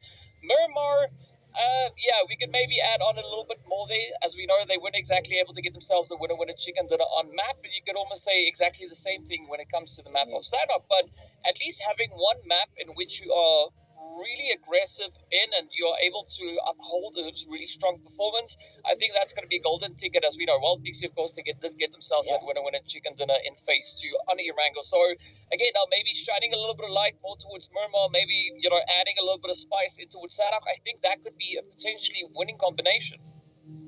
And I think what we've seen in terms of those spiciness, in terms of bringing the heat, also teams down at the bottom just below Wild Pixies, we've also got what TPES Esports, who brought that heat again in the first day. We got to see what they can also do coming into that second day, of course, in these 2 days, because that's again where they've let themselves down on these overall standings. And that second day really has eluded a couple of those teams.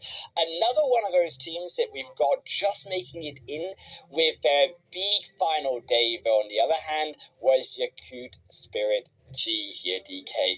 They really performed in that last Miramar match in day 2 of phase 2, where they had those points they got, and then barely survived an almost PNCR steal in that last Erangel match.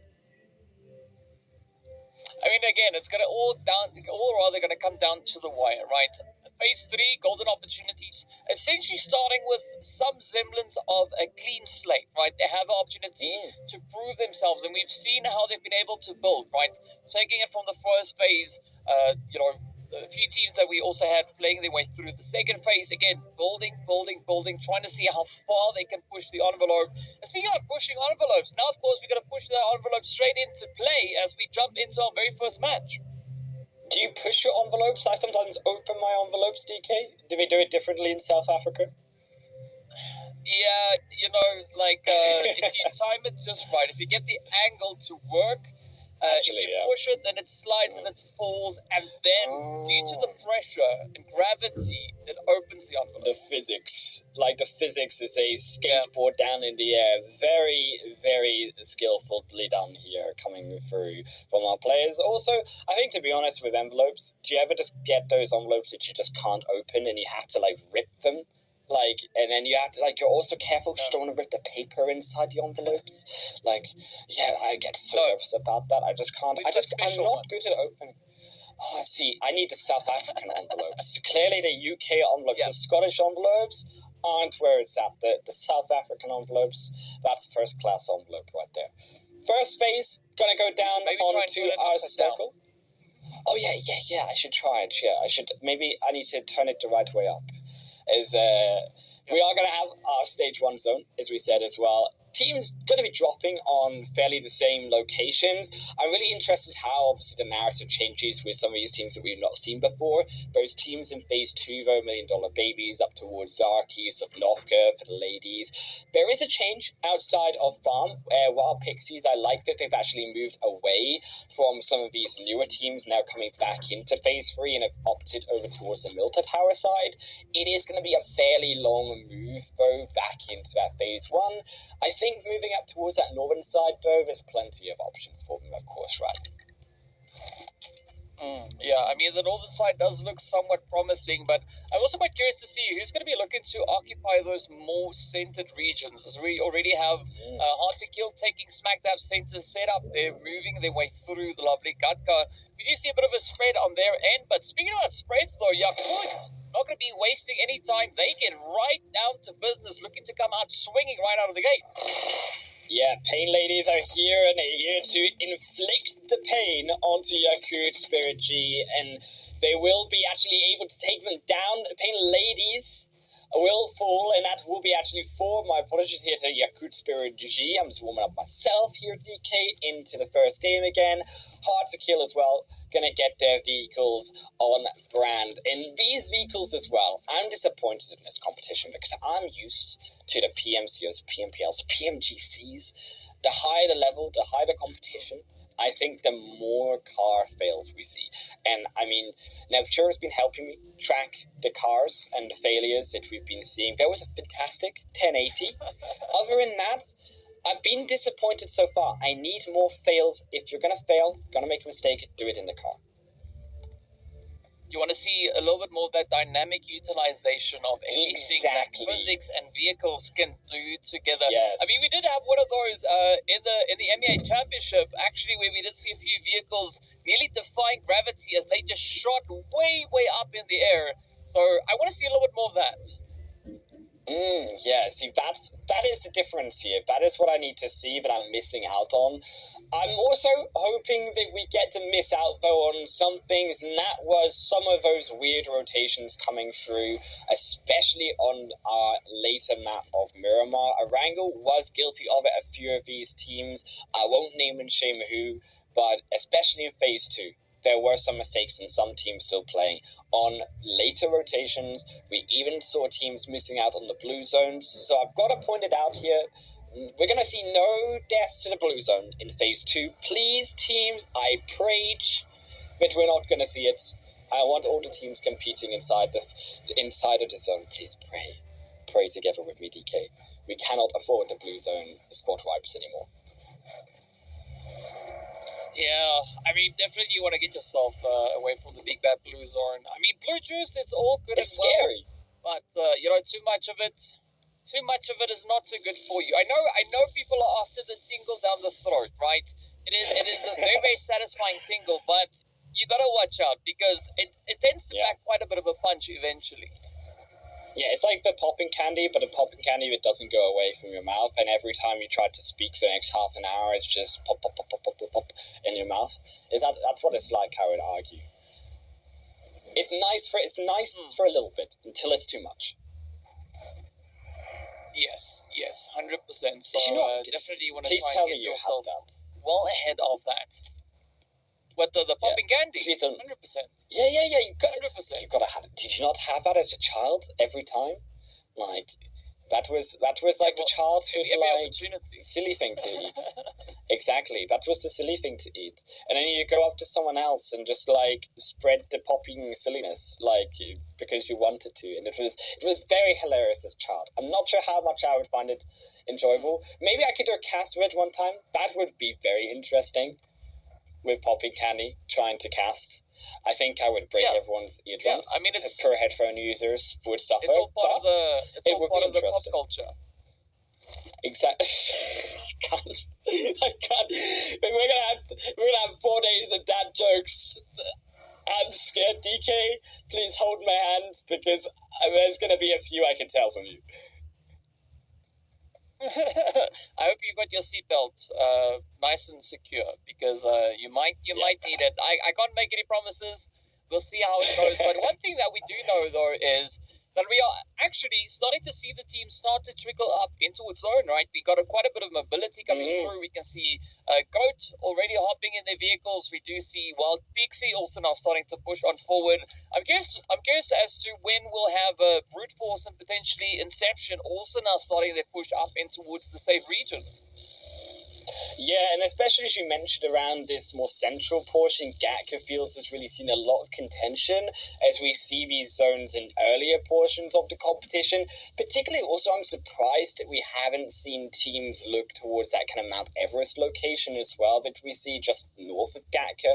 That has been another really hotly located spot by some of these teams. KMG actually was one of those teams who used to contest that around the Phase 2 mark. I'm actually surprised more so at Regnum Caria having gone for this. They were very oftentimes always going to this location. They have been around the area of the northern side. However, they haven't opted to go for it this time. It's an interesting shift indeed, but speaking about shifts, though, we can see a little bit of that contention now starting to find its way through on the far edge of zone. I mean, we've got Goat, we've got Wild, as well as a little bit of brute force action now starting to brew here. And again, this is exactly what we want to have. We want to see how these teams are going to be looking to get them through all these challenging situations. But a good setup, nice bit of hard cover to try and find off of here as brute force and Astra now trying to set up a bit of an anchor point. Yeah, and Brute Force were one of our teams that really were contesting those finals here, DK. I mean, they got 5th place in their first group here in Group A, and really looked like they could have contested those top 4s. I think in that second day, again, as we've mentioned, the second day jitters kind of coming back in for some of these teams. They did struggle a little bit. I think this break, however, really has helped a few of these teams, hopefully, and they have obviously had the time to research. We are inevitably going to have to look at how these teams coming in from Phase 2 have played. That zone also going, by the way, on a big sort of western shift there over towards the coastal line. I would look towards to see if we can maybe see some teams opt to go onto that beach location. I know Nepture has been very fond of it. Reckon and Karia are already making their way over there. But those kind of beach locations, very, very promising spot for these teams to go to. I mean, the beach could be good, right? You get a little bit of sun, you get a little bit of sand, and maybe a little bit of eliminations to find their way on through. So it does make up for quite a bit of a decent combo to come in here.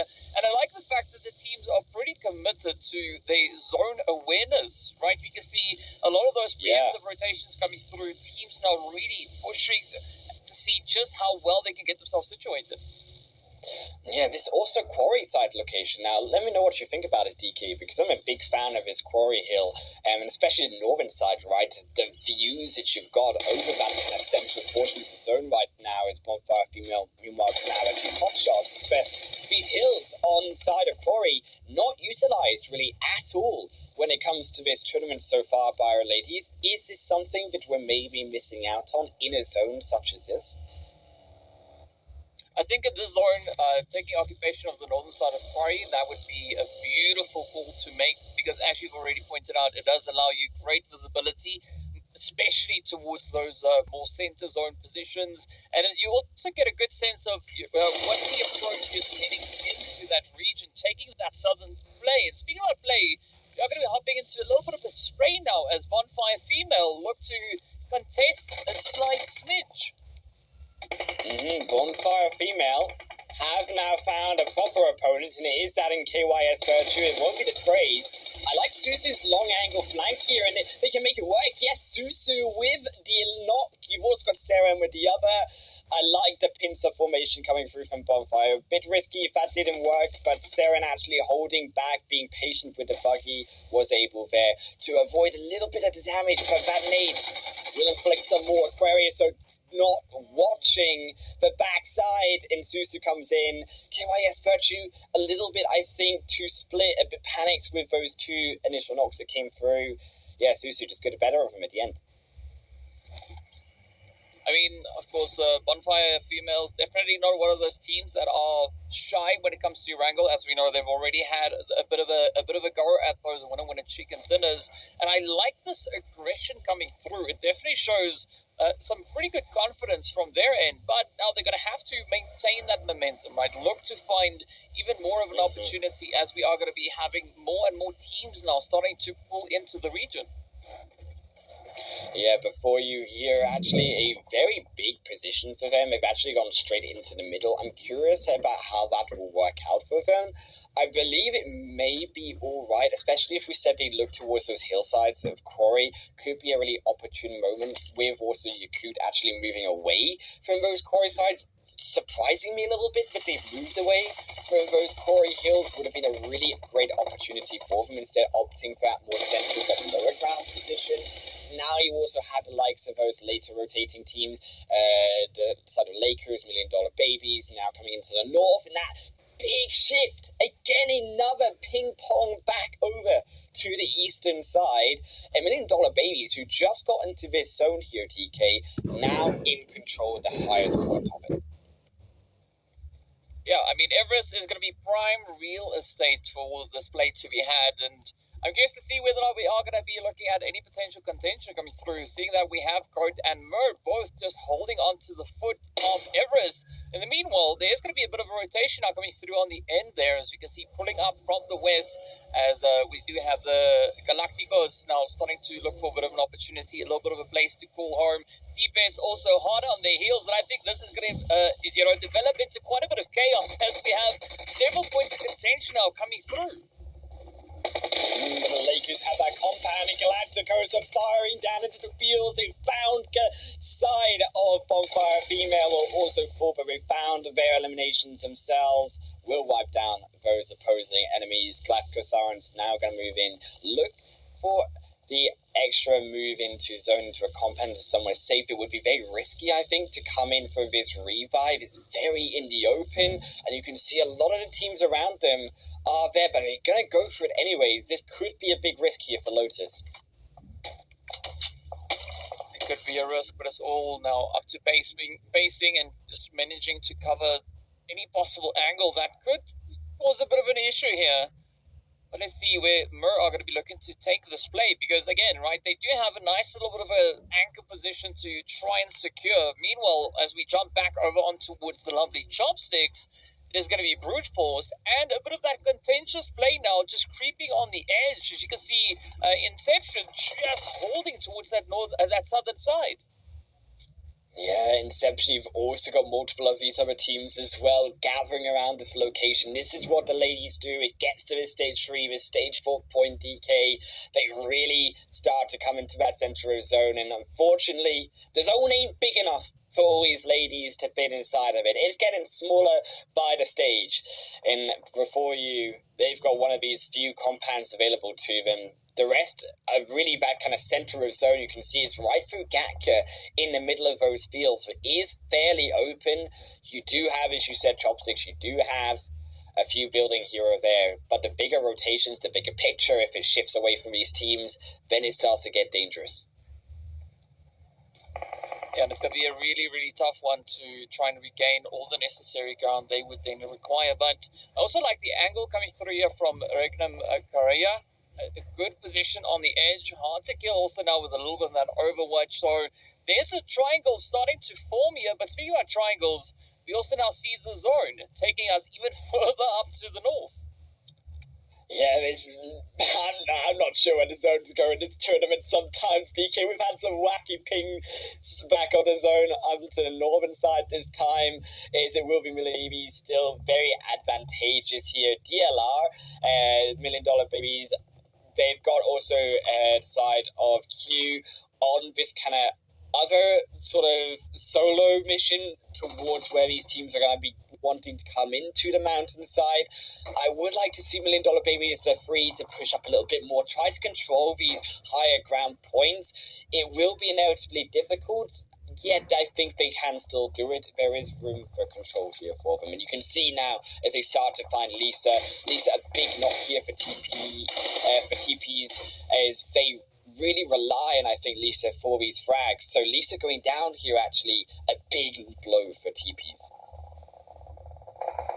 Yeah, that is going to be a tough one. But speaking about tough, as you can see, Galacticos also finding themselves in a little bit of a challenge here. But I like the fact that they are trying to just dominate the edge of zone. They got pretty strong access onto the side of Lakers. You can see Alicia also just trying to ride that hill coverage. But again, not a big opening being presented. And this is going to be Rhea just absolutely dominating the spray.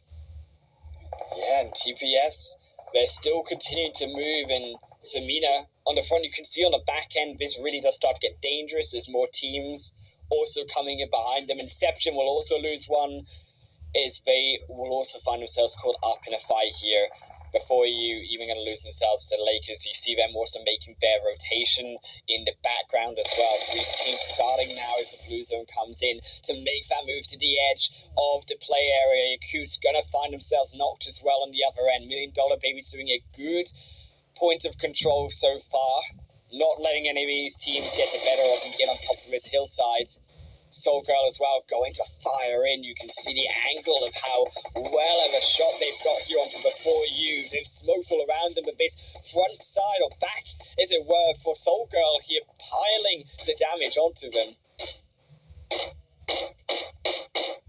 No, this is such a good setup here coming in. Look at that! It is going to be brute force, just not even waiting for an opportunity. Instead, they look to create one for themselves. They just come flying into before, but it is not necessarily the most hopeful play for them just yet. I also like the small angle play coming through from Garth, also now coming through with their own bit of contribution to the carnage. This is insane from Brute Force. I mean, they've thrown themselves into a really poor position here. They get the squad wipe through, yes, but where do they go from here now? You've got Go Valkyrie shooting at them from one side. You've got TPs on the mountain. $1 million babies will still be there on the high ground inevitably when they get closer as well. Lakers, the closest contention, maybe on them even there for more teams just in the vicinity. Big smoke wall set up for Brute Force, trying to blockade themselves for the meantime. However, that zone, it's going to move just in a moment here, and they've really got to hope that's going to stay with them. Oh, and it does. Oh, all right. Yeah, that is exactly the kind of setup that Brute Force now needs to try and show a little bit more of that dominance. I mean, just the pure aggression they brought through, just flying themselves up into the zone, is of course not going to be put to the test. You can see the Lakers Monarchy are going to be trying to absolutely bombard them and just riddle them with utility. Yeah, this is kind of good for actually Brute Force, because you see now that zone's pinged back towards Lakers. Lakers are now the ones in the middle. They're the first point of contact, so yes, Brute Force will be there as cannon fodder behind, but Lakers are now going to have to be the ones to control the center with 3 teams triangulating themselves around them. More still coming down from this mountainside. $1 Million Baby's got a difficult route back into this zone, trying to make it down Everest now and into those teams. Even, I think, a wider flank here. MIR, really, I think, a great point for them to enter this zone. They can come wrapping round behind that kind of ridge that you've got at a road, coming up over the hill with time into the zone. So they'll have a bit of blockade for themselves. This more eastern side, a bit more protected when it comes to that more western end on the roadside coming in on the open.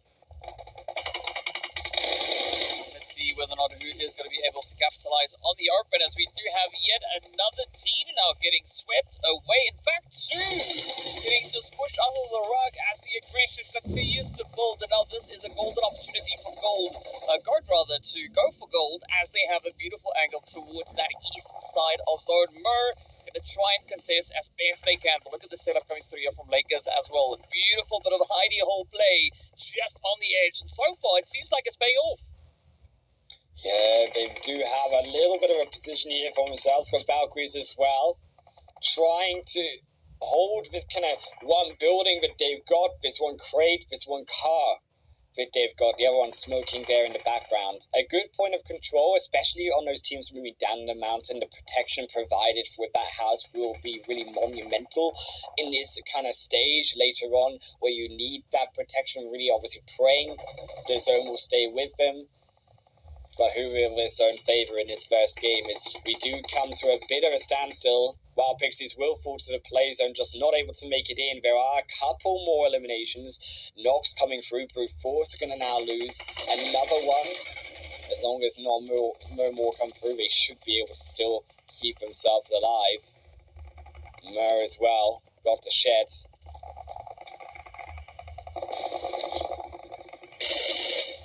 That final push, right? You can see the zone getting ready to pop, and it does. It does move even further on towards this western side. But this is a golden opportunity now for Brute Force to try and build up a bit of a platform, right, to push and maybe even get themselves secured within these final few zones. But again, quite a bit of a challenge still lays at hand. Yeah, this zone really is going to be mean to so many of these teams. Lakers, you've done your best, but now it's time to fall out of the game. Yes, you are in the side of the zone, but you are a solo in the midst of everyone else. Brute Force at Astra will clear that one up. 7 eliminations for them. A big series of eliminations on this first game coming through. Can they hold, though? You've seen a lot of smokes used And now they're down to 2 or 1, 0 on the other. They've got the nade still.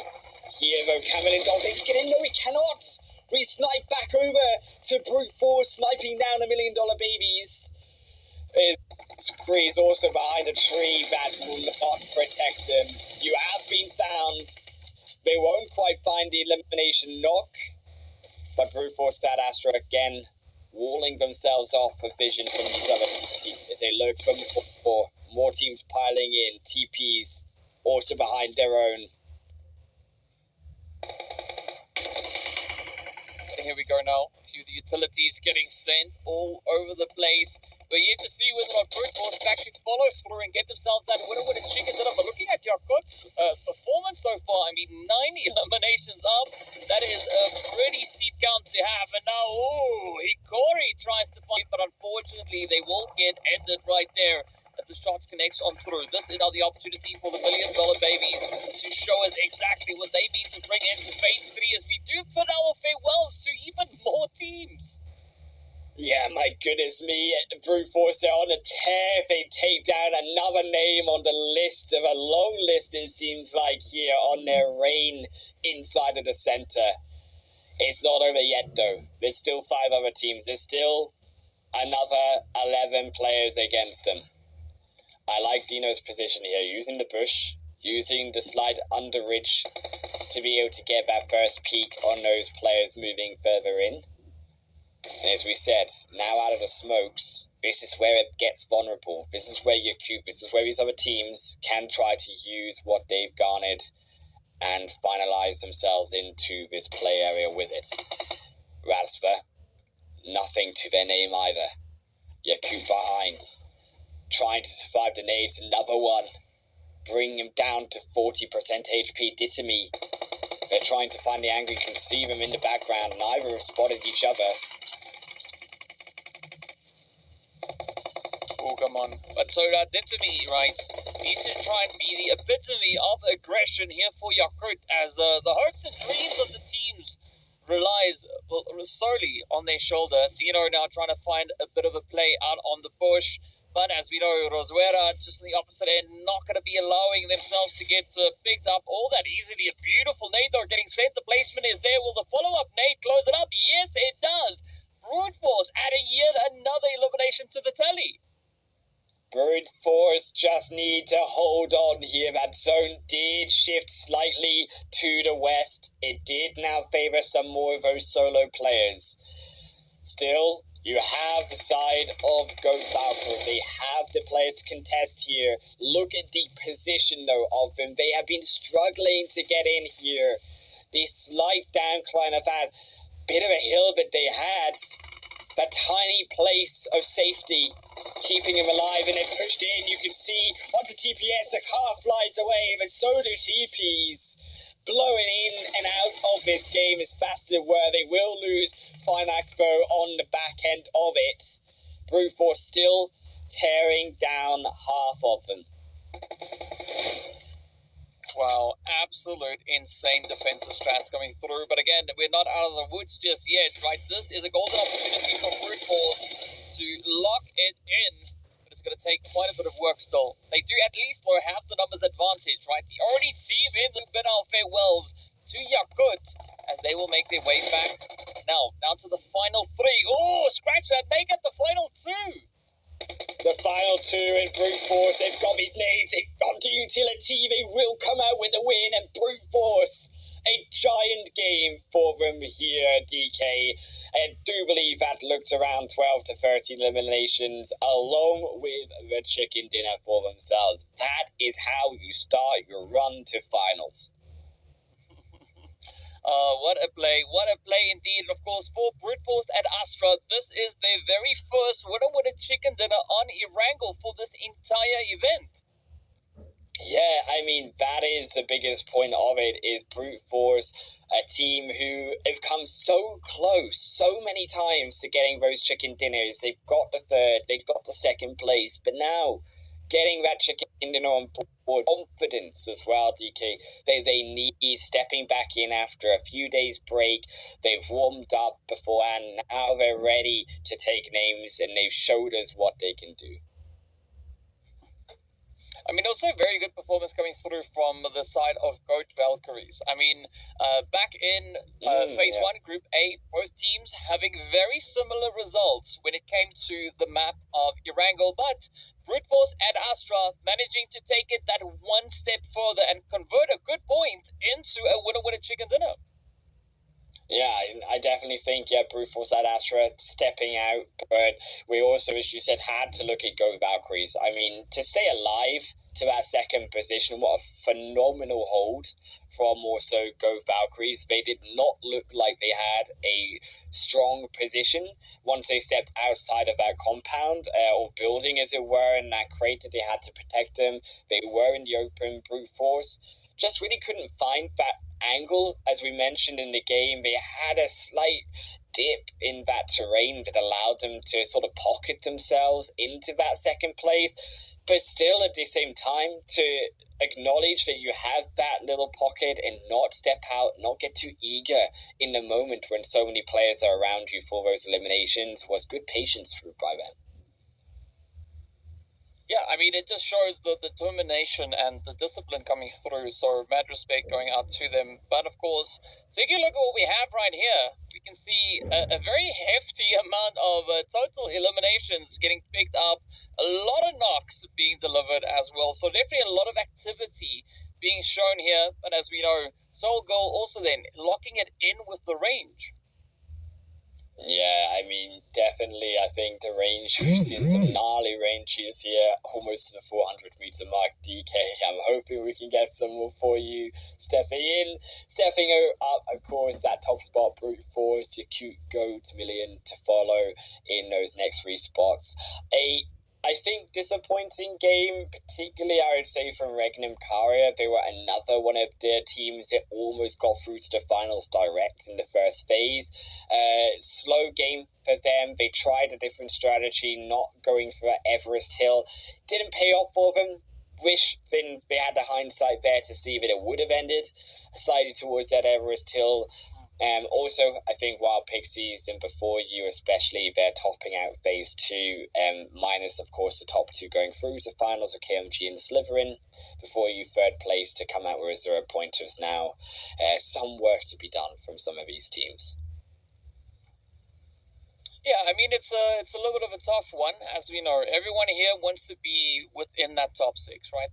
Everybody wants to make it through into the finals. And I think at the end of the day, it's always just going to come down to how determined these teams and players are to get themselves secured in those positions. But of course, speaking of determination, look at this, right? Absolutely beautiful performances coming through with the guard stations. So you can see Dino locking in 6. We got Hokori also coming through with 6, and Yagi coming through with 5. But does pack quite a bit of that damage. Yeah, that damage is almost at the 1,000 marker. I'll tell you what sound effect we'll make when we get there later on in this tournament. Yagi, yeah, I definitely think really was a core performer. I think also Dino with the flank as well. You saw with that little bit of brush that they had. They were looking at all those solos coming through from that left side. And that was a crucial thing for Brute in terms of how they split up and managed those different locations. And to pull off that win and to get the fruits of jumping in when there's still 10 teams or so alive into the middle of everyone and say, we're here, but we've got the smokes and by golly, we will defend our spot, and then have the zone come to them, give them that opportunity. They took that opportunity with 2,400 damage. Was a huge number to beat. I mean, it's going to be pretty tough to falter anything that Brute Force brought through in this match, right? So I would say the big hope here is just to see Brute Force maintain that momentum, maintain that consistency, because as we know, this is not a race, it's a marathon, right? You're going to keep that pacing as best you possibly can. So I'm curious to see what the remainder of the day will hold for the side of Brute Force. Yeah, we've got to see if they can keep it up in Miramar. That is the next coming up after, of course, so a short break. This is a little awkward. Things have been really working out well between us, and I think it's time for both of us to kind of just move forward.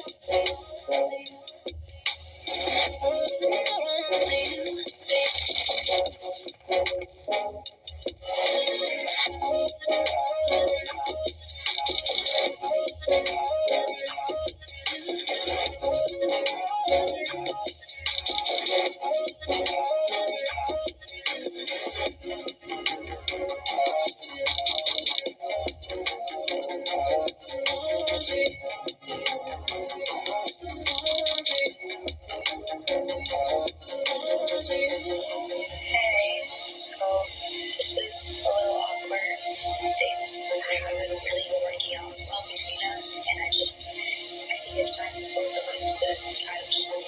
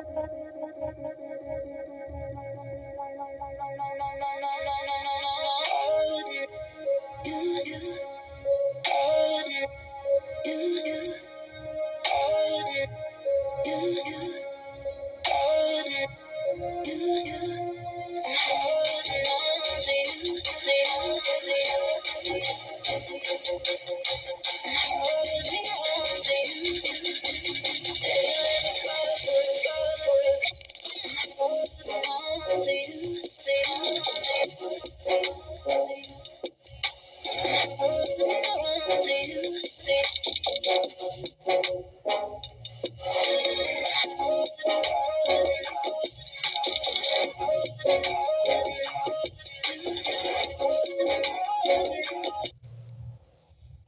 everyone back to the PMEWL mid-season showdown. My name is Harland Wolf. DK, I almost said that, sure, I almost said it. DK beside me on the right side this time, and we're heading over to Miramar. DK, Miramar has been an interesting one, but Erangel, Brute Force, and Astra, if you were not there, if you're just coming in, what a stomp they had. Firstly, I'm flattered that you think my hair is that long that you can call me Neptura. I will take take that as a W. Thank you so much for that. But yeah, I mean, exciting stuff, right? As you said, we are going to be heading ourselves into a little bit of that Miramar. Brute Force and Astra coming through with a phenomenal performance over on Erangel. But again, now comes the challenge, right? Will they be able to maintain that consistency pushing forward? Because out of the map options that we have, Brute Force, they've been having a little bit of a tough run when it comes to Miramar, right back in phase number 1. But as we know, Erangel, Sanok, those were their strong maps. So I want to see how much homework they've done, right? And whether or not we can potentially maybe give them an A+. Yeah, I'm hoping we can give him an A+. I'm worried it might not be quite that extreme over high grade, DK. If they can show us something different, I hope so. They've had, of course, the days to reset. They've had also, importantly, a couple of those days of phase 2 in those other teams jumping in to be able, for those extra 10 games, to be able to get a bit more knowledge on what these teams are dropping, what these teams are doing. And as we said, we're jumping in now into Miramar and setting off, I think, a pretty fair playing path for these teams. One of the biggest locations, if you did miss it, DK, or if you missed it at home, was Picado. Now, Picado is one of those weird ones where we've sometimes get before you fighting alongside another team in Picado. I'm curious if we're going to see it now in the first game, because before you do tend to love this location. Oftentimes, though, it is a downfall when they have another team around them. I mean, if it's a good spot, it's a good spot, right? If you can, it's a solo spot. You can spray paint your name all over it. Why not? Just go for it. Yeah. Plant your flag. Kick out whoever you need to kick out to lock it down. But I'm excited to see whether or not before you are going to be able to bring that in. I mean, if you look historically speaking at our top performance that we've had here, I would definitely be leaning a little bit more in favor of Lakers, Galacticos, and, well, Bonfire females. Yeah, I mean, Bonfire females definitely have been a really big contester on those high-scoring Miramar games. This is where they even picked up one of their chicken dinners earlier in the tournament, so we know what they can do. And I think this is also one of those games where you can really look to them and some of these other teams, as we mentioned, while Pixies also picked up a chicken dinner here for themselves. So coming out of a 0-point Erangel game, this is really where some of these squads, of course, want to get those points on board, get that start up towards that top 6. This zone is again going to be fairly nice so far. It's not going to be any hard first shifts. There are going to be some rotations later on and some fights down towards Puerto Parisia. We can see what looks like Brute Force and Regnum down there, which will be a really interesting engagement, especially for, of course, the side of Regnum, where they haven't picked up any points in that last game. Yeah, it's going to be of the utmost importance for that now to be the situation here, to see if those points are going to indeed be secured. I mean, it's a tough spot. It is a tough spot. Not all too often that we see teams really contesting full possession of Puerto, but who knows? Who knows? Maybe Regnum can get themselves a little bit of a play here, a little bit of a jump, and if they are going to be looking to bring a bit of a halt to the advances for the Brute Force team, this would be exactly the position to do so. Yeah, Regnum could come together here. Cake's one of those core really engagers for also Regnum Kara. We know that Cakes wants to go in first. We know that they want to lead the charge. Has decided to step back for the moment as Brute Force and Astra have this sort of 2-2 split going on. I think this is really crucial in terms of the buildings, having that extra teammate there on board. There is a bit of a split coming on the back, but it will be harder for, of course, Regan to be able to get to that backside as easily.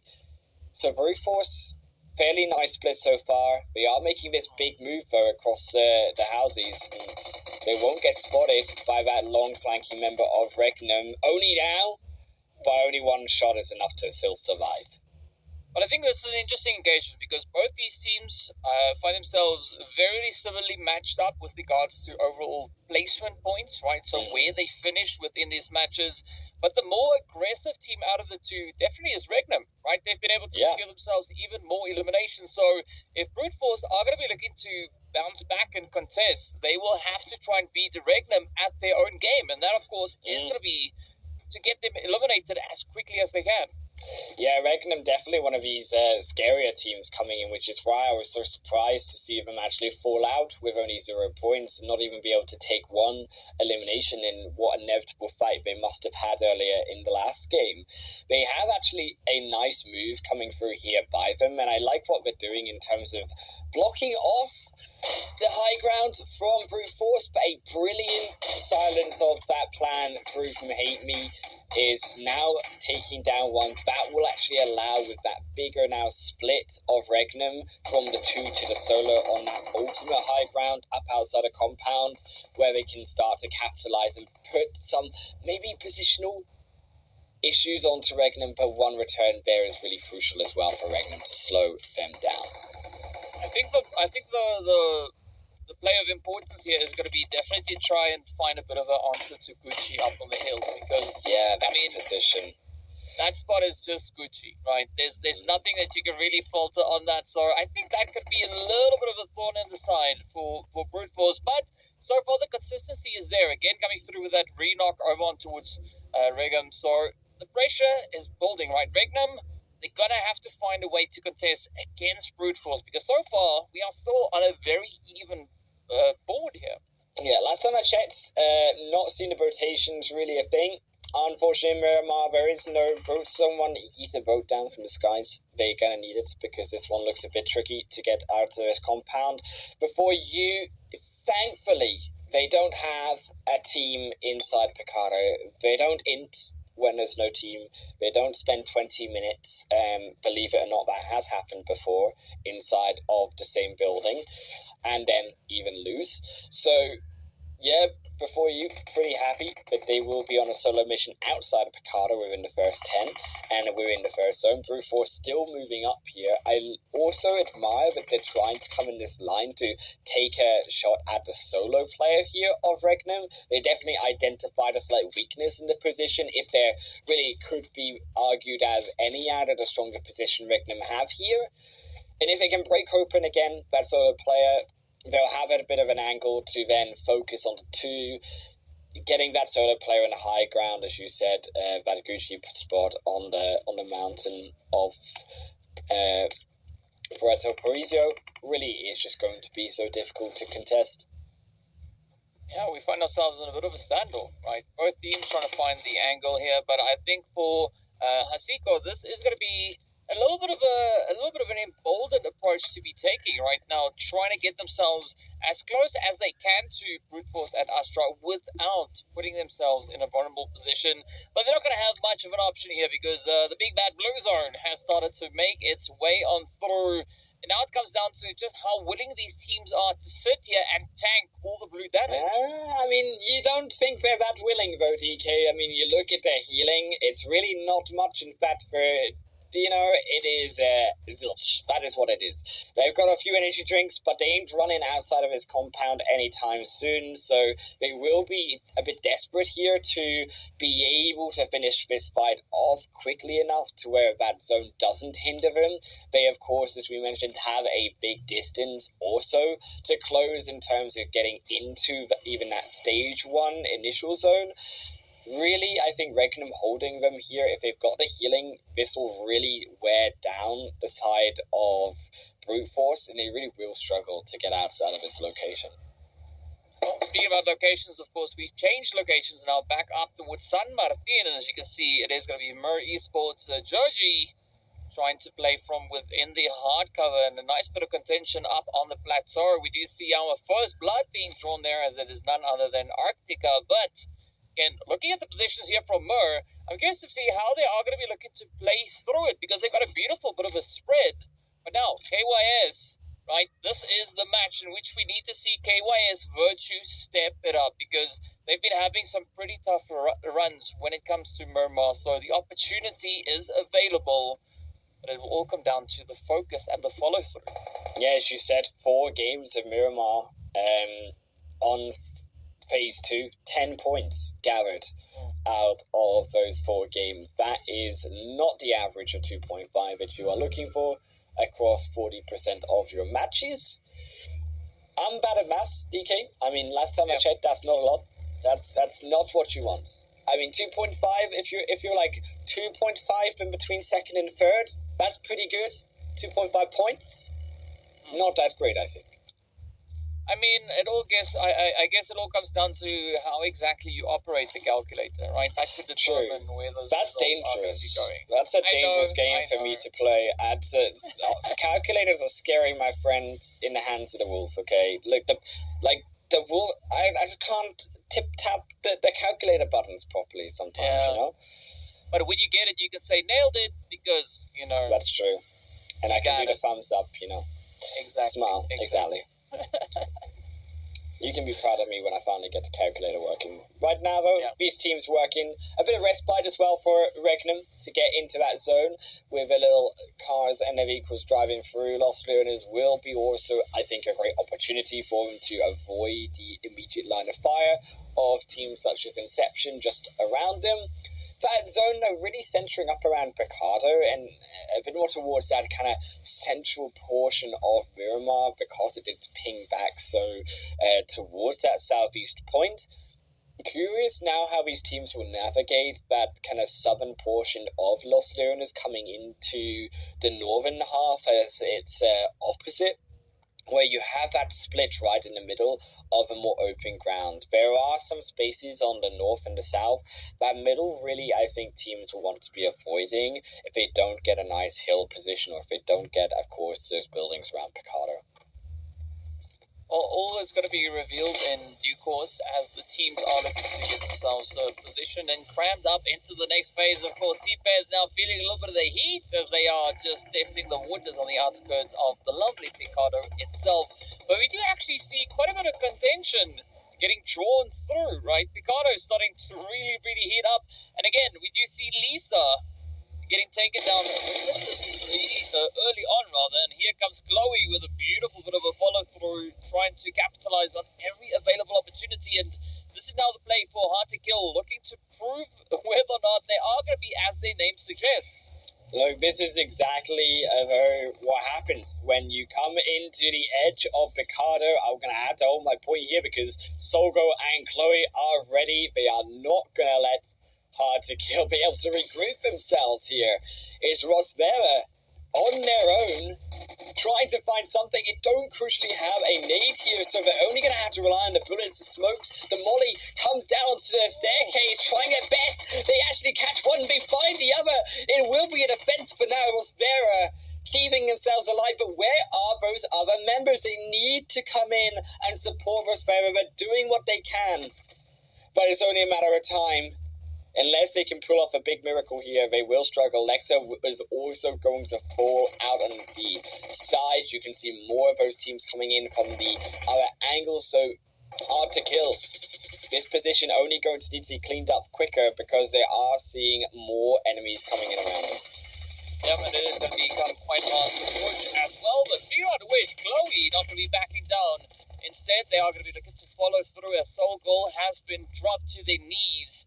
But this is where the pressure now starts to build, right? T-Pair is definitely in a position where they can maybe still find some way to succeed. Hard to Kill still going to be holding towards the north. Meanwhile, as we do jump a little bit further on to the western front, it is Yakut Spirit now going toe-to-toe, and oh my word, they lock in GOAT. Yeah, Yakut just have not been phased when it comes to being able here, Fayano, getting these 2 games now the first fight for eliminations for themselves. And yeah, crucially again, keeping all 4 players alive. This was an important factor in their first game so far. It's what led them to be able to have that success in such a wild zone in that first game. They also have, crucially here, a strong position around this hillside. There is a bit of contention that can happen on the other end of the mountains opposite here. You can see that just in the distance. That can be a point of difficulty if you are inside that compound. However, that is going to be a strong spot for them to hold up just now in this stage 2. Lakers also moving into this high ground. This is where, of course, the points, that's a stuck buggy as well, as these teams will want to get themselves to that informational high ground spot for themselves, and they want to get that buggy, of course, out of the ditch. Inception, they will be this team also looking around the outside of hard to kills, looking potentially to take them down. The last ones couldn't do it. Inception here are slightly more close together. We'll have the utility to throw inside as well. Yeah, it's going to be a pretty high stake game now for the side of Inception, as you said, right? Already we've seen Hard to Kill staying pretty true to their name, proving that they can actually survive the onslaughts getting thrown at them. But are they going to be able to replicate it yet again as the play comes through? Athena going to be looking for a bit of an opportunity, trying to peer through the window. So far, the only thing that happens is mollies that find their way in. Yeah, these mollies are just proving an issue for the attacker for now, but that is the one that you need right now. Inception, they can blow them out of no revive for them inside the building. Inception will not have it. Hard to kill these backline members, so you can see how much of a problem they can be for Athena coming to support here this team. They have the angle on the building, but they cannot do it. They don't have that consistent time on side those windows because of those 2 back members. Prospera still inside though, on the ground floor. So he's done it before, but there's no molly this time around for them, as far as I'm aware at least. Yield is going to step upside. They may not know even where Prospera is. Prospera might get out of this situation. I mean, that would be a beautiful follow-through, right? The great ton of events coming in here, but it is still proving to be quite challenging. Hard to kill now, finding themselves in a 2-1 split up. But Inception, definitely putting a lot of the focus here on ensuring that they've been able to clean out this building as best they can. Now they know that Hard to Kill is definitely on the outside. As you can see, those plays now starting to erupt. And meanwhile, it's going to be Athena trying to capitalize on a bit of an opportunity here at the expense of the $1 million babies, who just rotate up alongside them. We do have Brute Force also holding over towards that western front, and I was actually quite surprised to see Brute Force rotate up, but not get involved in this engagement. Yeah, and also I think you can see how difficult it is when you get stuck in this engagement to get out of it. Look at the terrain around them as well. So teams, naturally, I think, yes, seeing that there is an opportunity here, but as soon as $1 Million Babies, they lose that initial member rotating in, they say, we can't do it, and now it's only going to be Inception and still Hard to Kill. Yeah, Inception also realized this issue with the zone moving, that terrain will naturally be hard to get out of. They are stuck in it, will avoid the fight, and I think this is an excellent position or rotation, should I say, here from Inception to immediately capitalize on that stage. Yeah, I have to agree with you on that. Inception, definitely a wise choice to make, but again, now comes the next little challenging part, right? Where exactly do you rotate towards? You can see Inception now testing the water as they come running right alongside Lakers and, of course, Brute Force and Astra. But so far, a fair trade on both sides. Now it's up to Arctica to see whether or not they can uphold a bit of a defensive angle alongside Pmmi. But again, Brute Force getting absolutely tested here. Brute Force, they've been in the ringer this game. It wasn't as easy run to rotate in.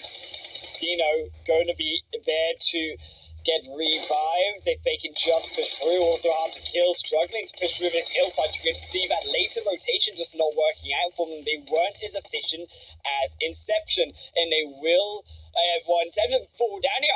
I want to see what happened to Inception. Their rotation looked good, but also $1 Million Babies taking names there equally. Multiple teams, they take down Brute Force, they take down Before You now. Brute Force also going to punish Ice Pack, the last solo remainder of before you in this game, is $1 Million Babies. They've only got 2 for now, but they have that damage. They have this position. Kitty on the lower ground. Ooh. We've also now, in the meanwhile, said goodbye to the Galacticos as they've got taken down. KYS, the next one to fall. Now, Mer building up quite a bit of momentum on that far edge of the zone. But let's see what is going to come through here as we still sit with a very congested southern side. Hard to kill, trying to test the water, looking for a bit of an opportunity, a bit of an approach to get themselves an angle, right? Because I think currently with what we have present in the zone, it all comes down to how you look to apply yourself moving through here. The terrain exceptionally challenging, and of course, well, to add to the pressure, it is going to be lead flying in from all directions. Kitty just getting caught out there, trying to use that buggy one too many times. Ice Pack wraps around, takes the head off of Kitty. Yoko will now be the one to find that revive. Shouldn't effectively come to elimination. Hard to kill. Lexa still on the low ground herself. She'll look for that nade over. Will miss. And now has to stay low. Has to avoid the shots there from Lakers. You can see it coming through from the high ground of smoke. Somewhat of a blockade. Look at the health though. One more bullet would do it. Mia Jojo was going to go down to Yakut, is getting inside of his zone, proving a nightmare for those lower ground teams. Yeah, I think Yoko is going to say, oh no, once that blue zone catches up to them, so they're definitely going to try and get themselves situated well ahead of that. In the meanwhile, well, things are looking a little bit tough as H2K, hard to kill, will make their way back, at least getting sent away with those 5 eliminations up. But now this is up to Hate-Me to see whether or not they can maybe get that bounce in onto Yoko again. Not going to be the easiest play to make. But here we have it, the zone.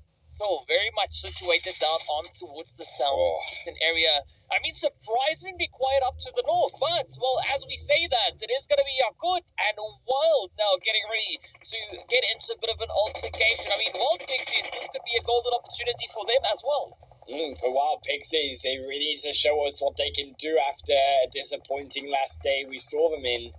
Got nothing at first game, but they're here. They have also, I believe, the only full squad alive in this game, so the numbers advantage is there. The high ground, however, DK Lakers. You mentioned that northern point as well, with these northern teams coming outside of Power Grid will also have. These are the power points of this stage 5. You can see it, Mia, the moment they get on this high ground, they've got also these dips as well between the rocks, which are so vital to be able to look in these multiple directions. Liot can get down. Cover for now. That's not a healthy health bar. Yeah, it could definitely do with a little bit of improvement, but, it's going to be a tough one. You were talking about the PowerPoint. I think this is where presentation also comes in pretty clutch. As you can see now, it is going to be on the opposite end, right? Wild Pixie trying to hold on to any semblance of a position they can find themselves secured up towards the northern side, but Lakers, I think this could be quite a bit of a setup, right? They have the opportunity to try and clear their way moving forward in towards the zone. Yeah. But this is where now it turns potentially in favor of the Pain Ladies that have a bit of a reach now coming through from the eastern side. That zone shift though, Lakers, I think they can still utilize this shift and they can still utilize that mountaintop that they've got themselves. They just have to come a bit more to that more eastern end. Is Bonfire Female Pay Ladies, you mentioned it, they will also utilize those incoming teams from the east, take down 2 more elimination points for themselves. Lakers still continuing to have this strong position. Crucially as well, they've got smokes, they've got utility. This is also what we want to see from the Lakers. This will be important if they need to come down on a later hard shift towards that northern end. If that mountain leaves them later on in this game. $1 Million Babies, though, the next one to leave us. Yeah, that is a bit of an unfortunate finish on their front. But now, Lakers presented with a golden opportunity here. Futawa definitely locking on high. The Brute Force team also getting taken on down as they will not make it beyond that 7th place. But now, Lakers looking to play their hand. As we can see, Payne coming through with a bit of an approach. We got Say Baby and Sarah trying to find their approach their safety, but down goes Sarah as Futsama locked in a beautiful spray down. Yeah, I mean, this is very aggressive. How did Pain survive? Say Baby getting barely behind the hillside in time. One more shot was all they needed. Sarah will fall away before you could take advantage of it. But yeah, I mean, see, the moment you move up, there comes the eliminations. That's another double. It is farming season, simulating the eliminations one at a time as they will rack them up to 7. They're going to chuck the fire down to finish off the rest, as that will be another one to fall before you, up to now 9 for Lakers, as the before you squad will fall away. While Pixies, they've got also this high ground spot. You said that they had the strength here. It really is down to if that zone shifts away from them. Wild have to be patient here. They cannot move in too aggressive. You can see these teams on the left side. Mira is still there and Skid's going down.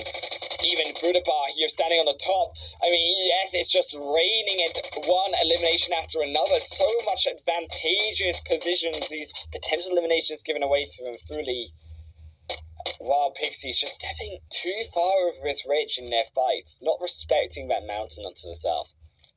I definitely think Futaba is going to be looking to get the MVP for this match. So far, an absolutely amazing play. 6 eliminations as an individual. I mean, that is pretty hard and heated. Very spicy. Speaking about spicy, though, the Wild Pixies, it's still a very tough position to try and play off of, as the zone now has shifted even further down towards the south. So I think essentially this fight is going to be between Yakut and Lakers to get themselves secured and lined up for that winner chicken dinner. I would not be surprised if Yakut were able to clutch this one out. They still have 3 players up. Their HP bars looking, respectable. I wouldn't say it's looking the best, but definitely it is up there. And it's all going to come down to how they can follow through with the pacing. But out of the teams that we have here, Lakers definitely have proven that they are the more consistent team with regards to placement and elimination. This zone as well, moving towards Lakers slightly here as well. Yakut could be vulnerable when Lakers get over at top side. Wild, lot for lot, just trying to return to 1-for-1 for now. You can see also, just as another falls, it's going to be so difficult for the side of any of these teams to step forward. While Pixies do have the advantage, of course, positionally here, Lakers, they keep the defense up though on this lower ground, and as Yakut help them out, taking down the Wild Pixies, they stepped again too far here. The Wild Pixies too one-sided onto one team, where Yakut punish them quickly for it. 8 eliminations for themselves. Now a bit of a positional advantage for Yakut here. Lakers coming down from the underground. Fudabari has to pull off something special here more.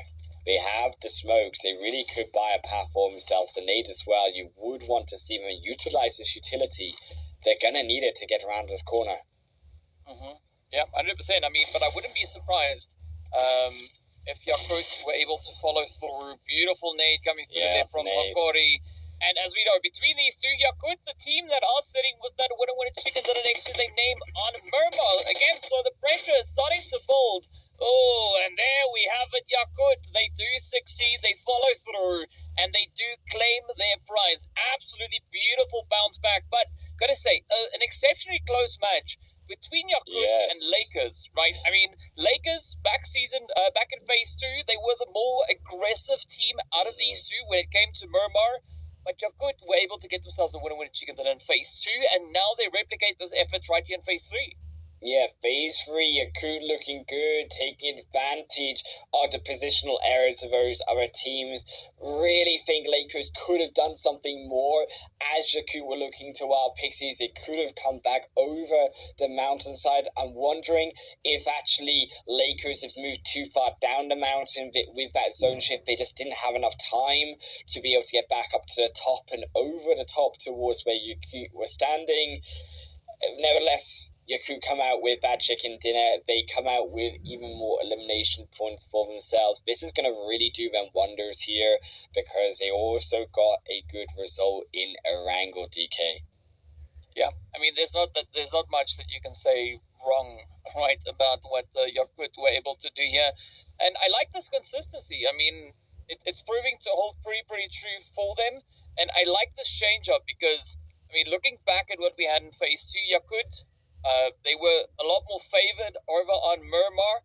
But as you said now, it seems like we are having a little bit of that balance play now coming through, right? You can see that focus being applied to Murmur. You can see that determination being brought through on Erangel as well. So now we just got to see exactly how far they are going to be willing to push their plays here today. Put it through to Sunhawk to balance it, as all things should be. It's 11,000. That is a lot of healing still done, though. That is what is to be in these stats. 278 meters coming through as well from the longest elimination distance on Andrea. I'm disappointed only because we could have, I think, really in that game seen a longer elimination distance. I'm sort of surprised, but it's only 278 compared to the 350s, the 390s that we sometimes see on even Sanhok. I mean, it's no surprise really, because if you take into consideration where we went with regards to how the zone kind of played out, you know, the teams were challenged, right? Even though there was a lot of terrain in between, there wasn't as many opportunities for teams to get those more ranged engagements and to just really lock it in. But at the end of the day, Yakut, they do still walk away with a lovely chicken dinner under their belt, as well as 20 points to add to the overall tally. 20 points, gonna really norm up a feast of the 2 games here at the top of the leaderboard. Lakers, I think a really good game coming through from them. Fudabar was having an absolute field day over all of the other players in that final few zones. Getting, I think, realistically the most eliminations out of that game. Taking themselves up to 17 now. Payne, it was a slight kerfuffle towards the end, but the eliminations as well for them bringing him into that 3rd spot.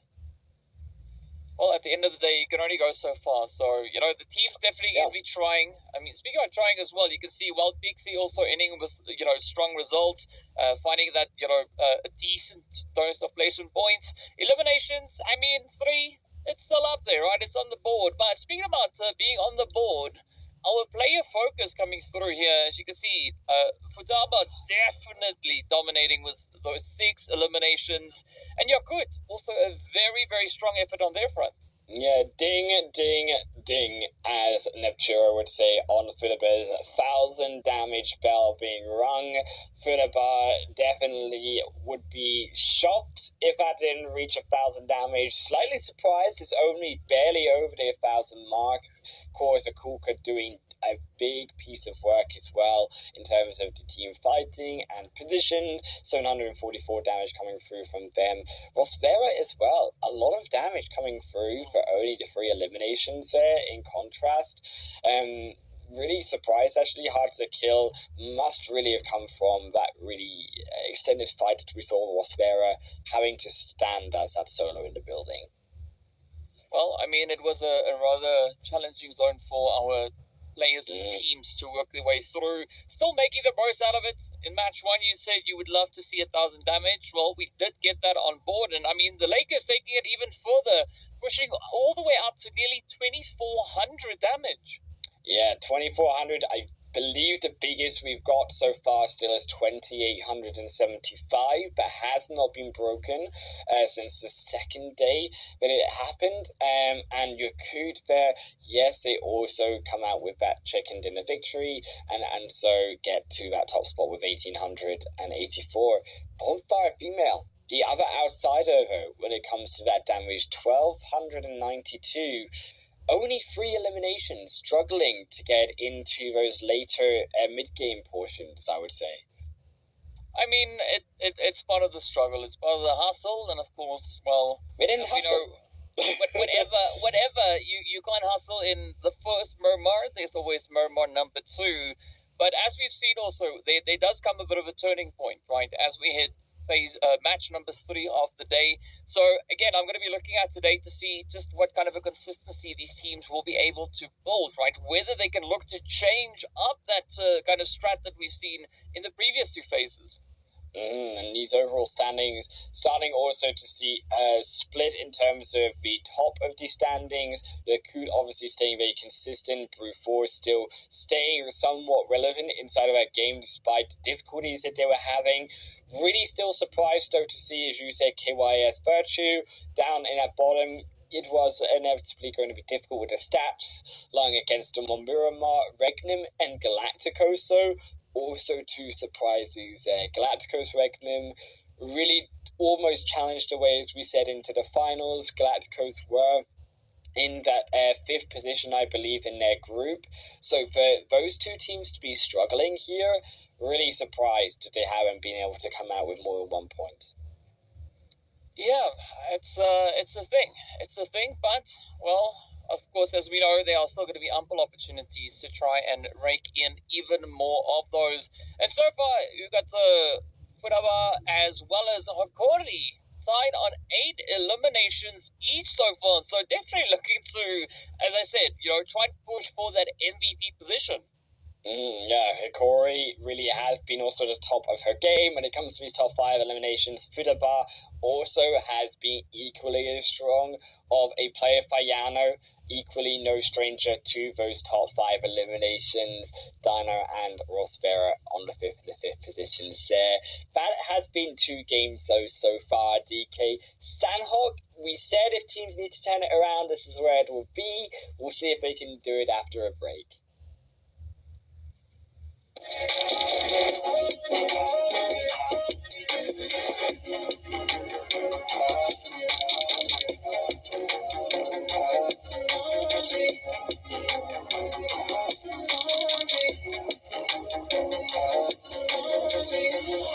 Hey, so this is a little awkward. Things haven't really been working out as well between us, and I think it's time for both of us to kind of just move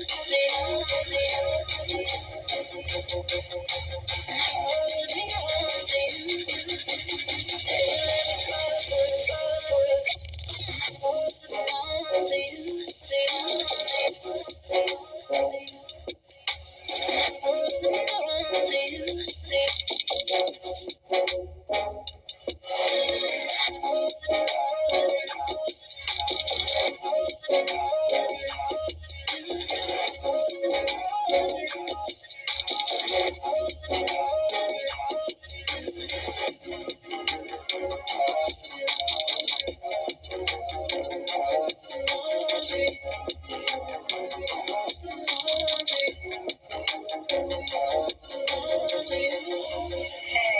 so this is a little awkward. Things haven't really been working out as well between us, and I think it's time for both of us to kind of just move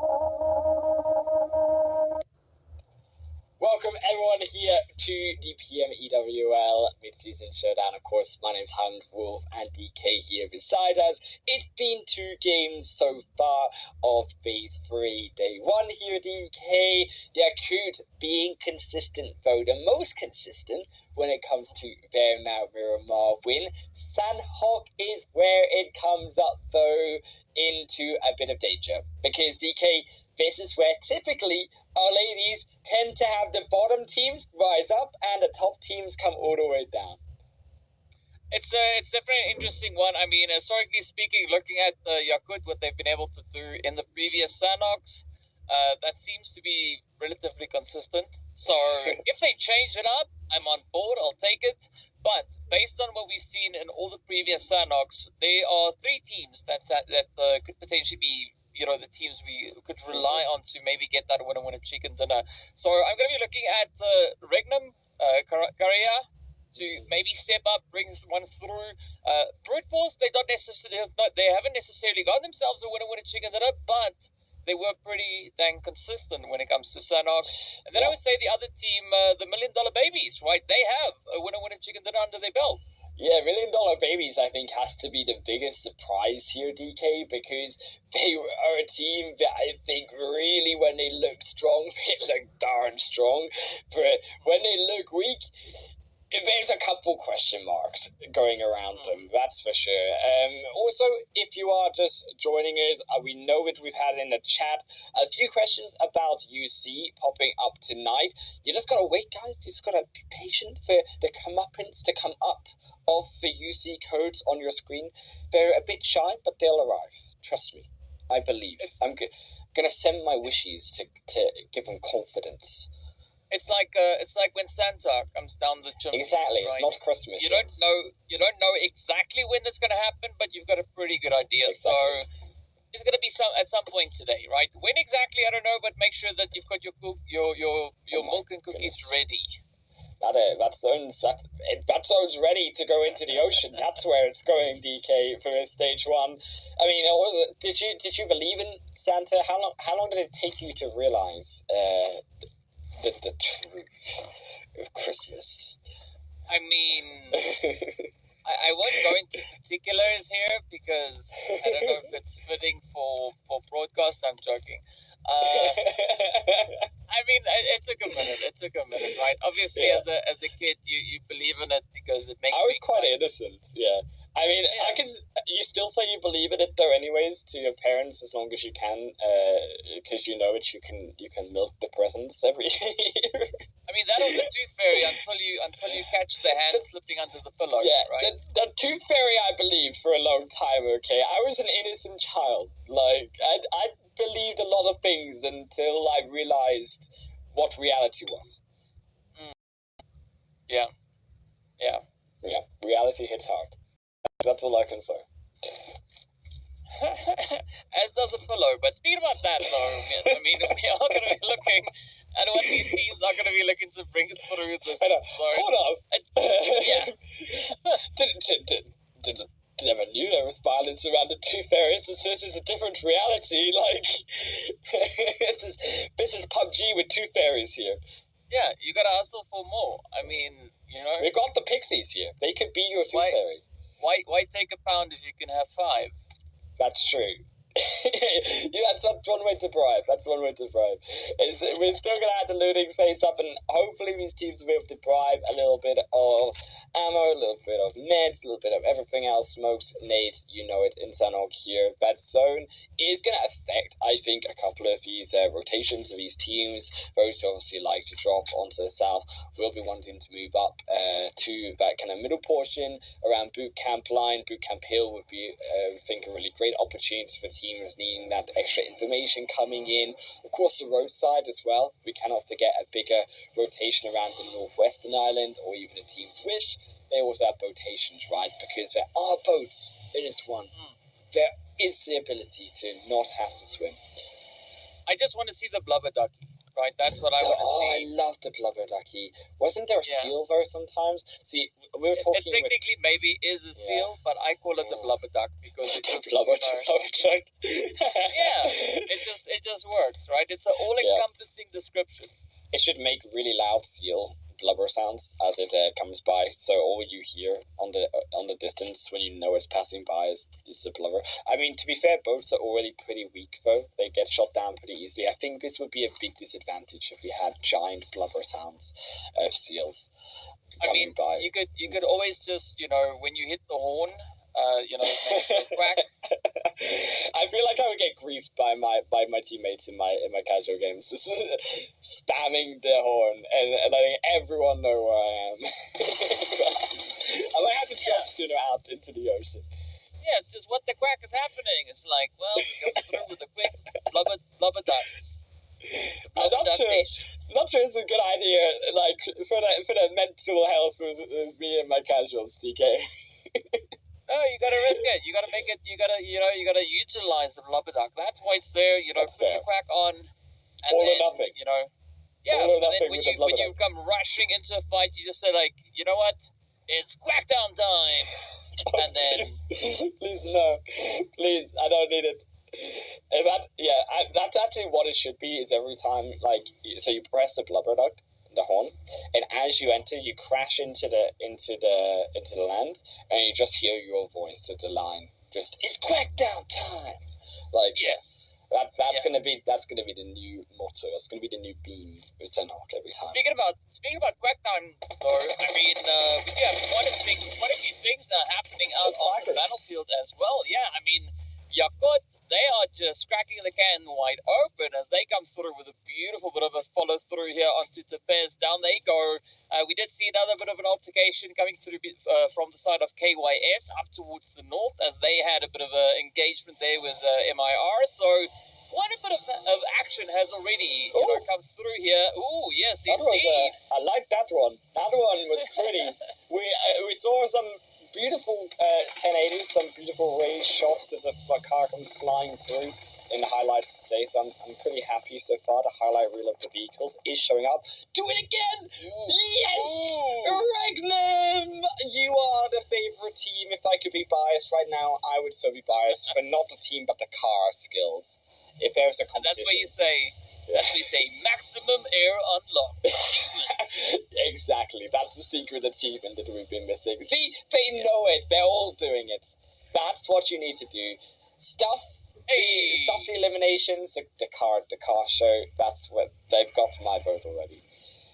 Yeah, we did see a 360, or there was maybe more 270, but either which way, still a very quick turnaround on that push going through here from Regnum.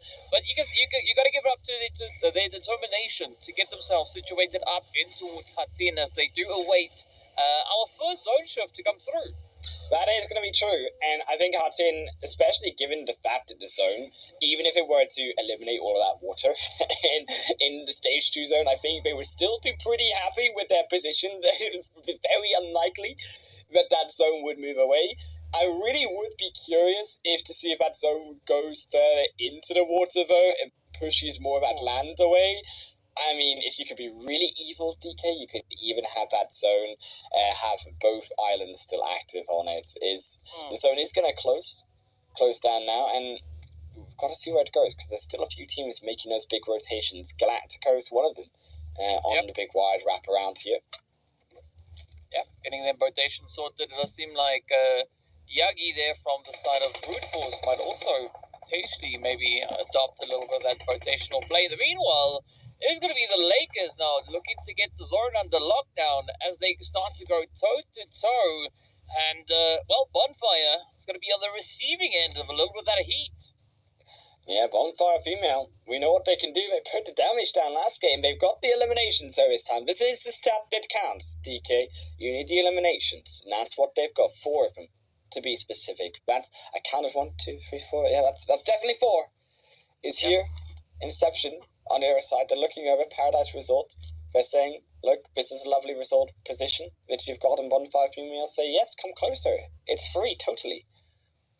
Yeah, so Bonfire Female's actually playing a little bit of Inception onto Inception, so let's see how far that one takes them. In the meanwhile, you can see just about everybody has made it up into Wood Zone, bar all the players there from Brute Force, who are still out there sipping on a little bit of that blue juice, but soon enough, they'll be able to step up, as we do see Yagi now just popping in on the bottom edge of the screen. But I like the positioning coming through from the rest of the lobby, right? The nice little bit of contention coming through on that southern side, but the north also now starting to tighten up. Yeah, Tamox, that's looking like where we're seeing before you go into a skirmish here themselves. They've got one knocked down. Tamok, a bit of an awkward location here for these teams to fight around. Yeah, you've got logs, you've got a small tidbits, as you would like to call it, maybe here, DK, of cover. It's very difficult to move around that cover, and it's very difficult to move, especially outside of Tatmok as well, the hill as well, just to, I believe it's the east, if I got my directions right here. It lays up past Tatmok. That is also going to be a good location for these teams to take control of. It's here Inception. Are going to be just taken out. They're going to have to find another multiverse to find themselves inside, another Dreamverse as well, because before you, they're in reality 2 eliminations for themselves. Still, this zone, stage 2, you cannot deny it feels a bit smaller than that. There's a lot of water. Last time I checked, a lot of blue on my screen, and it wasn't the zone, DK.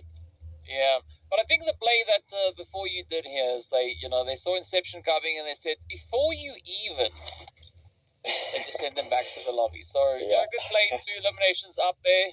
Andrea now looking to get themselves into a nice little bit of a hidey hole. In the meanwhile, it is going to be Wild Pixie and the $1 Million Babes coming through from that western side.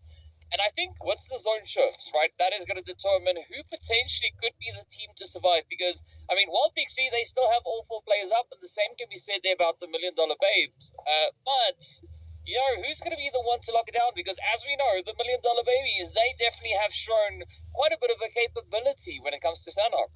I don't know what it is about Sandhawk, but it seems like the money is on the table and they are scooping it all up when it comes to these points on this map. I just wish that they would be able to do it on the other ones.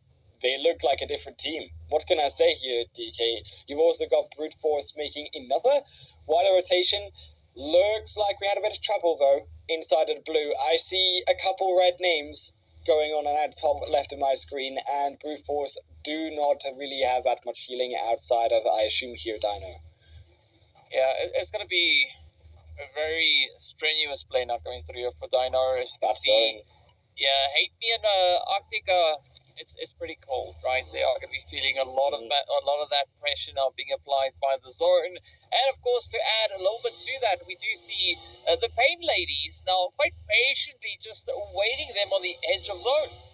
Yeah, I think this is really what caused the problems for Brute Force. They got slowed down here by Pain, and Pain Ladies are going to pick up those 2 eliminations for themselves. That zone is pretty diabolical for Sandhawk. It is gone still halfway into the water. You know that I love a good diabolical zone, though, DK, so we can keep it just moving into the ocean. If there's a rock or something, that's all we need is a final piece of land. Swimming is absolutely fine. Yeah. I mean, we are sitting with about a 60-40 split with regards to the dry playable land, and of course that lovely blue, the other kind of blue that's also not too good for you. But let's see how this one is going to expand now, as we do have yet another team getting ended. Lakers being stopped all the way in 13th. But now, this is the opportunity for a bit of that positional play, right? We got KYS as well as the Goat Valkyries taking up a fairly decent position up in towards this kind of zone. Yeah, also this zone really difficult, I think, when it comes to the two splits of both the Western Island and, of course, that mainland of Sanhok, as we said as well. Regan and Kara have a bit of a position on this beach side. I really like both positions of those huts you got towards the ocean. Really will be a very valuable position for these teams to hold up. The only problem, of course, with that is, yes, you still have the higher ground. Just before that, it is more risky to stay on top of there just now.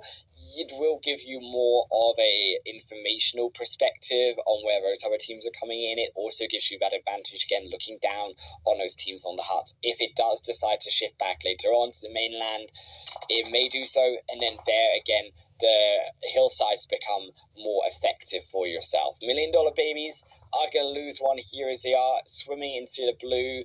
They will lose a elimination to Wild Pixies there, just taking one of them down. One of them still living though for now, and a long rotation for them, it seems. Yeah, it's gonna be tough one. RFQ, good luck.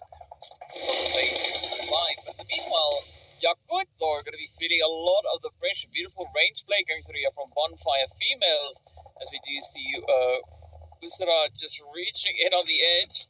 Ooh, but I like this, right? I mean, aside from Bonfire pushing in, we also then have the Galacticos looking to come knocking on the door. It does seem like Yakut Spirit, they've got the utilities to try and defend, but not sure how much of a defense they'll be able to uphold here. And this is good from Galacticos. We needed to see this aggression. Bit too heavy of aggression. Oh, look, another falls. And now it's down to one. Quick peek out from Fiano to blow them down. Now goes back to long range, gets another one. Fiano just cannot get back under the rock though in time. Bonfire Female, lovely shots coming through from the other hillside. Will buy Lotus as well some breathing room. And I think Yakut now also in some serious trouble. They have their 7 eliminations so for themselves. They just need to survive and get those placement points now. Bonfire Female, another big hitter though. 9 eliminations for them, the full squad, and they're going in for more. As there will be their 10 for Kame will fall out. No redemption for them. I mean, but you got to give a big upstate to Yakut, right? 7 eliminations. That is essentially the biggest match that they've had in Sanhok, right? So phenomenal play coming through. All things considered for the side of Yakut. Unfortunate that they've been taken out so early on, but who knows? Maybe they can bounce back on day number 2. At least for today, it is what it is. And speaking of which, we are down to our final 11, right? So there's still a lot to be decided, but we do see a bit of an awkward spread coming through, right? Teams focused onto the east and west, and nobody towards the north and south. Yeah, this vehicle is also slightly concerning. They're driving 3 players in it. It is smoking. They will get behind some cover. They'll lose one for now. The smoke's there to cover that zone. Moving over towards the eastern end. Before you still in Tatmok. Really actually do agree with this position for before you. At this stage in the game, I would say really just keep this spot for now. Before you should be able to defend Bonfire Female coming into this location. Also with how close you see the side of Go Valkyries coming in behind some of these other squads as well. Could be another bit of a contesting team if they end up looking over. There is that hill that will protect Bonfire Female from those teams so as well on the ocean side. Regnum Karia, I also like their position here too. I think that is really the most strong position here out of all of these teams. The central compound on the edge. Go Valkyries trying their best to rotate in. You can see how difficult it will be though for them once they start to get in the line of sight so of Regnum. I mean, for Regnum, this does allow quite a bit of flexibility because they are able to adapt and adjust to whatever teams pushing through from that western side are going to be looking to bring in here. Meanwhile, it's not necessarily the same situation here for Lexa, right? Giga Solo having to try and defend against the advances coming through here from KYS. is not going to turn out all too well, as we do have those plays now getting secured. And Kowalski coming through, doing exactly what they needed to do. But again, making a little bit of noise out in the open is going to draw in the attention coming through from Bonfire Female. They dodge the shots. I like that door opening. Stay down, let the shots come through, and then I try peek back. They will get almost that knockdown. That would have been beautiful. Go Valkyries, really struggling here though against the Wild Pixies, but they find the angle. Fainank, the only one here in that land for themselves. By female, really do have a dilemma as well getting across that roadside, and they will have a struggle and a half to get past before you if this zone stays with the. Also now moving up on a wider flank. I like this as well coming through from Regnum actually to get a bit of options going for yourself in this zone. Understanding that the zone has moved slightly back towards the mainland. Now getting it back to that hillside information of where those final teams are really is going to be crucial for if they need to move their way outside of the hut and back into over the hill onto. But I gotta say, I'm pretty impressed though with Regnum, because they sit with an average of 5 eliminations per match when it comes to Sanok, and that is exactly where they find themselves right now. But I'm curious to see whether or not they will be able to convert those placement points. It is going to come down to how they play these next few shifts, and really looking at the very favorable position they have, it is looking pretty positive, but still a hard bit of work does remain ahead of them. Of course, well, they now do show quite a bit of a dominating angle over towards the west. Meanwhile, it is going to be Bonfire Female and Before having a bit of an altercation. Both teams having to get themselves out of the through. Are you saying goodbye to Andrea? Down they are, but Lakers, not even Lakers, it is going to be Payne now looking to push their play up towards the edge of zone. In KYS Virtue, they're pincered now between Bonfire Female and also here Regnum Paria below. Delicia trying to find the angle, but the bullets are coming down. They will get the 1-for-1 trade. Cakes will find Delicia in the end. Kowalski barely alive as well. Look for Cakes, now the only one. I have to step back. Regnum buying now some time here for KYS Virtue to get the numbers back on board too. Bonfire Female down to 14 eliminations so for them. They are on a tear. They will finally fall, but the job has been done by far and large for them. Pain Ladies, they are the ones now in control with this zone with the Bonfire Female squad gone. Stezzy wrapping around. They've still got the 4 players. They should be able to wrap this one out cleanly.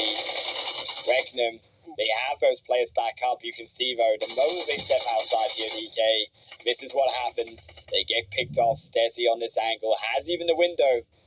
It's going to be difficult for them. I mean, you just got to commend the efforts coming through there from Bonfire, right? Yeah. Again, being the best Sanok that we've seen from them. The most insane amount of eliminations they've been able to secure just here. Of course, as we know, phase 2, they brought through 8. They instead now added even more to that. But speaking of adding even more to it, right? The Pain Ladies, they are showing quite a bit of a dominating presence within this current phase. I mean, Regnum, they're going to have such a tough time rotating out, and that blue zone is going to force their hand. You can say almost nearly the same thing coming through here from KYS Virtue. Yeah, love to split though through from Pain Ladies 2 to take down both squads simultaneously. Don't let any of them move into the zone. Let the blue zone as well. You can see them hovering back, letting the blue do the damage as much as they can onto Regnum. So brilliant position here. Pain Ladies also goes 2 onto KYS Virtue. Did not step close enough at an angle to where Regnum could actually peek over to that more upper side and take them down. So the positional key of play coming through from Pain Ladies, really well put out, fought through. They will take down another. Cakes again down to the solo. They're trying their best. They will find one coming over his hillside. You got to believe that's the end. It is for Regnum and Pain Ladies. They will get that chicken W at the end of the Sanok game. I mean, you gotta love it though. Pain just really looking to improve their overall Sanok performances. I mean, they had a pretty decent run all the way back in phase 1, but what they brought through here, just taking it over and beyond. So an absolutely glorious play, of course, hitting those double digits. Just gotta love it when that happens, and mad respect then going out to the Pain ladies. And also, as you mentioned, they're a very aggressive team so far in this Phase 3 here. They've been able to get 7 elimination points in that last game, DK. Now they're getting double digits eliminations and a chicken dinner on top. This is where we could see Pay Ladies actually shoot themselves up right to the top, especially considering that Yakut struggled once more when it came outside of those eliminations to getting some more placement points. Yeah, I mean, if you can find the momentum and you can ensure it persists as far as you can possibly, draw that, it's amazing. It is amazing. So, yeah, you definitely got to commend the efforts being brought forward here by the Pain ladies, as you've said, right? A great run over on Murmur, being able to not only replicate but improve those standings. Well played match. Well played indeed. We also have to look towards Regnum. This was also a pretty big game for them as well, right? They were struggling those first 2 games, DK, so getting those second position. Yeah, we see Pain Ladies on our screen, but Regnum actually getting those points as well. Got to commend their position actually on that more shoreline. You could see a world where that zone went down to the shore. They had such control over that shoreline as well for such a long part of that game. It was only when the zone shifted back that they really struggled, especially KYS Virtue, right? Taking those initial first knocks onto Regnum really slowed them down onto getting that hill where Pain Ladies then took them over from. I mean, again, it all comes down to how you are able to capitalize on the available positional play here. And I think for Pain ladies, as you've said, right, being able to move in, get themselves up on the hill, paid them great dividends.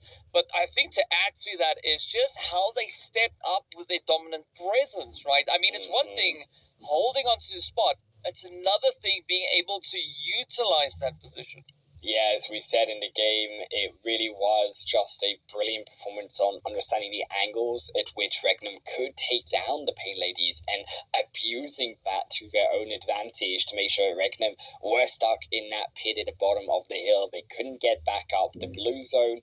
They used it well here to be able to damage down Regnum while they dealt with KYS Virtue, and that then allowed them to simplify those 2 teams coming at 2 different angles down to 1 team at a time with the help of the Blue as that kind of extra person on their team. Yeah, well, that is the thing when it comes to Sanhok, right? You're definitely going to have to watch that Blue. And I'm actually curious to see, how much the Blue was able to bring on through in this game, as we do see Pain ladies essentially bringing in the exact result that we saw come through from Yakut back in match number 2. Again, finishing on the double-digit eliminations with that accompanying winner chicken dinner, accounting to 20 total points. So phenomenal stuff, but you got to give it up to Bonfire as well, right? Yeah. I mean, 14 eliminations, that is absolutely crazy. Adds an insane amount coming through from Bonfire Pmmi. KYS Virtue really stepping up here on Sanhok, one of their stronger maps as well in that position alongside Regnum.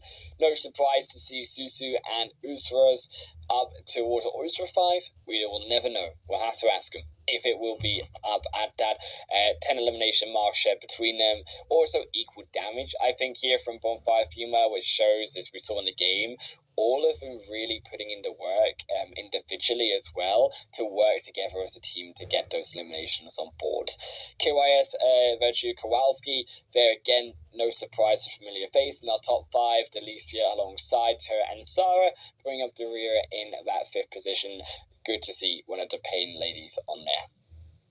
I'm just very impressed with Susu and Kowalski both sitting on exactly the same amount of damage. Yeah, right. that is impressive. I mean, you know how difficult that is. That's teamwork. That's synergy right there. The ultimate. And they're not even on the same team. I mean, so like great minds think alike. So absolutely phenomenal effort coming through, and of course, well, no surprise, right? Bonfire just lighting the lobby on fire as they secured themselves, 2,000 damage. I mean, this is scary to put into perspective because the amount of eliminations they secured in this game is nearly double what they've been able to secure in match 1 and 2.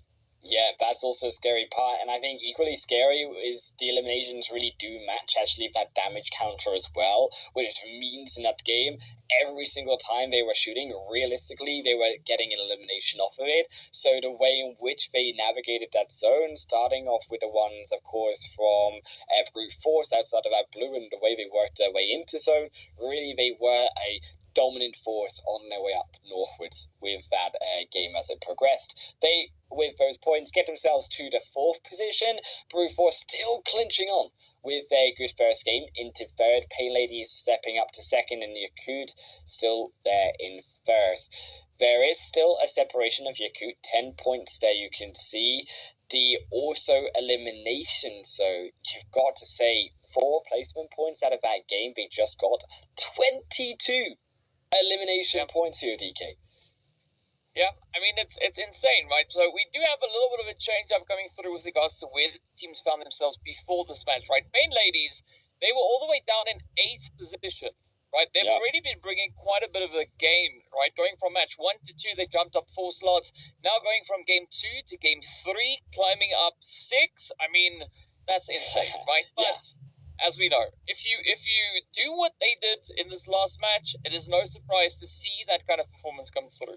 Yeah, and also top 5 eliminations, we can see them there. While we also have that on screen, I actually wanted to say the overall standings are not there now, but 3 of the teams, 6th, 7th, 8th, at 15 points right now. 9th at 14 points as well. Those standings in the middle of the leaderboard, DK, they are extremely close from that left side into the brim of the qualification zone of that top 6. So going now into Miramar soon after now really is going to be an important factor of teams utilizing Miramar to separate themselves, of course, from those rest of the teams.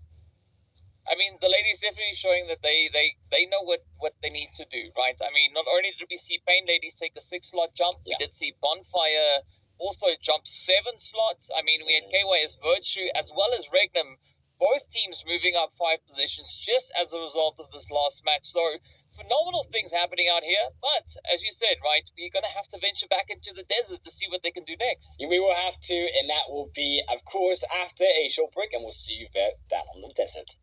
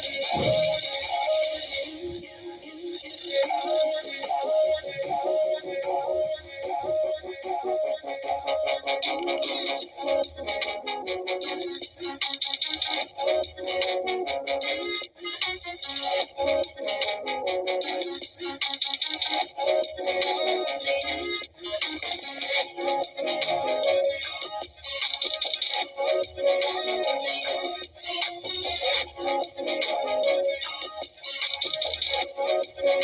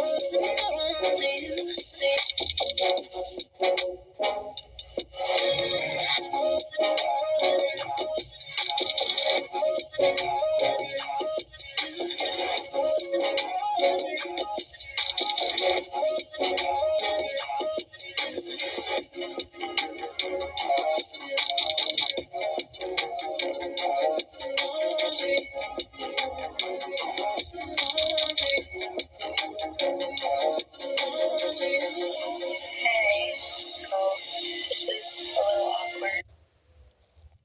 Welcome everyone once again on board to the Pmmi train as we've just come off of Sandhawk here at the PMEWL mid-season showdown. My name is Harlan Wolf and DK alongside this train. With me here, well, you could be inside the train, I hope not alongside the train. That's an English issue here. I mean, I just come from German. Maybe I shouldn't have been speaking German like in the entire break. It's gonna be a bad idea now moving to English conjugations.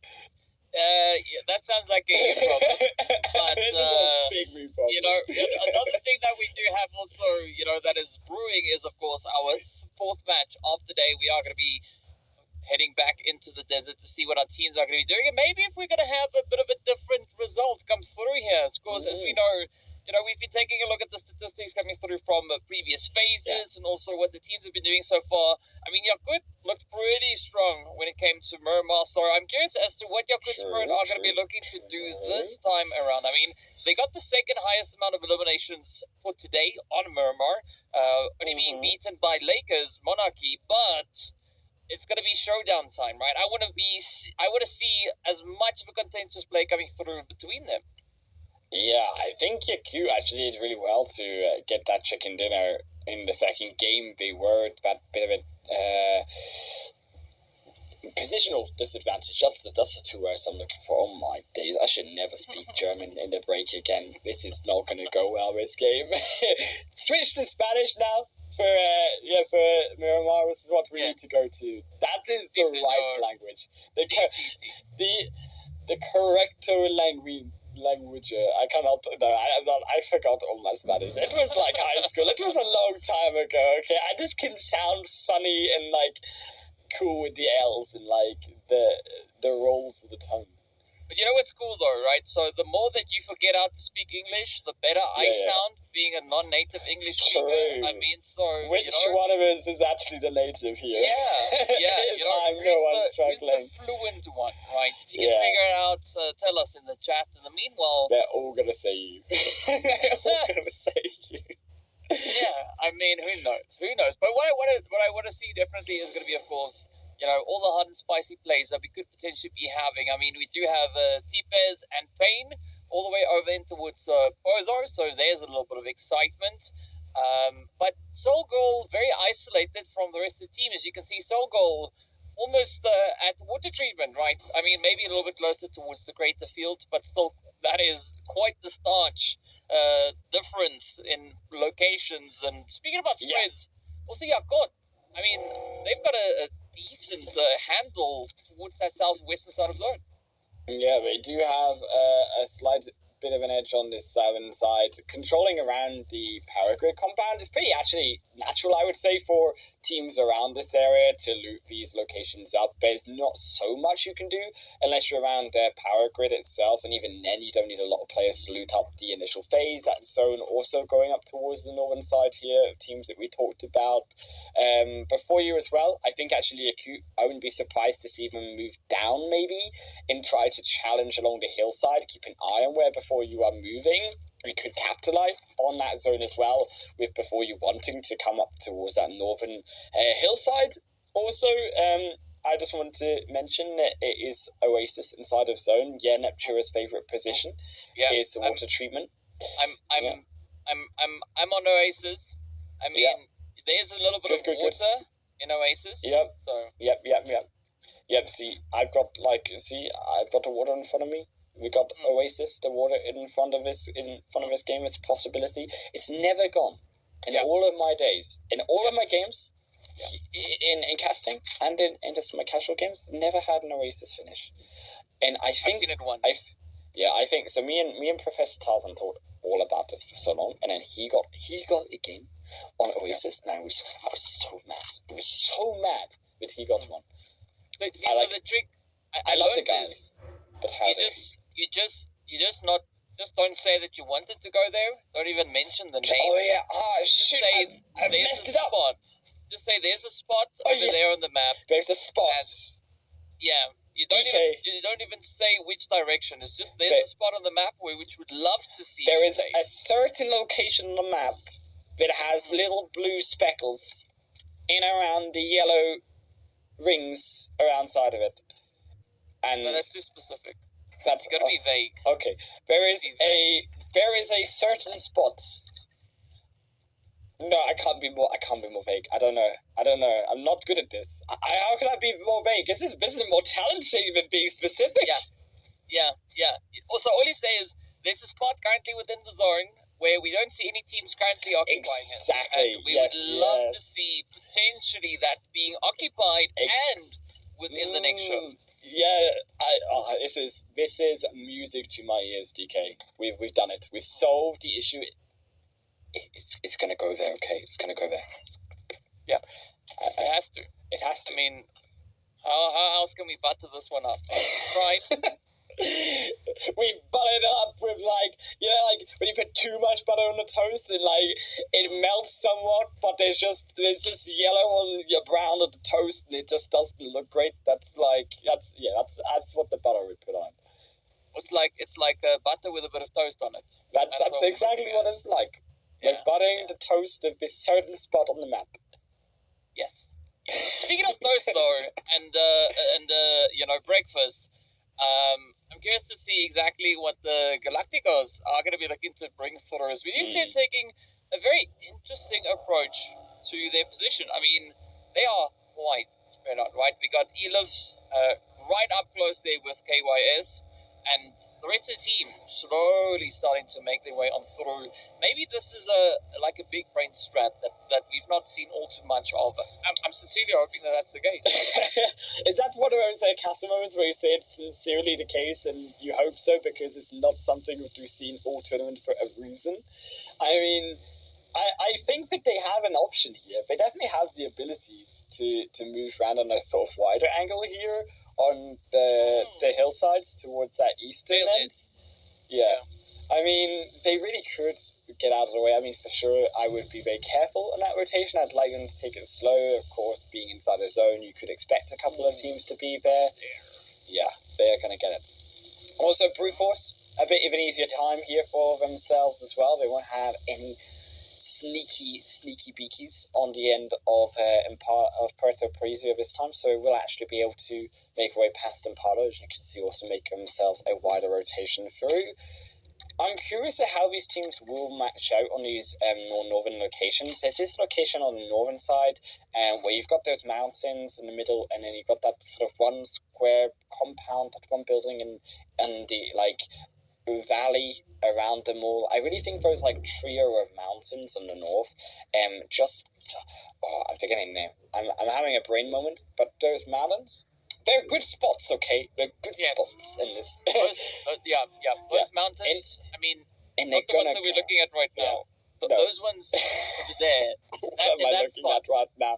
Yeah, I'm gonna pretend I'm not looking at what I'm looking at right now because that is a funky looking mountain. Like, It's the vehicle that the Invisible Man drives. yeah, that's true. We've seen the people driving the invisible vehicle. Now we got the invisible vehicle with it's blending in. It's called camouflage. This is what they do in like the nature documentaries. They camouflage. They're ready to like spy down. They're waiting on their moment, like a good nature documentary camera person. They're waiting for their opportunity to snap and get that illumination. Yeah, I mean that's exactly word for word, play by play. That is what we're looking at right here. We're also looking at MIR about to have a few visitors pull up to them. They are. By the name of KYS, and then of course we got the $1 million babies just holding slightly over towards the eastern side. So this of course is Mermoth. Things appear much closer than they actually are, but I'm curious to see whether or not MIR will have to face off. Yeah, it's quite a far movement for them, but there are a cluster of teams around that location for sure. They should have some mountains towards themselves. I'm actually also curious to see how these rotations coming through from the western side, right? You see a few of these teams wrapping around the blue, making these big movements up to La Coparia, and also down TPs. That was like, you see just like around where TPs are, like this is like the mountain side that like you can sort of utilize, and where Yakut here is actually here is a trio of mountains. So you move from where TPs are into where Yakut are, and then it's that like valley. That's what I was talking about on your screen. I nailed it. See, that's where the zone's gonna go, because I didn't talk about it, and now it's there. See, we worked it out. Oasis betrayed me though. I can't believe that again. Yeah, because you said the name, so but it's right. Yeah. You just gotta refer to it as that place over there. You know. Speaking of that, though, we do see a little bit of an engagement going through there between TPS. Now, a Soul Girl does draw the Soul Girl. I said goal. I mean, either which way, Soul Girl does draw the first blood. And a very exciting one, as we did see Regnum actually being the team losing their first participant. Yeah, I mean, definitely going to be Regnum and a little bit of ditchy when it comes to obviously getting out of a potentially number bad performance. I'm hoping it's won't affect them in terms of rotations. Miramar really is crucial to keep all your players alive as long as possible. Just a value that I think players brings has the highest value. On Miramar, that was also a lovely flip. That car incoming back up though. Who knows? Maybe they're friends with Chuck Norris and then change up everything. So, there's a lot of endless possibilities. Even now for the side there of Pain, as we do see Stacy getting taken on down. Goat, very, very close to finding yet another bit of an opportunity. They've got Pain, they've got Yakut, they've got Hard to Kill, all held within the vicinity. So I think this could be a very exciting spot for them. Yeah, again, Go Valkyries have this really nice position. They also have the position that you really want looking over his building right as well. Pain may decide to go to that building. I would expect a team, if we see this zone stay around this area, to really take up one of those building positions. TP's on the end of it all as well, still just very on the edge of the zone at the end of La Coparia. I would also expect actually TPs to maybe make a bit of a wider rotation into the top side of that mountain. I think actually coming up while the zone still has that northern end of the mountain in play and wrapping around would give them some more freedom rather than trying to dive into the central zone this late because of their extended looting phase that they've decided to take up. They will go down towards the south side though, which does cause some slight concerns for me in terms of them getting in now at a later point. Well, let's see whether or not those concerns are going to be valid, as we do have Brute Force starting with a little bit of a play there. As you can see already, the feed starting to light up. Meanwhile, the Lakers are going to be looking to get themselves situated up in towards the northwestern territories. But as we also then know, up on the map, right, Yakut still going to be lying in wait, so this could be a bit of a golden opportunity, a bit of a golden chance to see those upsets now follow through. Speaking of which, Up comes Inception. Ooh, down to a 2-piece, but they do secure their first elimination.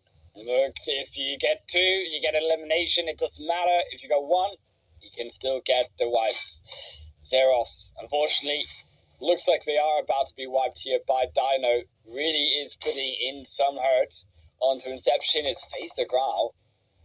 Looking for the new angle. The needle's being cooked, and immediately as it come out, the vehicle protection almost got down. Dino disease, find a nice bullet, but he's also low. They're also so low, and she will fall. It's Phaser Grau down to such a low position of HP. They find one, but can they heal in time? Yes, they do. Back to the gun, but it's not fast enough. As it will be Brute Force picking up the last. They will get they won't get a revive off, but they still will have 2 players alive for themselves.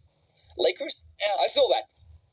Yeah, it is what it is, right? At the end of the day, I mean, Lakers, they have quite a bit to live up to, right? Based on the performance that they brought through on the first Murmur.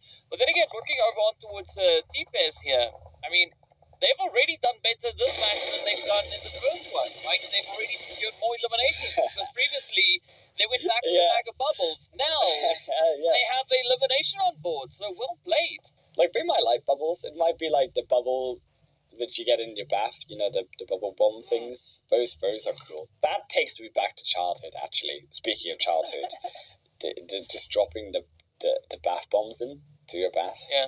And feeling like you're a true scientist exploding your parents' bathroom. Yes. Goals this child. A little bit worrying, but sure, we'll take it. Speaking of worrying, though, Yakut, I mean, right, just sneaking up on the edge, but we saw that Overwatch coming through from Lakers as well as T-Pes, right? So, T-Pes, they can definitely play quite a bit of an opportunity should they spot out Yakut Spirit. Yeah, Yakut Spirit in a slight issue there on the rotation was a slightly slower rotation in a dangerous or slightly more dangerous location as they make that rotation through. T-Bear's not looking in his direction for now, and now as they move and see this rotation, it already happened. So you could get into the clear for now. Definitely will take some shots, but the important thing is that they got the cover at this moment, and the vehicle issues that they were having weren't spotted in time, so they do get to safety. Ooh, alright, so KYS presented with a bit of an opportunity here to up the ante. Also, right, they are essentially now on par with what we saw on the first Murmur. So let's see whether or not KYS can actually lock in the head. Ooh, alright, so that one connected onto the vehicle. Unfortunately, not going to be resulting into a knock or confirmation just yet. There's still a lot to be played and a lot to be had. We also see that we've got the players from before also holding just outside the zone over towards that southeastern side. And they also have a little bit of support coming through in the chat as well. So I'm excited to see exactly how far before are going to be looking to push they play this time around. I mean, they did quite well in the previous Murmur, so there is a golden opportunity for them to try and replicate those efforts. But looking at the zone, well, this is going to be an exceptionally challenging zone to play through. Yeah, this is a really difficult zone. I really would look for a team to control that northeastern side. I mean, if you've got a zone where teams need to rotate through that Death Valley portion, you can really take advantage of those squads rotating there. The only issue is you'd have to do it from that northern hillside. Coming in on the open, where there's also teams on that southern hill of the zone still in play, would end up getting you murdered. So you will need to do it from a new angle. It would be a possibility though to catch those rotations like some $1 million babies, making that move still into the play area. Pain Ladies also in play though here versus the side of Red is here. They're coming in. Cakes, Regan and Karia almost going to go down. Cakes will only burn instead. Onto her knees is now go Valkyries coming in from behind onto MIR. That will be 1 to 4 for them. Asika also going away in the elimination feed as Winnie seems to be getting the better. So Pain trading it back and getting another 2, even though it was Reganum invading into that fight. Oh, yeah, but I mean, it's no surprise to see things slightly going a little bit more downhill here for Regnum. I mean, they did also have a pretty tough run for the previous Murmur, so things, again, right, not looking all too fantastic there, but hopefully they'll still be able to bounce back from that. I mean, Malim here is going to have a pretty tough play as up comes Company. It's going to be Sarah looking to contest, looking to just find the spray as Cakes is just losing HP, and as does the rest of Regnum. Off they go, just away into the position. Now it's going to be up to the Wild Fairies here to see whether or not they can, or Wild Pixies rather, to see whether or not they can hold up against the Goat Valkyries. And again, I mean, looking at this angle, this is exactly the kind of setup that you want to play towards edge of zone. Goats have a really great spot here over Wild Pixies trying to navigate their way out of that very edge of the zone and get a better spot. You can also see $1 Million Baby.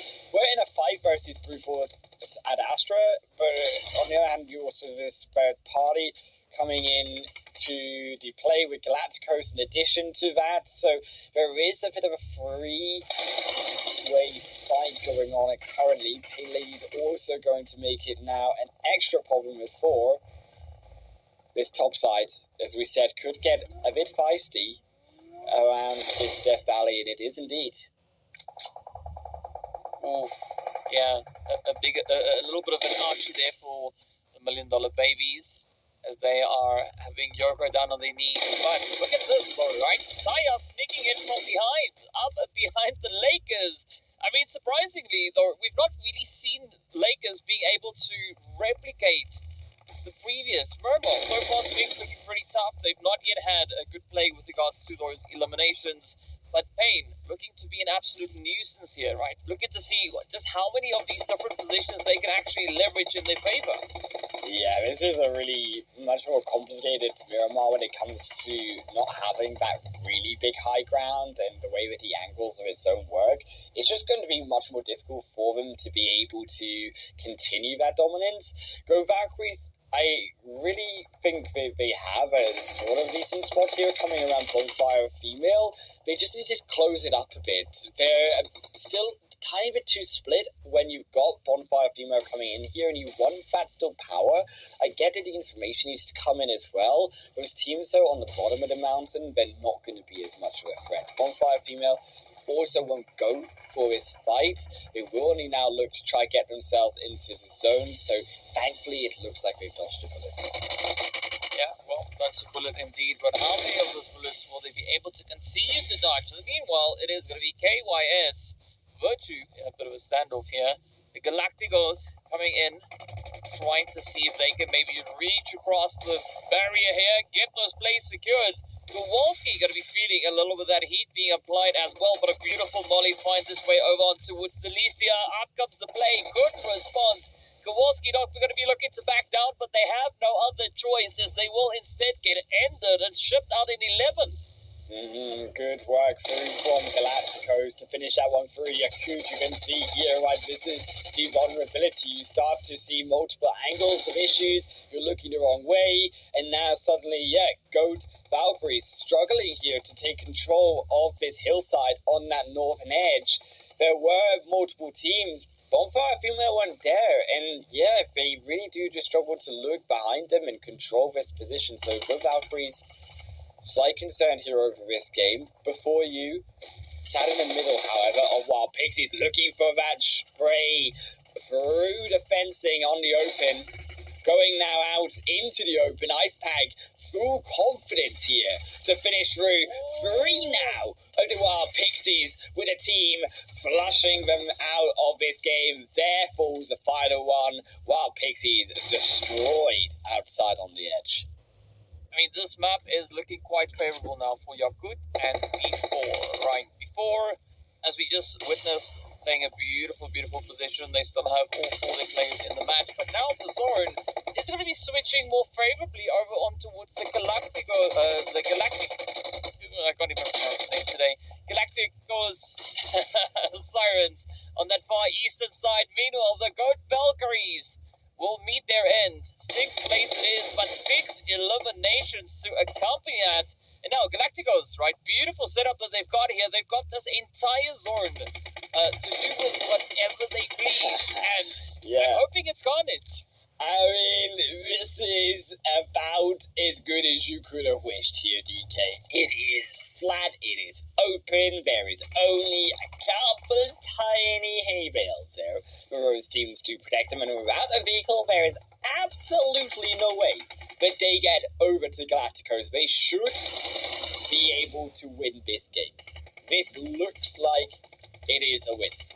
However, I might have cast a curse them. They still need to do the work. They still need to have the skill on the gun to be able to eliminate these enemies approaching their castle. I'm not gonna lie, you almost sounded like Uncle Roger there for a quick brief second, but either which way, it's going to see whether or not Galactico Cyrus can actually defend their honor and their possession of the zone. Already up good, coming through with a bit of a northern contention here, looking to see if they can creep their way on forward before down to a potential 3-piece, unless of course they can get Ice Peak back into the fight. This is looking pretty tough now, especially over towards Bonfire, as they are exposed, they are open, they've got nowhere to hide, and well, it just leaves them at the mercy now of Galacticos. I don't think there's mercy. That's not in their dictionary last time I checked, and it's still not there. By the end of this game, I'm pretty sure I would put my Oasis down on it. That's what I would put down on it. I will sacrifice an Oasis game for Galacticos, keeping this zero mercy against them as well. Cylinder, I don't know where it went wrong, but there are 3 players knocked, and I'm not sure how it quite happened. Yakut Spirit, though they will take down Bonfire Female, make the equation 1 less down to 3, is before you still trying to figure out the conundrum of getting across this open field. Yakut against them as well with the 4 players, up to 10 eliminations now. Yakut are on a tear tonight. I mean, they are exactly where they were in match number 1, right? Again, sitting on those double-digit eliminations. So Yakut showing some great momentum, great pacing, but again, it's going to be quite challenging because, as you pointed out, how on earth are they going to get themselves secured moving forward into this next zone? I mean, looking at Akame reaching into the edge, that could definitely lend quite a bit of a helping hand, but again, right, it's up to Ellipse here to try and see whether or not they can suppress any of those advances, and with that, we do see the dummy getting taken on down.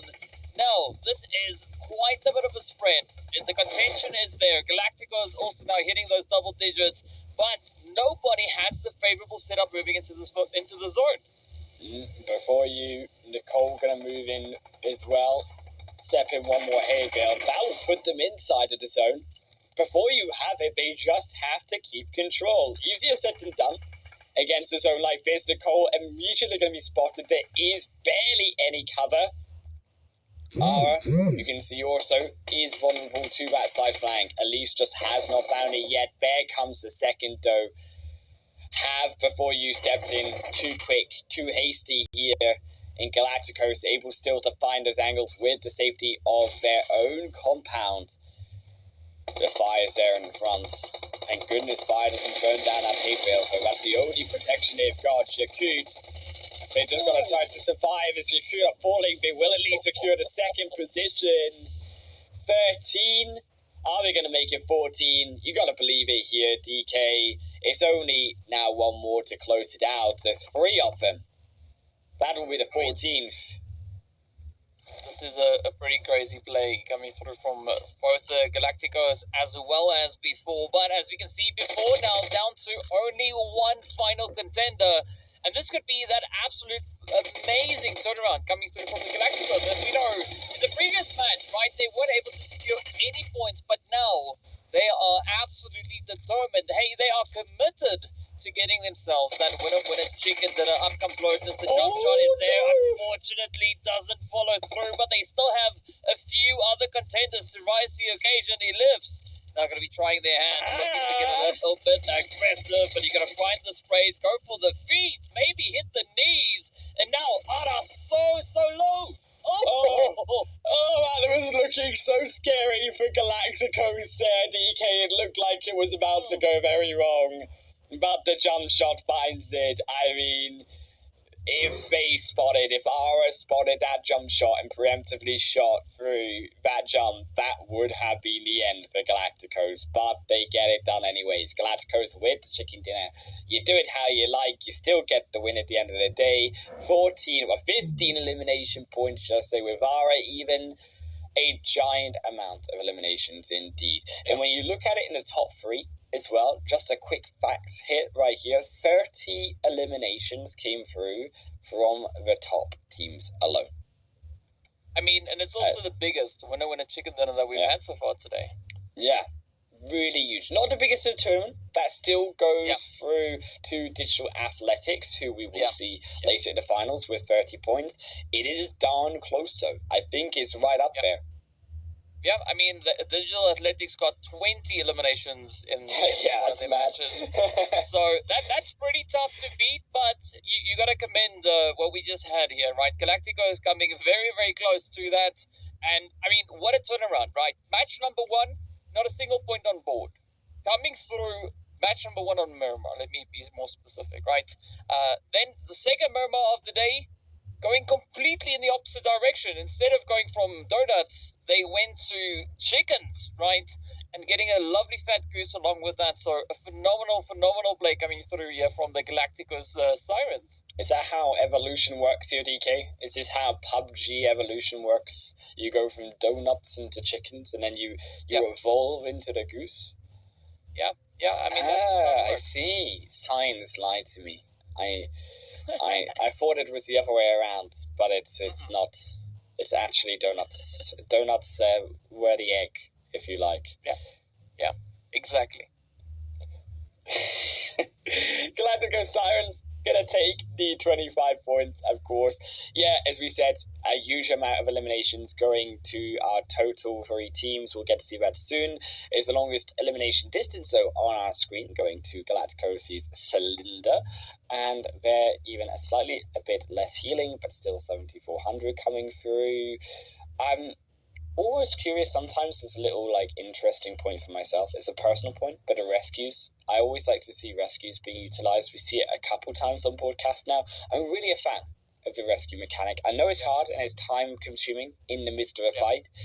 I like to see it utilized though. Really love this new mechanic that they came in at the start of the year with.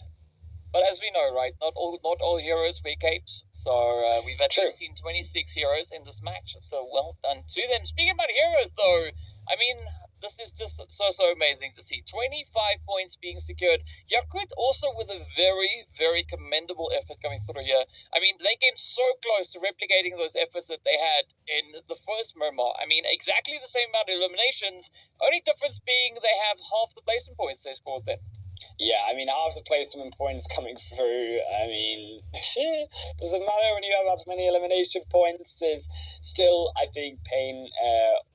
Also coming through there with the points as well as you could before. You can see just above them with those big elimination points, make it actually 31 eliminations just to make it even worse. I mean, you could add pain in there and you get 38. I mean, is there any more points for them to have at the bottom of the leaderboard? No, because the 10th to 16th position is just 1-1-1 and a fat much of zeros. And again, another bit awkward performance coming through from Regan and Kara. KYS Virtue, slightly concerned about these teams coming through into today. They were 2 of the teams that we highlighted, saying they have big expectations. Miramar again struggling here for KYS Virtue, but Regnum, I think, have been the biggest disappointment, if we could like to say, in terms of their performance not living up to the expectations we had for them. Yeah, I mean, it definitely has been quite a bit of a tough day, a tough play. I would love to see them, being able to rectify that moving further. One match still. That's all they need, right? One match to shake it up completely. But Galactico is still coming through with a beautiful representation here. 878, 805 between Elifs and Cylinder. I mean, right, 13 eliminations just between the 2 of them. Yeah, I mean, to have 13 eliminations, which between 2, you would expect it to be between 13 across the whole team. You can see the dominance. This is also going to, quite frankly, shoot them up in that top total eliminations of players. Fiano, a again making it here from Yakut is on, I think, every single player focus this evening. I've not seen her not there, so she's doing well when it comes to consistency and fragging for her team. Yeah, well, definitely, bringing quite a few of those frags on through. But again, looking over on towards damage graphs, a very consistent performance coming through here between Galacticos and, of course, that of Yakut. I mean, but even though the damage figures are very similar, Galacticos, they were able to convert more of that into those eliminations. Yeah, and this is where I think the success of that building came through, right? You saw that building at the end of the game really was a crucial factor for Galacticos to surviving, especially when it went down to that solo player. That was, I think, shield that they needed to be able to get those players back up. It almost went awry at the end of that game. You get the chicken done there at what they needed at the end of the day. They were able to achieve that success. Yakut as well, doing really well, trying to survive into that second position. In the end, there's just no more space for them to survive, and they also ran out before you taking that position. As we look at the overall standings here as well, Yakut with that performance, still in first position. Pain still keeping consistent there in second, above Brood. Bonfire Female not changing either between third and fourth. The change, though, is in 5th and 6th here. Galacticos Sirens, with that big game, get them to that 5th spot before you just under there in that 6th position also with the big amount of points. And you can really see here, DK, that one big game, but we've been talking about it, all of these teams at the bottom could have it and suddenly be in that top 6 to the qualification area. But you also got to put that jump for Galacticos into perspective, right? Yeah, they it's climbed huge. 11 slots. 11 slots. That's a lot of way up slots. into fifth. That's a lot of slots. That's a crazy amount of slots coming through from there. And I mean, so, big respect going out to them. You also then got to commend Wild Pixies as well as before you. Both teams also then taking a 2-slot and 3-slot jump, right? So before you, they were in 8th place. Now they're up in towards 6th, and of course then it was the Wild Pixies making another 3-slot jump all the way up in towards 10th place. So some very respectable bits of gameplay coming through here, but we also have a tie there for 10th, 11th, and 12th place. So again, right, a lot to be determined moving into our final match of the day. A lot to be determined, especially around that middle of the leaderboard. Our top 5 eliminations as Fiano, no surprise, but we've seen her all evening to be at the top of the elimination chart. Sarah and Susu, though, just very close behind in the 11 and 10 positions for Pain and Bonfire Female. Corey, the Yakut teammate here in 10 eliminations, and Seren with 9 teammate there for Bonfire Female. As we are moving into that last game here, DK, we have one more opportunity for these teams to get the points, and they better, because their middle leaderboard needs changing. We'll see what they can do after one more break. Things that have been really working out well between us, and I think it's time for both of us to kind of just move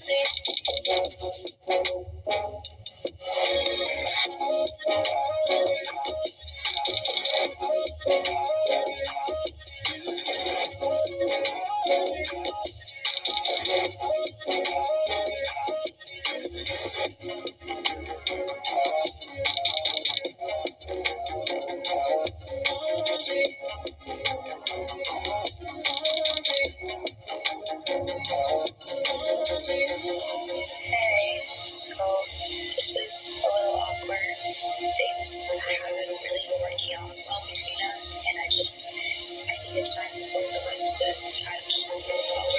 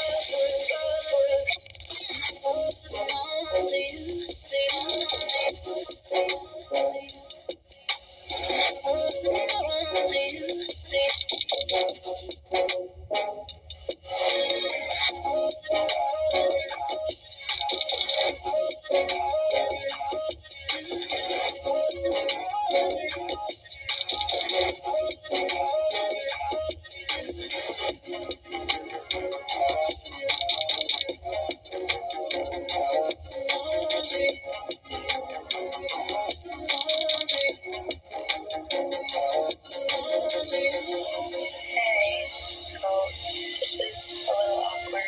Things haven't really been working out as well between us, and I think it's time for both of us to kind of just move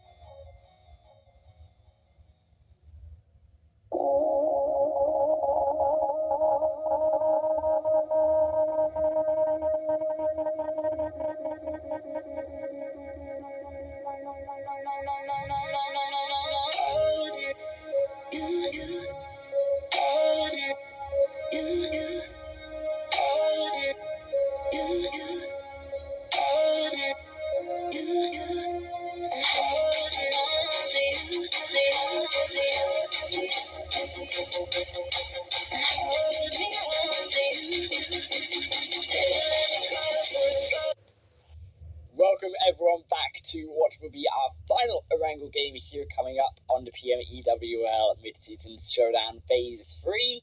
My name is Highland Wolf DK here alongside me. It is just off a heated Miramar Galacticos win with a shot of 11 places. Reminder on that leaderboard here DK to that 5th spot. Can they keep it up though? Because their Erangel has not been looking that great.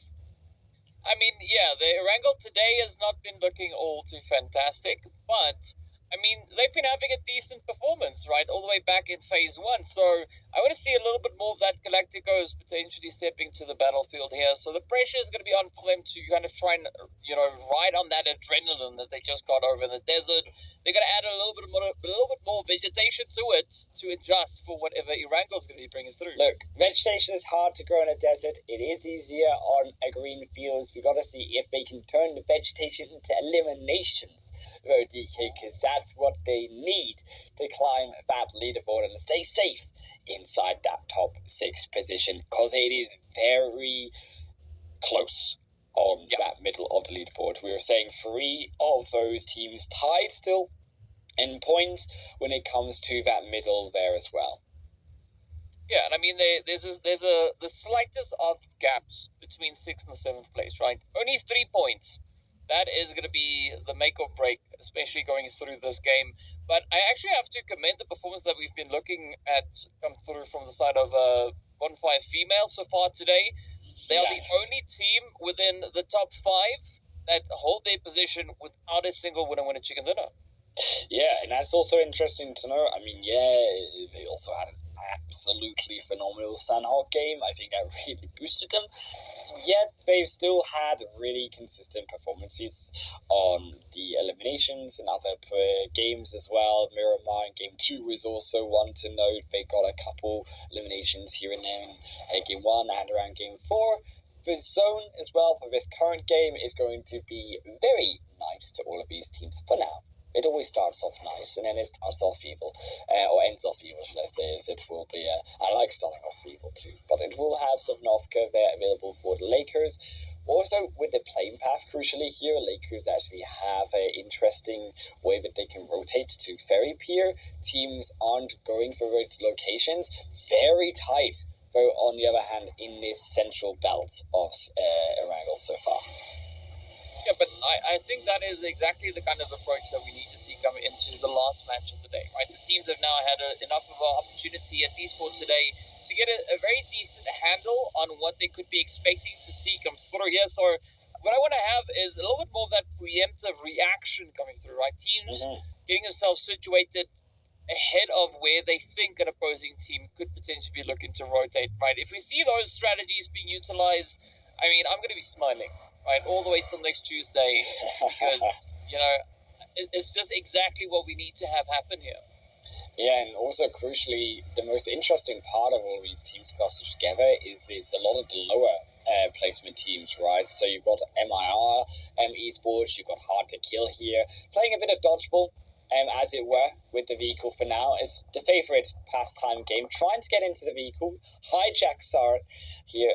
That's not how you do it. It's not GTA, I'm afraid. Hard to Kill, and Sebe definitely has a weapon. Yeah, I mean, that makes the game that extra little bit more challenging. So it's going to be a tough one.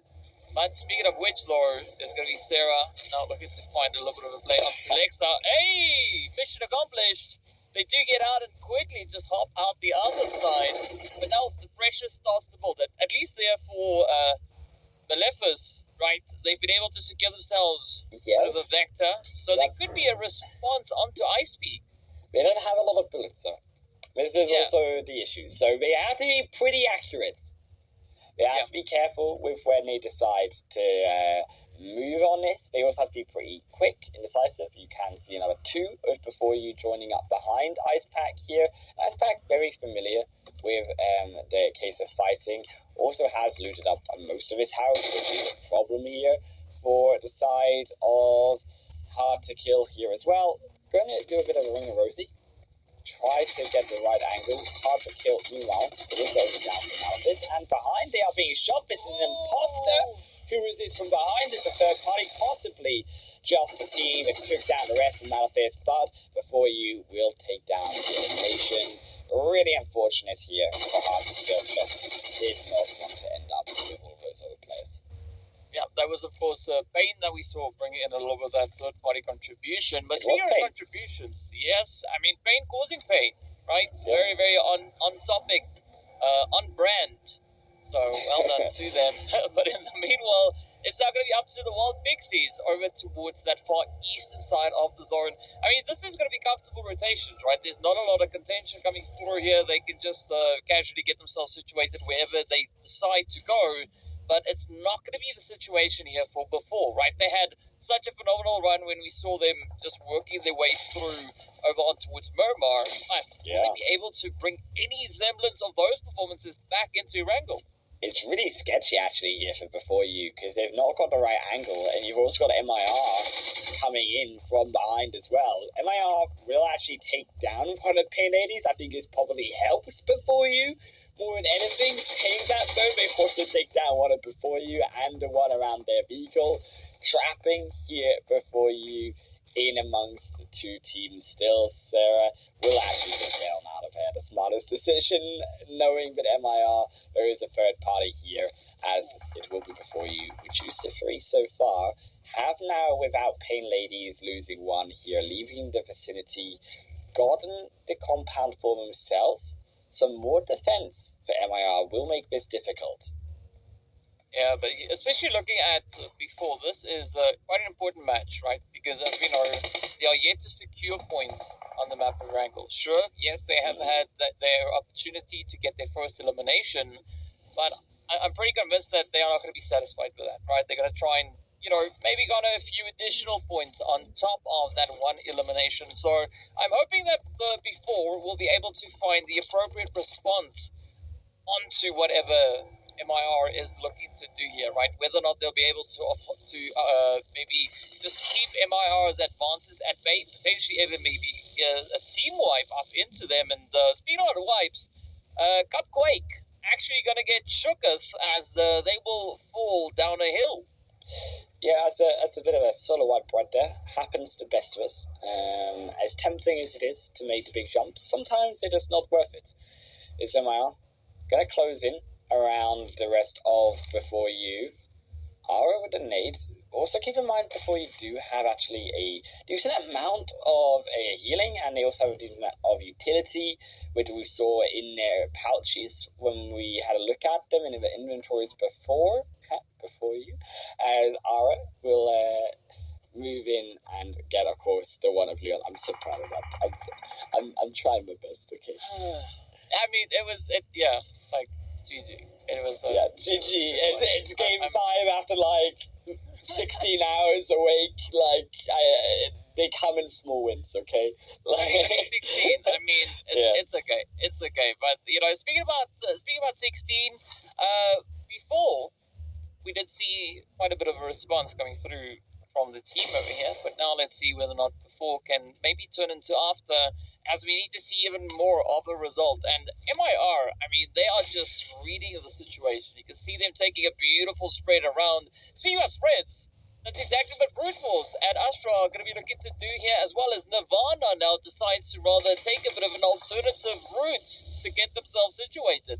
Look, I would take alternative routes if I saw a whole team of brute forcing their way into me, Arctic, and we're close enough towards heading in. Just didn't have the Ortho Gunner on the back to be able to shoot them down. Before you, still in a stalemate here versus MIR. Slightly more concerned for MIR. I mean, you can even see an ice pack as well. The lack of utility is just a big one here when it comes to a stalemate. Before you really struggles with stalemates in the past and not having the utility to manage then later portions of the game.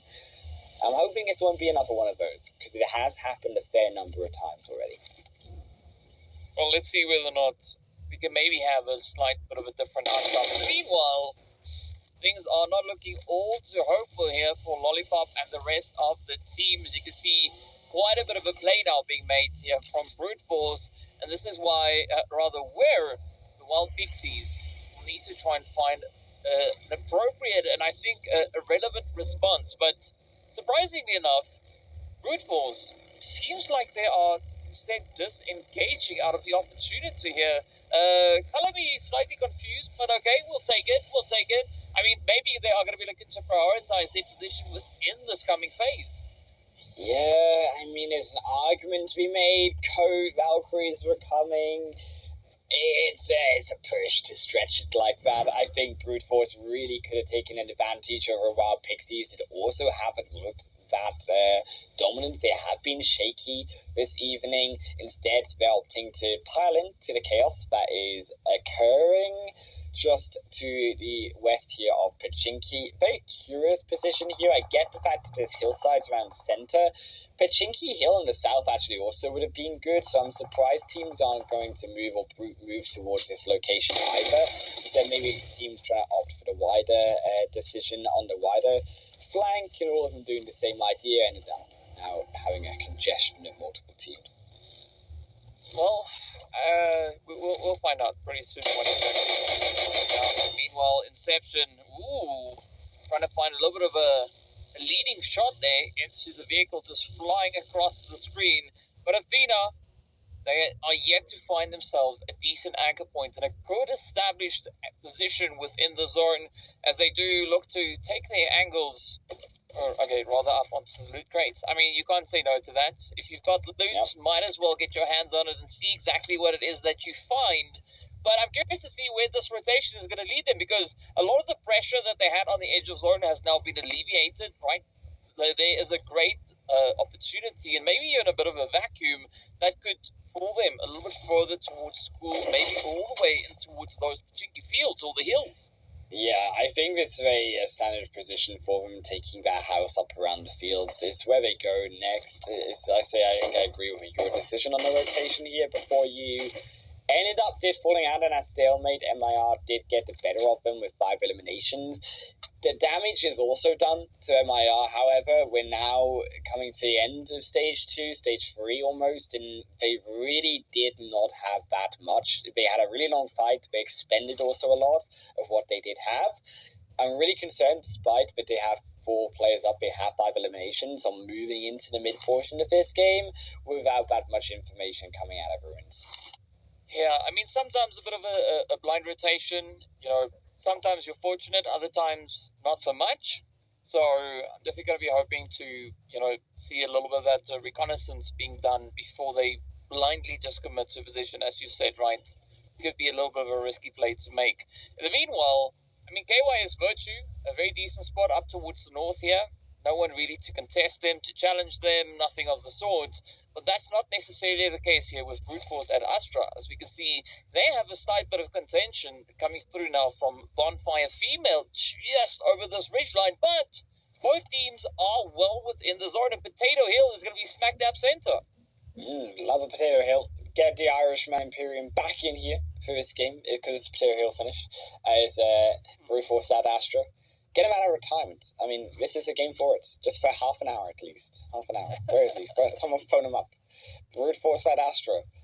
Gonna be taking, I think, still a position in here. They're not gonna move, I would say, in this position as well. This is an excellent spot for them in the south. They don't need to do anything just now. We also have, even though Bonfire Female are there, flanks maybe towards more of that, we could argue western side, with the hillside of Bonfire being able to use those sidelines to block out of each other. Could be risky with Pachinki not knowing the information, even though we know that it's empty and clear of teams. However, they do not. Lakers Monarchy also going to spray down on this extremely high angle over onto the $1 Million Babies, looking over that Pachinki hillside, one of those teams in that south end. Well, I mean, you got to try and make the noise that you can, right? Anything you can try and muster across the way. Speaking of which, though, we are seeing even more of a convergence now up towards that center zone. So a lot of that edge positioning now getting turned around. Teams are looking to step up and shake up as much as they can. MIR, I mean, they've been having a phenomenal run so far, right? Leading the charge for those 5 eliminations. And again, looking at what they've been able to bring through in the previous matches, so far this is their highest grossing elimination match that we've had on Erangel. Yeah, just look at that, don't look at the inventories. They're doing amazing. They are definitely going to do really well in this zone without So just don't look at the bottom of your screen. Just keep your eyes on the heads of the players, and you'll be fine. Is Bonfire Female just below them? They are moving into a dangerous area. They are gonna fill in that bottom of their inventory and make that grey into a lovely white all across the bottom there, which is what we want to see those numbers go up. As TP's esports also looking over here, MIR, one of those teams later on in the rotation as well, could look to contest. I actually also think TPs have, from a long range, TPs have an excellent position right now on these changes of course Wrangle 2.0, adding those sandbags, those sort of barricades. Really, I think one of those core central positions of the zone, they will be sought after as that zone does begin to close on in. Yakut just going to finish off Go Valkyries. Go Valkyries having a really difficult day, I think, so far this first day. They've got to come in and pull it out of the bag for the next day. Yeah, I mean, either pull a rabbit out of the hat or pull a hat out of a Pull out rabbit. the elimination points, please, not the rabbits. Yeah. That's what they need. The rabbits, elimination, same thing when we Right. are talking in PUBG terms. So let's see where they're going to be able to find those. But still, quite a challenging zone being presented to the teams. You can see them taking that shift over on towards the eastern side. But the Tommy, I mean, they've not had to move a single muscle, right? They can just stay there, hold the position. But I think this is where things could maybe get a little bit risky, right? Because that could either be a very sought-after positioning within the zone, or if they're lucky, no one could give two hoots about it and just stay up towards the north and elsewhere. Yeah, I actually think the north here, where KYS Kowalski is, I'm really eyeing immediately up those compounds there, building just above the island. No team can really contest you from the north anyways, moving in here, so they would have to come in from this angle coming down the hillside. This is where KYS Virtue can really take advantage of them, including the hillside right now. It still is available on that sort of island location, but they have a bit of a higher ground there and vantage point. So KYS Virtue getting to there really in the race versus Inception should give them this positional advantage. On the south, yeah, it's going to be a lot harder. You can see Galacticos struggling here against TPs coming out of that potato hill. They are going to be in some difficulty getting beyond that road, actually, in the zone, which is also a secondary problem, where it does split that zone in two, even physically more with the hillside, and how that is also split alongside that road. And climbing up that hill to get to the center of the zone will be difficult for both teams on the south and the north. Yeah, I mean, the southern side is definitely the more Hillary side, right? So there's going to be a lot of climbing. I hope they've got their hiking gear ready to go. But, sometimes the uphill battle can be quite rewarding. So we'll see just how exactly these next few plays are going to pan out. Meanwhile, Brute Force, they are yet to find themselves situated up in towards a little bit more of a secure position. Currently quite exposed. And the monster truck, I mean, it's nice. But still, it's a bit of a vulnerable vehicle, right? It's such an easy, big target to hit. It's quite a brutish vehicle, you could say. Do you like what I did there? I so I'm growing the dad jokes inside of me. They're merging out of you into my ability to also use them. As MIR Esports gonna lose one here. They are up to 7. They have garnered a couple more eliminations here. As Brute Force making their way up this hill, you can see the danger also of it. MIR, that was $1 million babies. Actually, sorry, should I say behind them? Pain Lady is even going to step up for a shot, but immediately get put back down. It says he almost loses their life as well here with a Lake who's on the loose coming towards them potentially too. I mean, still a very, very tough spot to try and play through. DPS also now going to be just on the very verge of a potential opportunity, right? They are quite close with regards to center zone. But now, let's see where this next phase is going to be looking to take us, as we'll find out within the next few moments. But, Dotsud gets dropped on down. Elysium now going for a little bit of a hunting play there, as they do enjoy the spoils of victory. But again, zone balling all the way over towards the eastern side, and I think this is where Inception actually have quite a bit of a position. This is one of those zones where you just, if your phone wasn't so expensive, you would smash it down, onto the table. Because if you were on that other end, on the east, now it pings back towards the west, how dare you? So, do these players evil like this? TP zone, that looks like a really evil native. That lands, oh my, please. That would be beautiful. For the camera.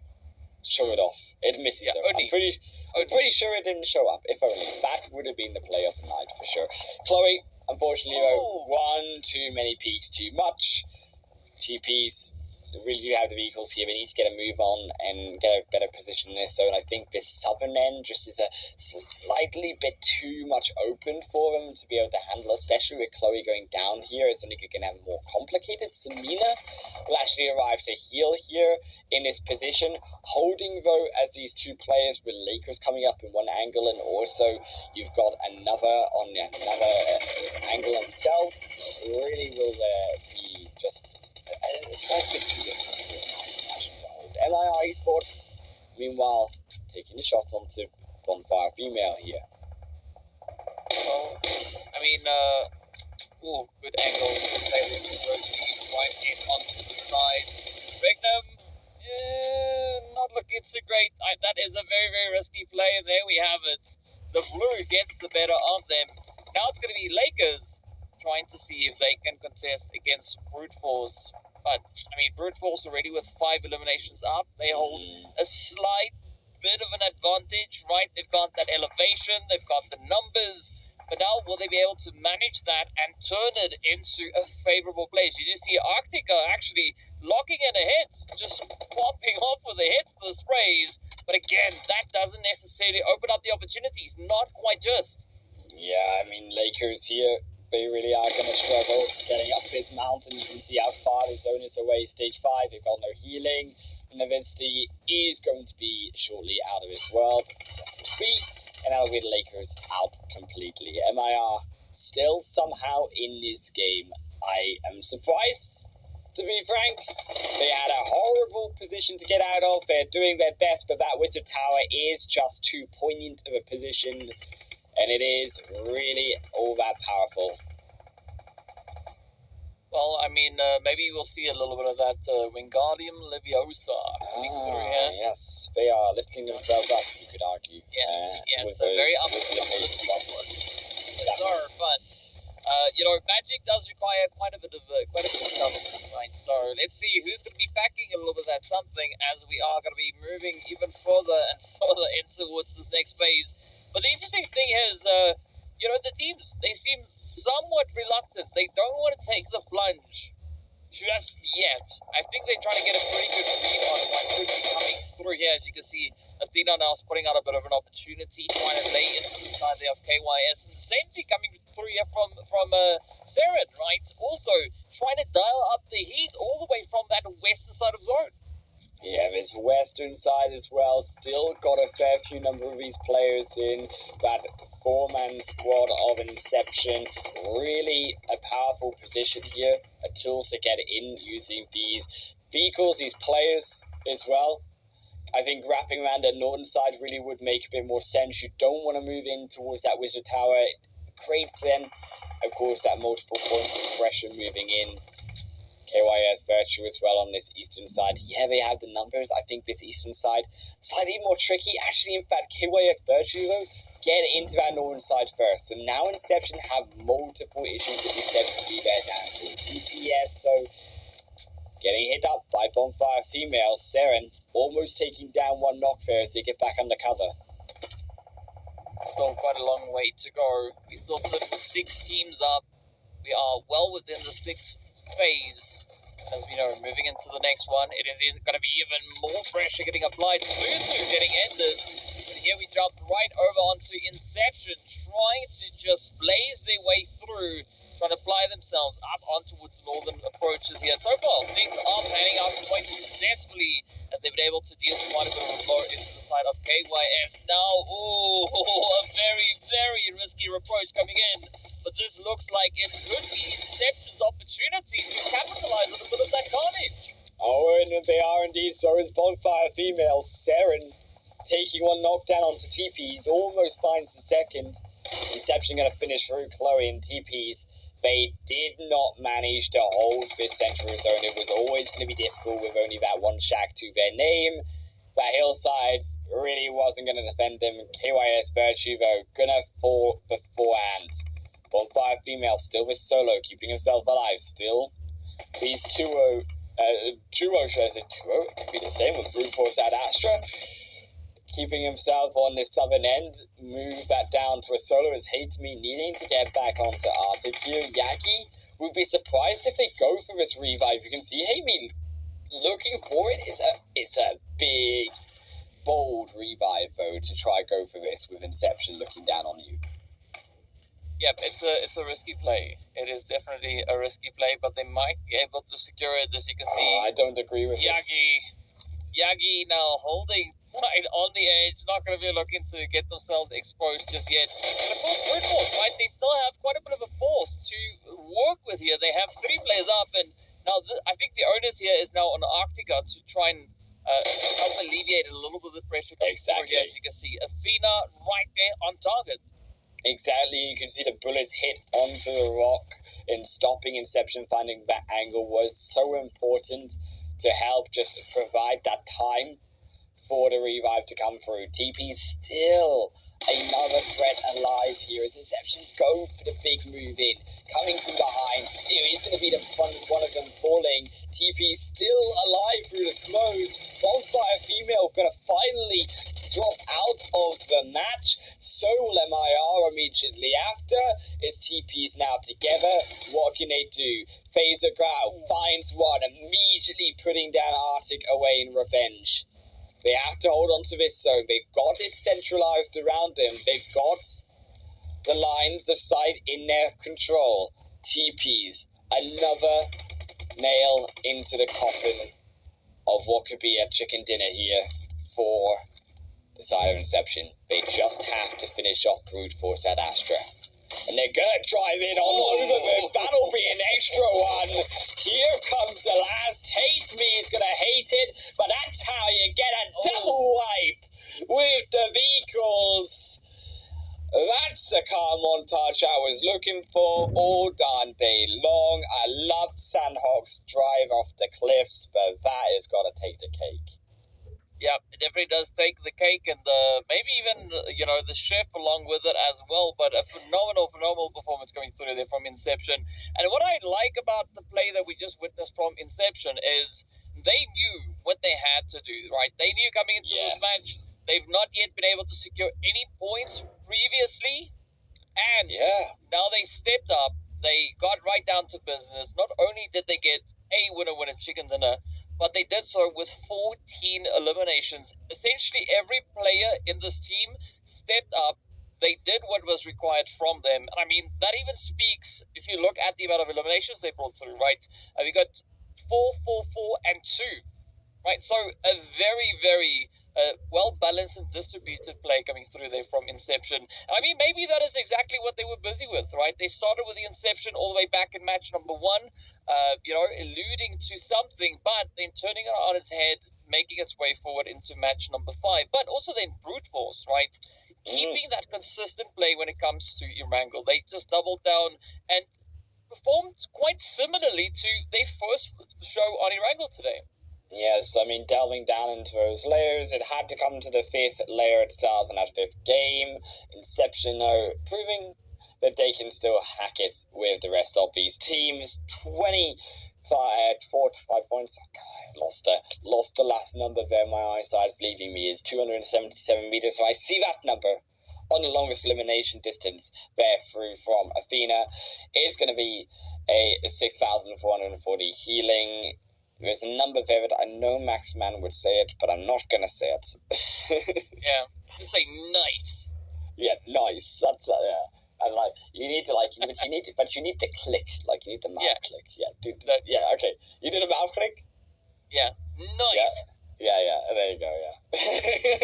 Exactly. It's just just the noise suppression that I've got on is maybe not allowing the darn noise suppression.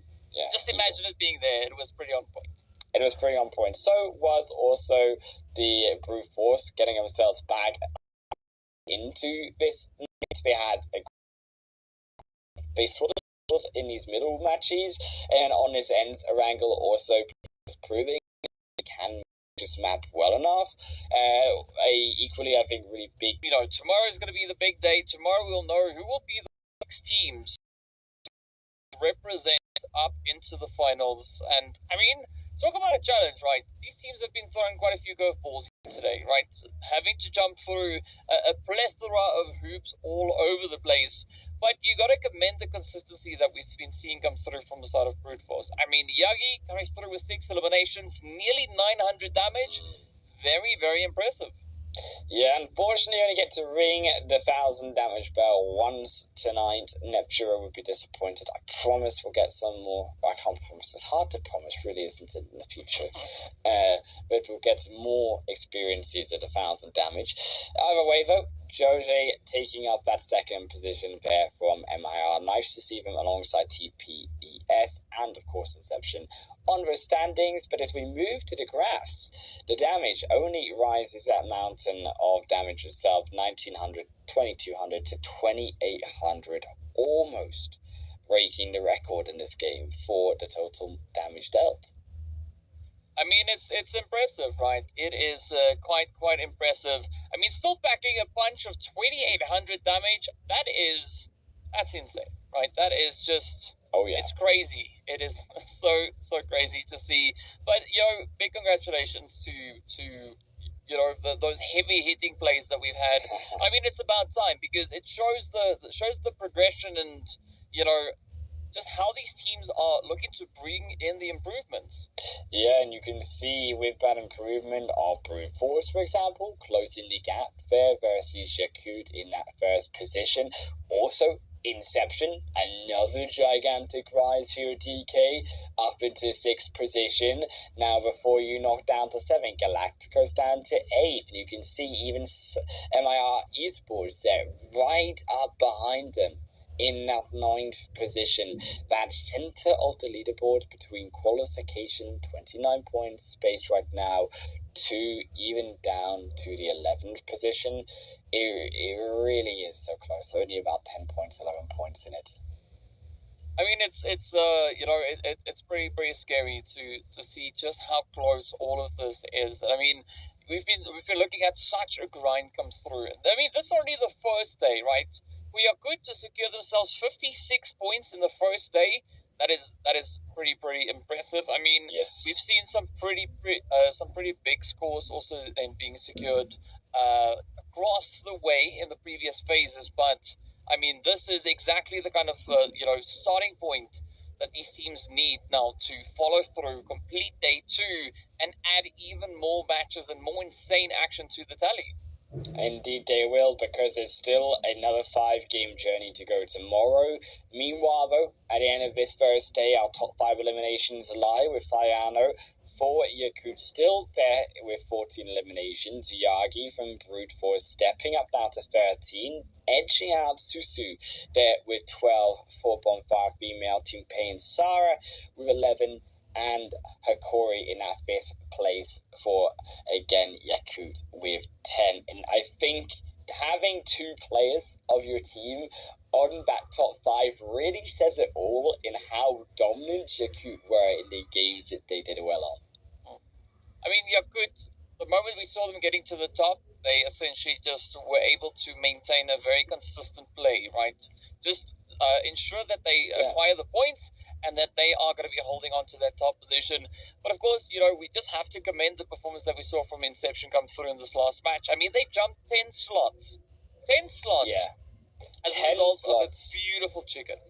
And I think that's the scary part. Going into tomorrow here at DK, you can see how close this leaderboard is, and no one's safe from elimination just yet. We'll have to see who gets those top 6 final places in the finals tomorrow for our final day of Phase 3, and that opportunity to compete again for that $7,000 prize pool in the finals. At the same time, same place with myself and DK. We'll see you there tomorrow. Good night.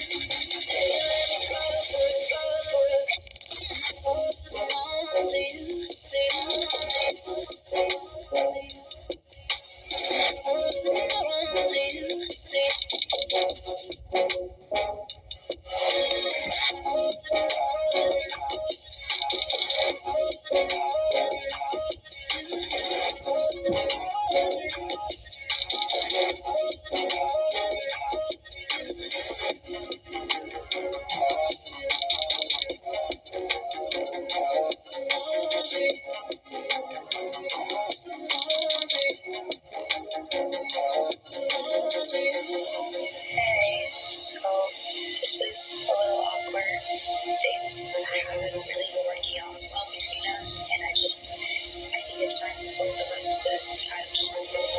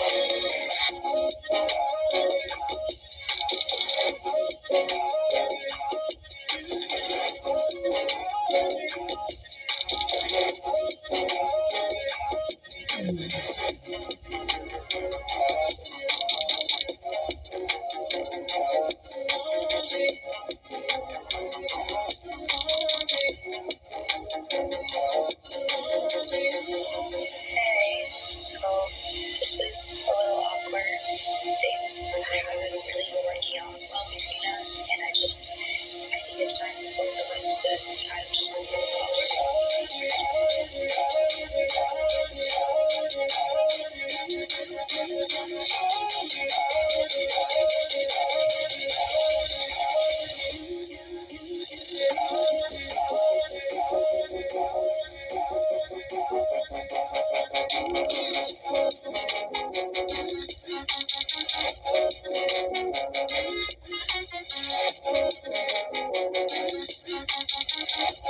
forward.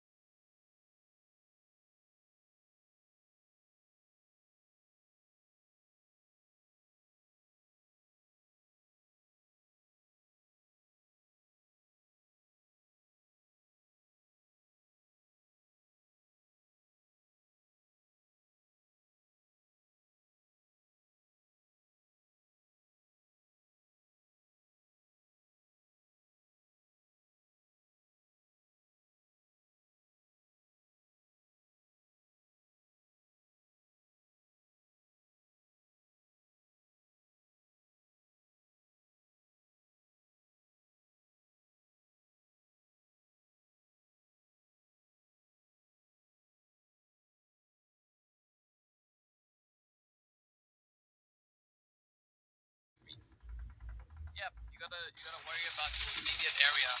That's let's just say gonna be the player for hard to kill. As you can see, Ras does lock in a beautiful bit of a contribution at the expense there of Brute Force. But let's see whether or not IR and Brute Force are gonna be able to push this conclusion as they now double down. Brute Force and MIR feeling the pressure, the heat starting to boil on over. But again, no clear indication as to who's going to be taking it. This split coming through from Force. Dino just too fast, too quick on the rotation here. MIR, they still had a fight in front of him. You can see losing that player on the information they were trying to give for their team. With also a split left, actually that solo player on their own, still alive. They're Pmmi, but they are on a solo mission. MIR Esports really will come out with a victory on this trade. You also have to keep in mind that as that zone has shifted down towards Ferry Pier, there is still the Lakers alive. And Lakers are still going to be moving in with 3 players on that movement into the southern beach line of this zone. Got to see how that changes up where these teams are looking, how they will impact potentially a fight if they do get to land. Well, we'll find out pretty soon as the zone is already pretty tightly packed, and we are yet to see many more teams get themselves situated. Now, Lakers are going to be feeling a little bit of that pressure being applied. You see those hits lining up the feed. I mean, Brute Force also find themselves in a pretty tough spot, right down to Pmmi up towards the north. But I mean, Galacticos, this is quite a bit of a setup that they've got here, and I'm curious to see if they can follow through and just assert their dominance. But they are going to be tried, they are going to be tested, and there is a plethora of teams that want to take their position. And look who it is. It's Inception here. The last chicken dinner winner on our angle.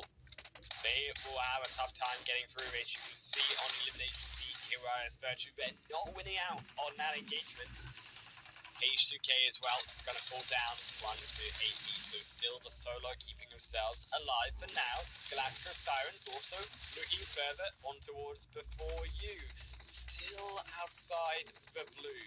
And that is the case for so many of these teams. Moving in now, it's got to be a big push. It's got to cement yourself in to a position here. As you can see, Inception onside that position, almost. Now, getting run over, will drop down on the truck. This will be loud though, this will be them jumping in, and Galactico Sirens as well, they did so too, and they will start on their fight versus TPs. It's almost one of those instances where you need to find yourself a bit of a grappling hook, lock onto some target, something, somewhere, and just yeet yourself back into that zone. Fortunately, we've seen a lot of teams already starting to trickle on through, but now it's going to be the $1 million babies trying to defend over towards this northwestern side. Still have quite a bit of an opposition trying to push through. As you can see, Inception knocking on the door, but $1 million babies not going to be backing off of the contention just yet. Galactico is making up beautiful ground, right? Nearly getting themselves positioned right up into its center zone. And this is what you wanted to see. This hard, this confident push straight into the center. Get a position, take it from the enemies. Do so quickly before more of these teams around you start to realize that you're there, because that's when it gets difficult trying to get into a location. Also, identifying the TPs were split here was really crucial, that also allowing them to be much more aggressive onto the solos. So quick work on the information game coming through from the Galacticos. $1 million babies, they too are trying to defend their position. Will have to make that big move now. It's widely shifted over, even towards the Galactico Sirens here and TPs. However, Samina is not having the greatest of times when it comes to dodging those nades. Yeah, and with that, unfortunately, Samina goes right on down as the nade will not seal their fate. But, I mean, Galacticos, they have a happy position here, right? They are defending that.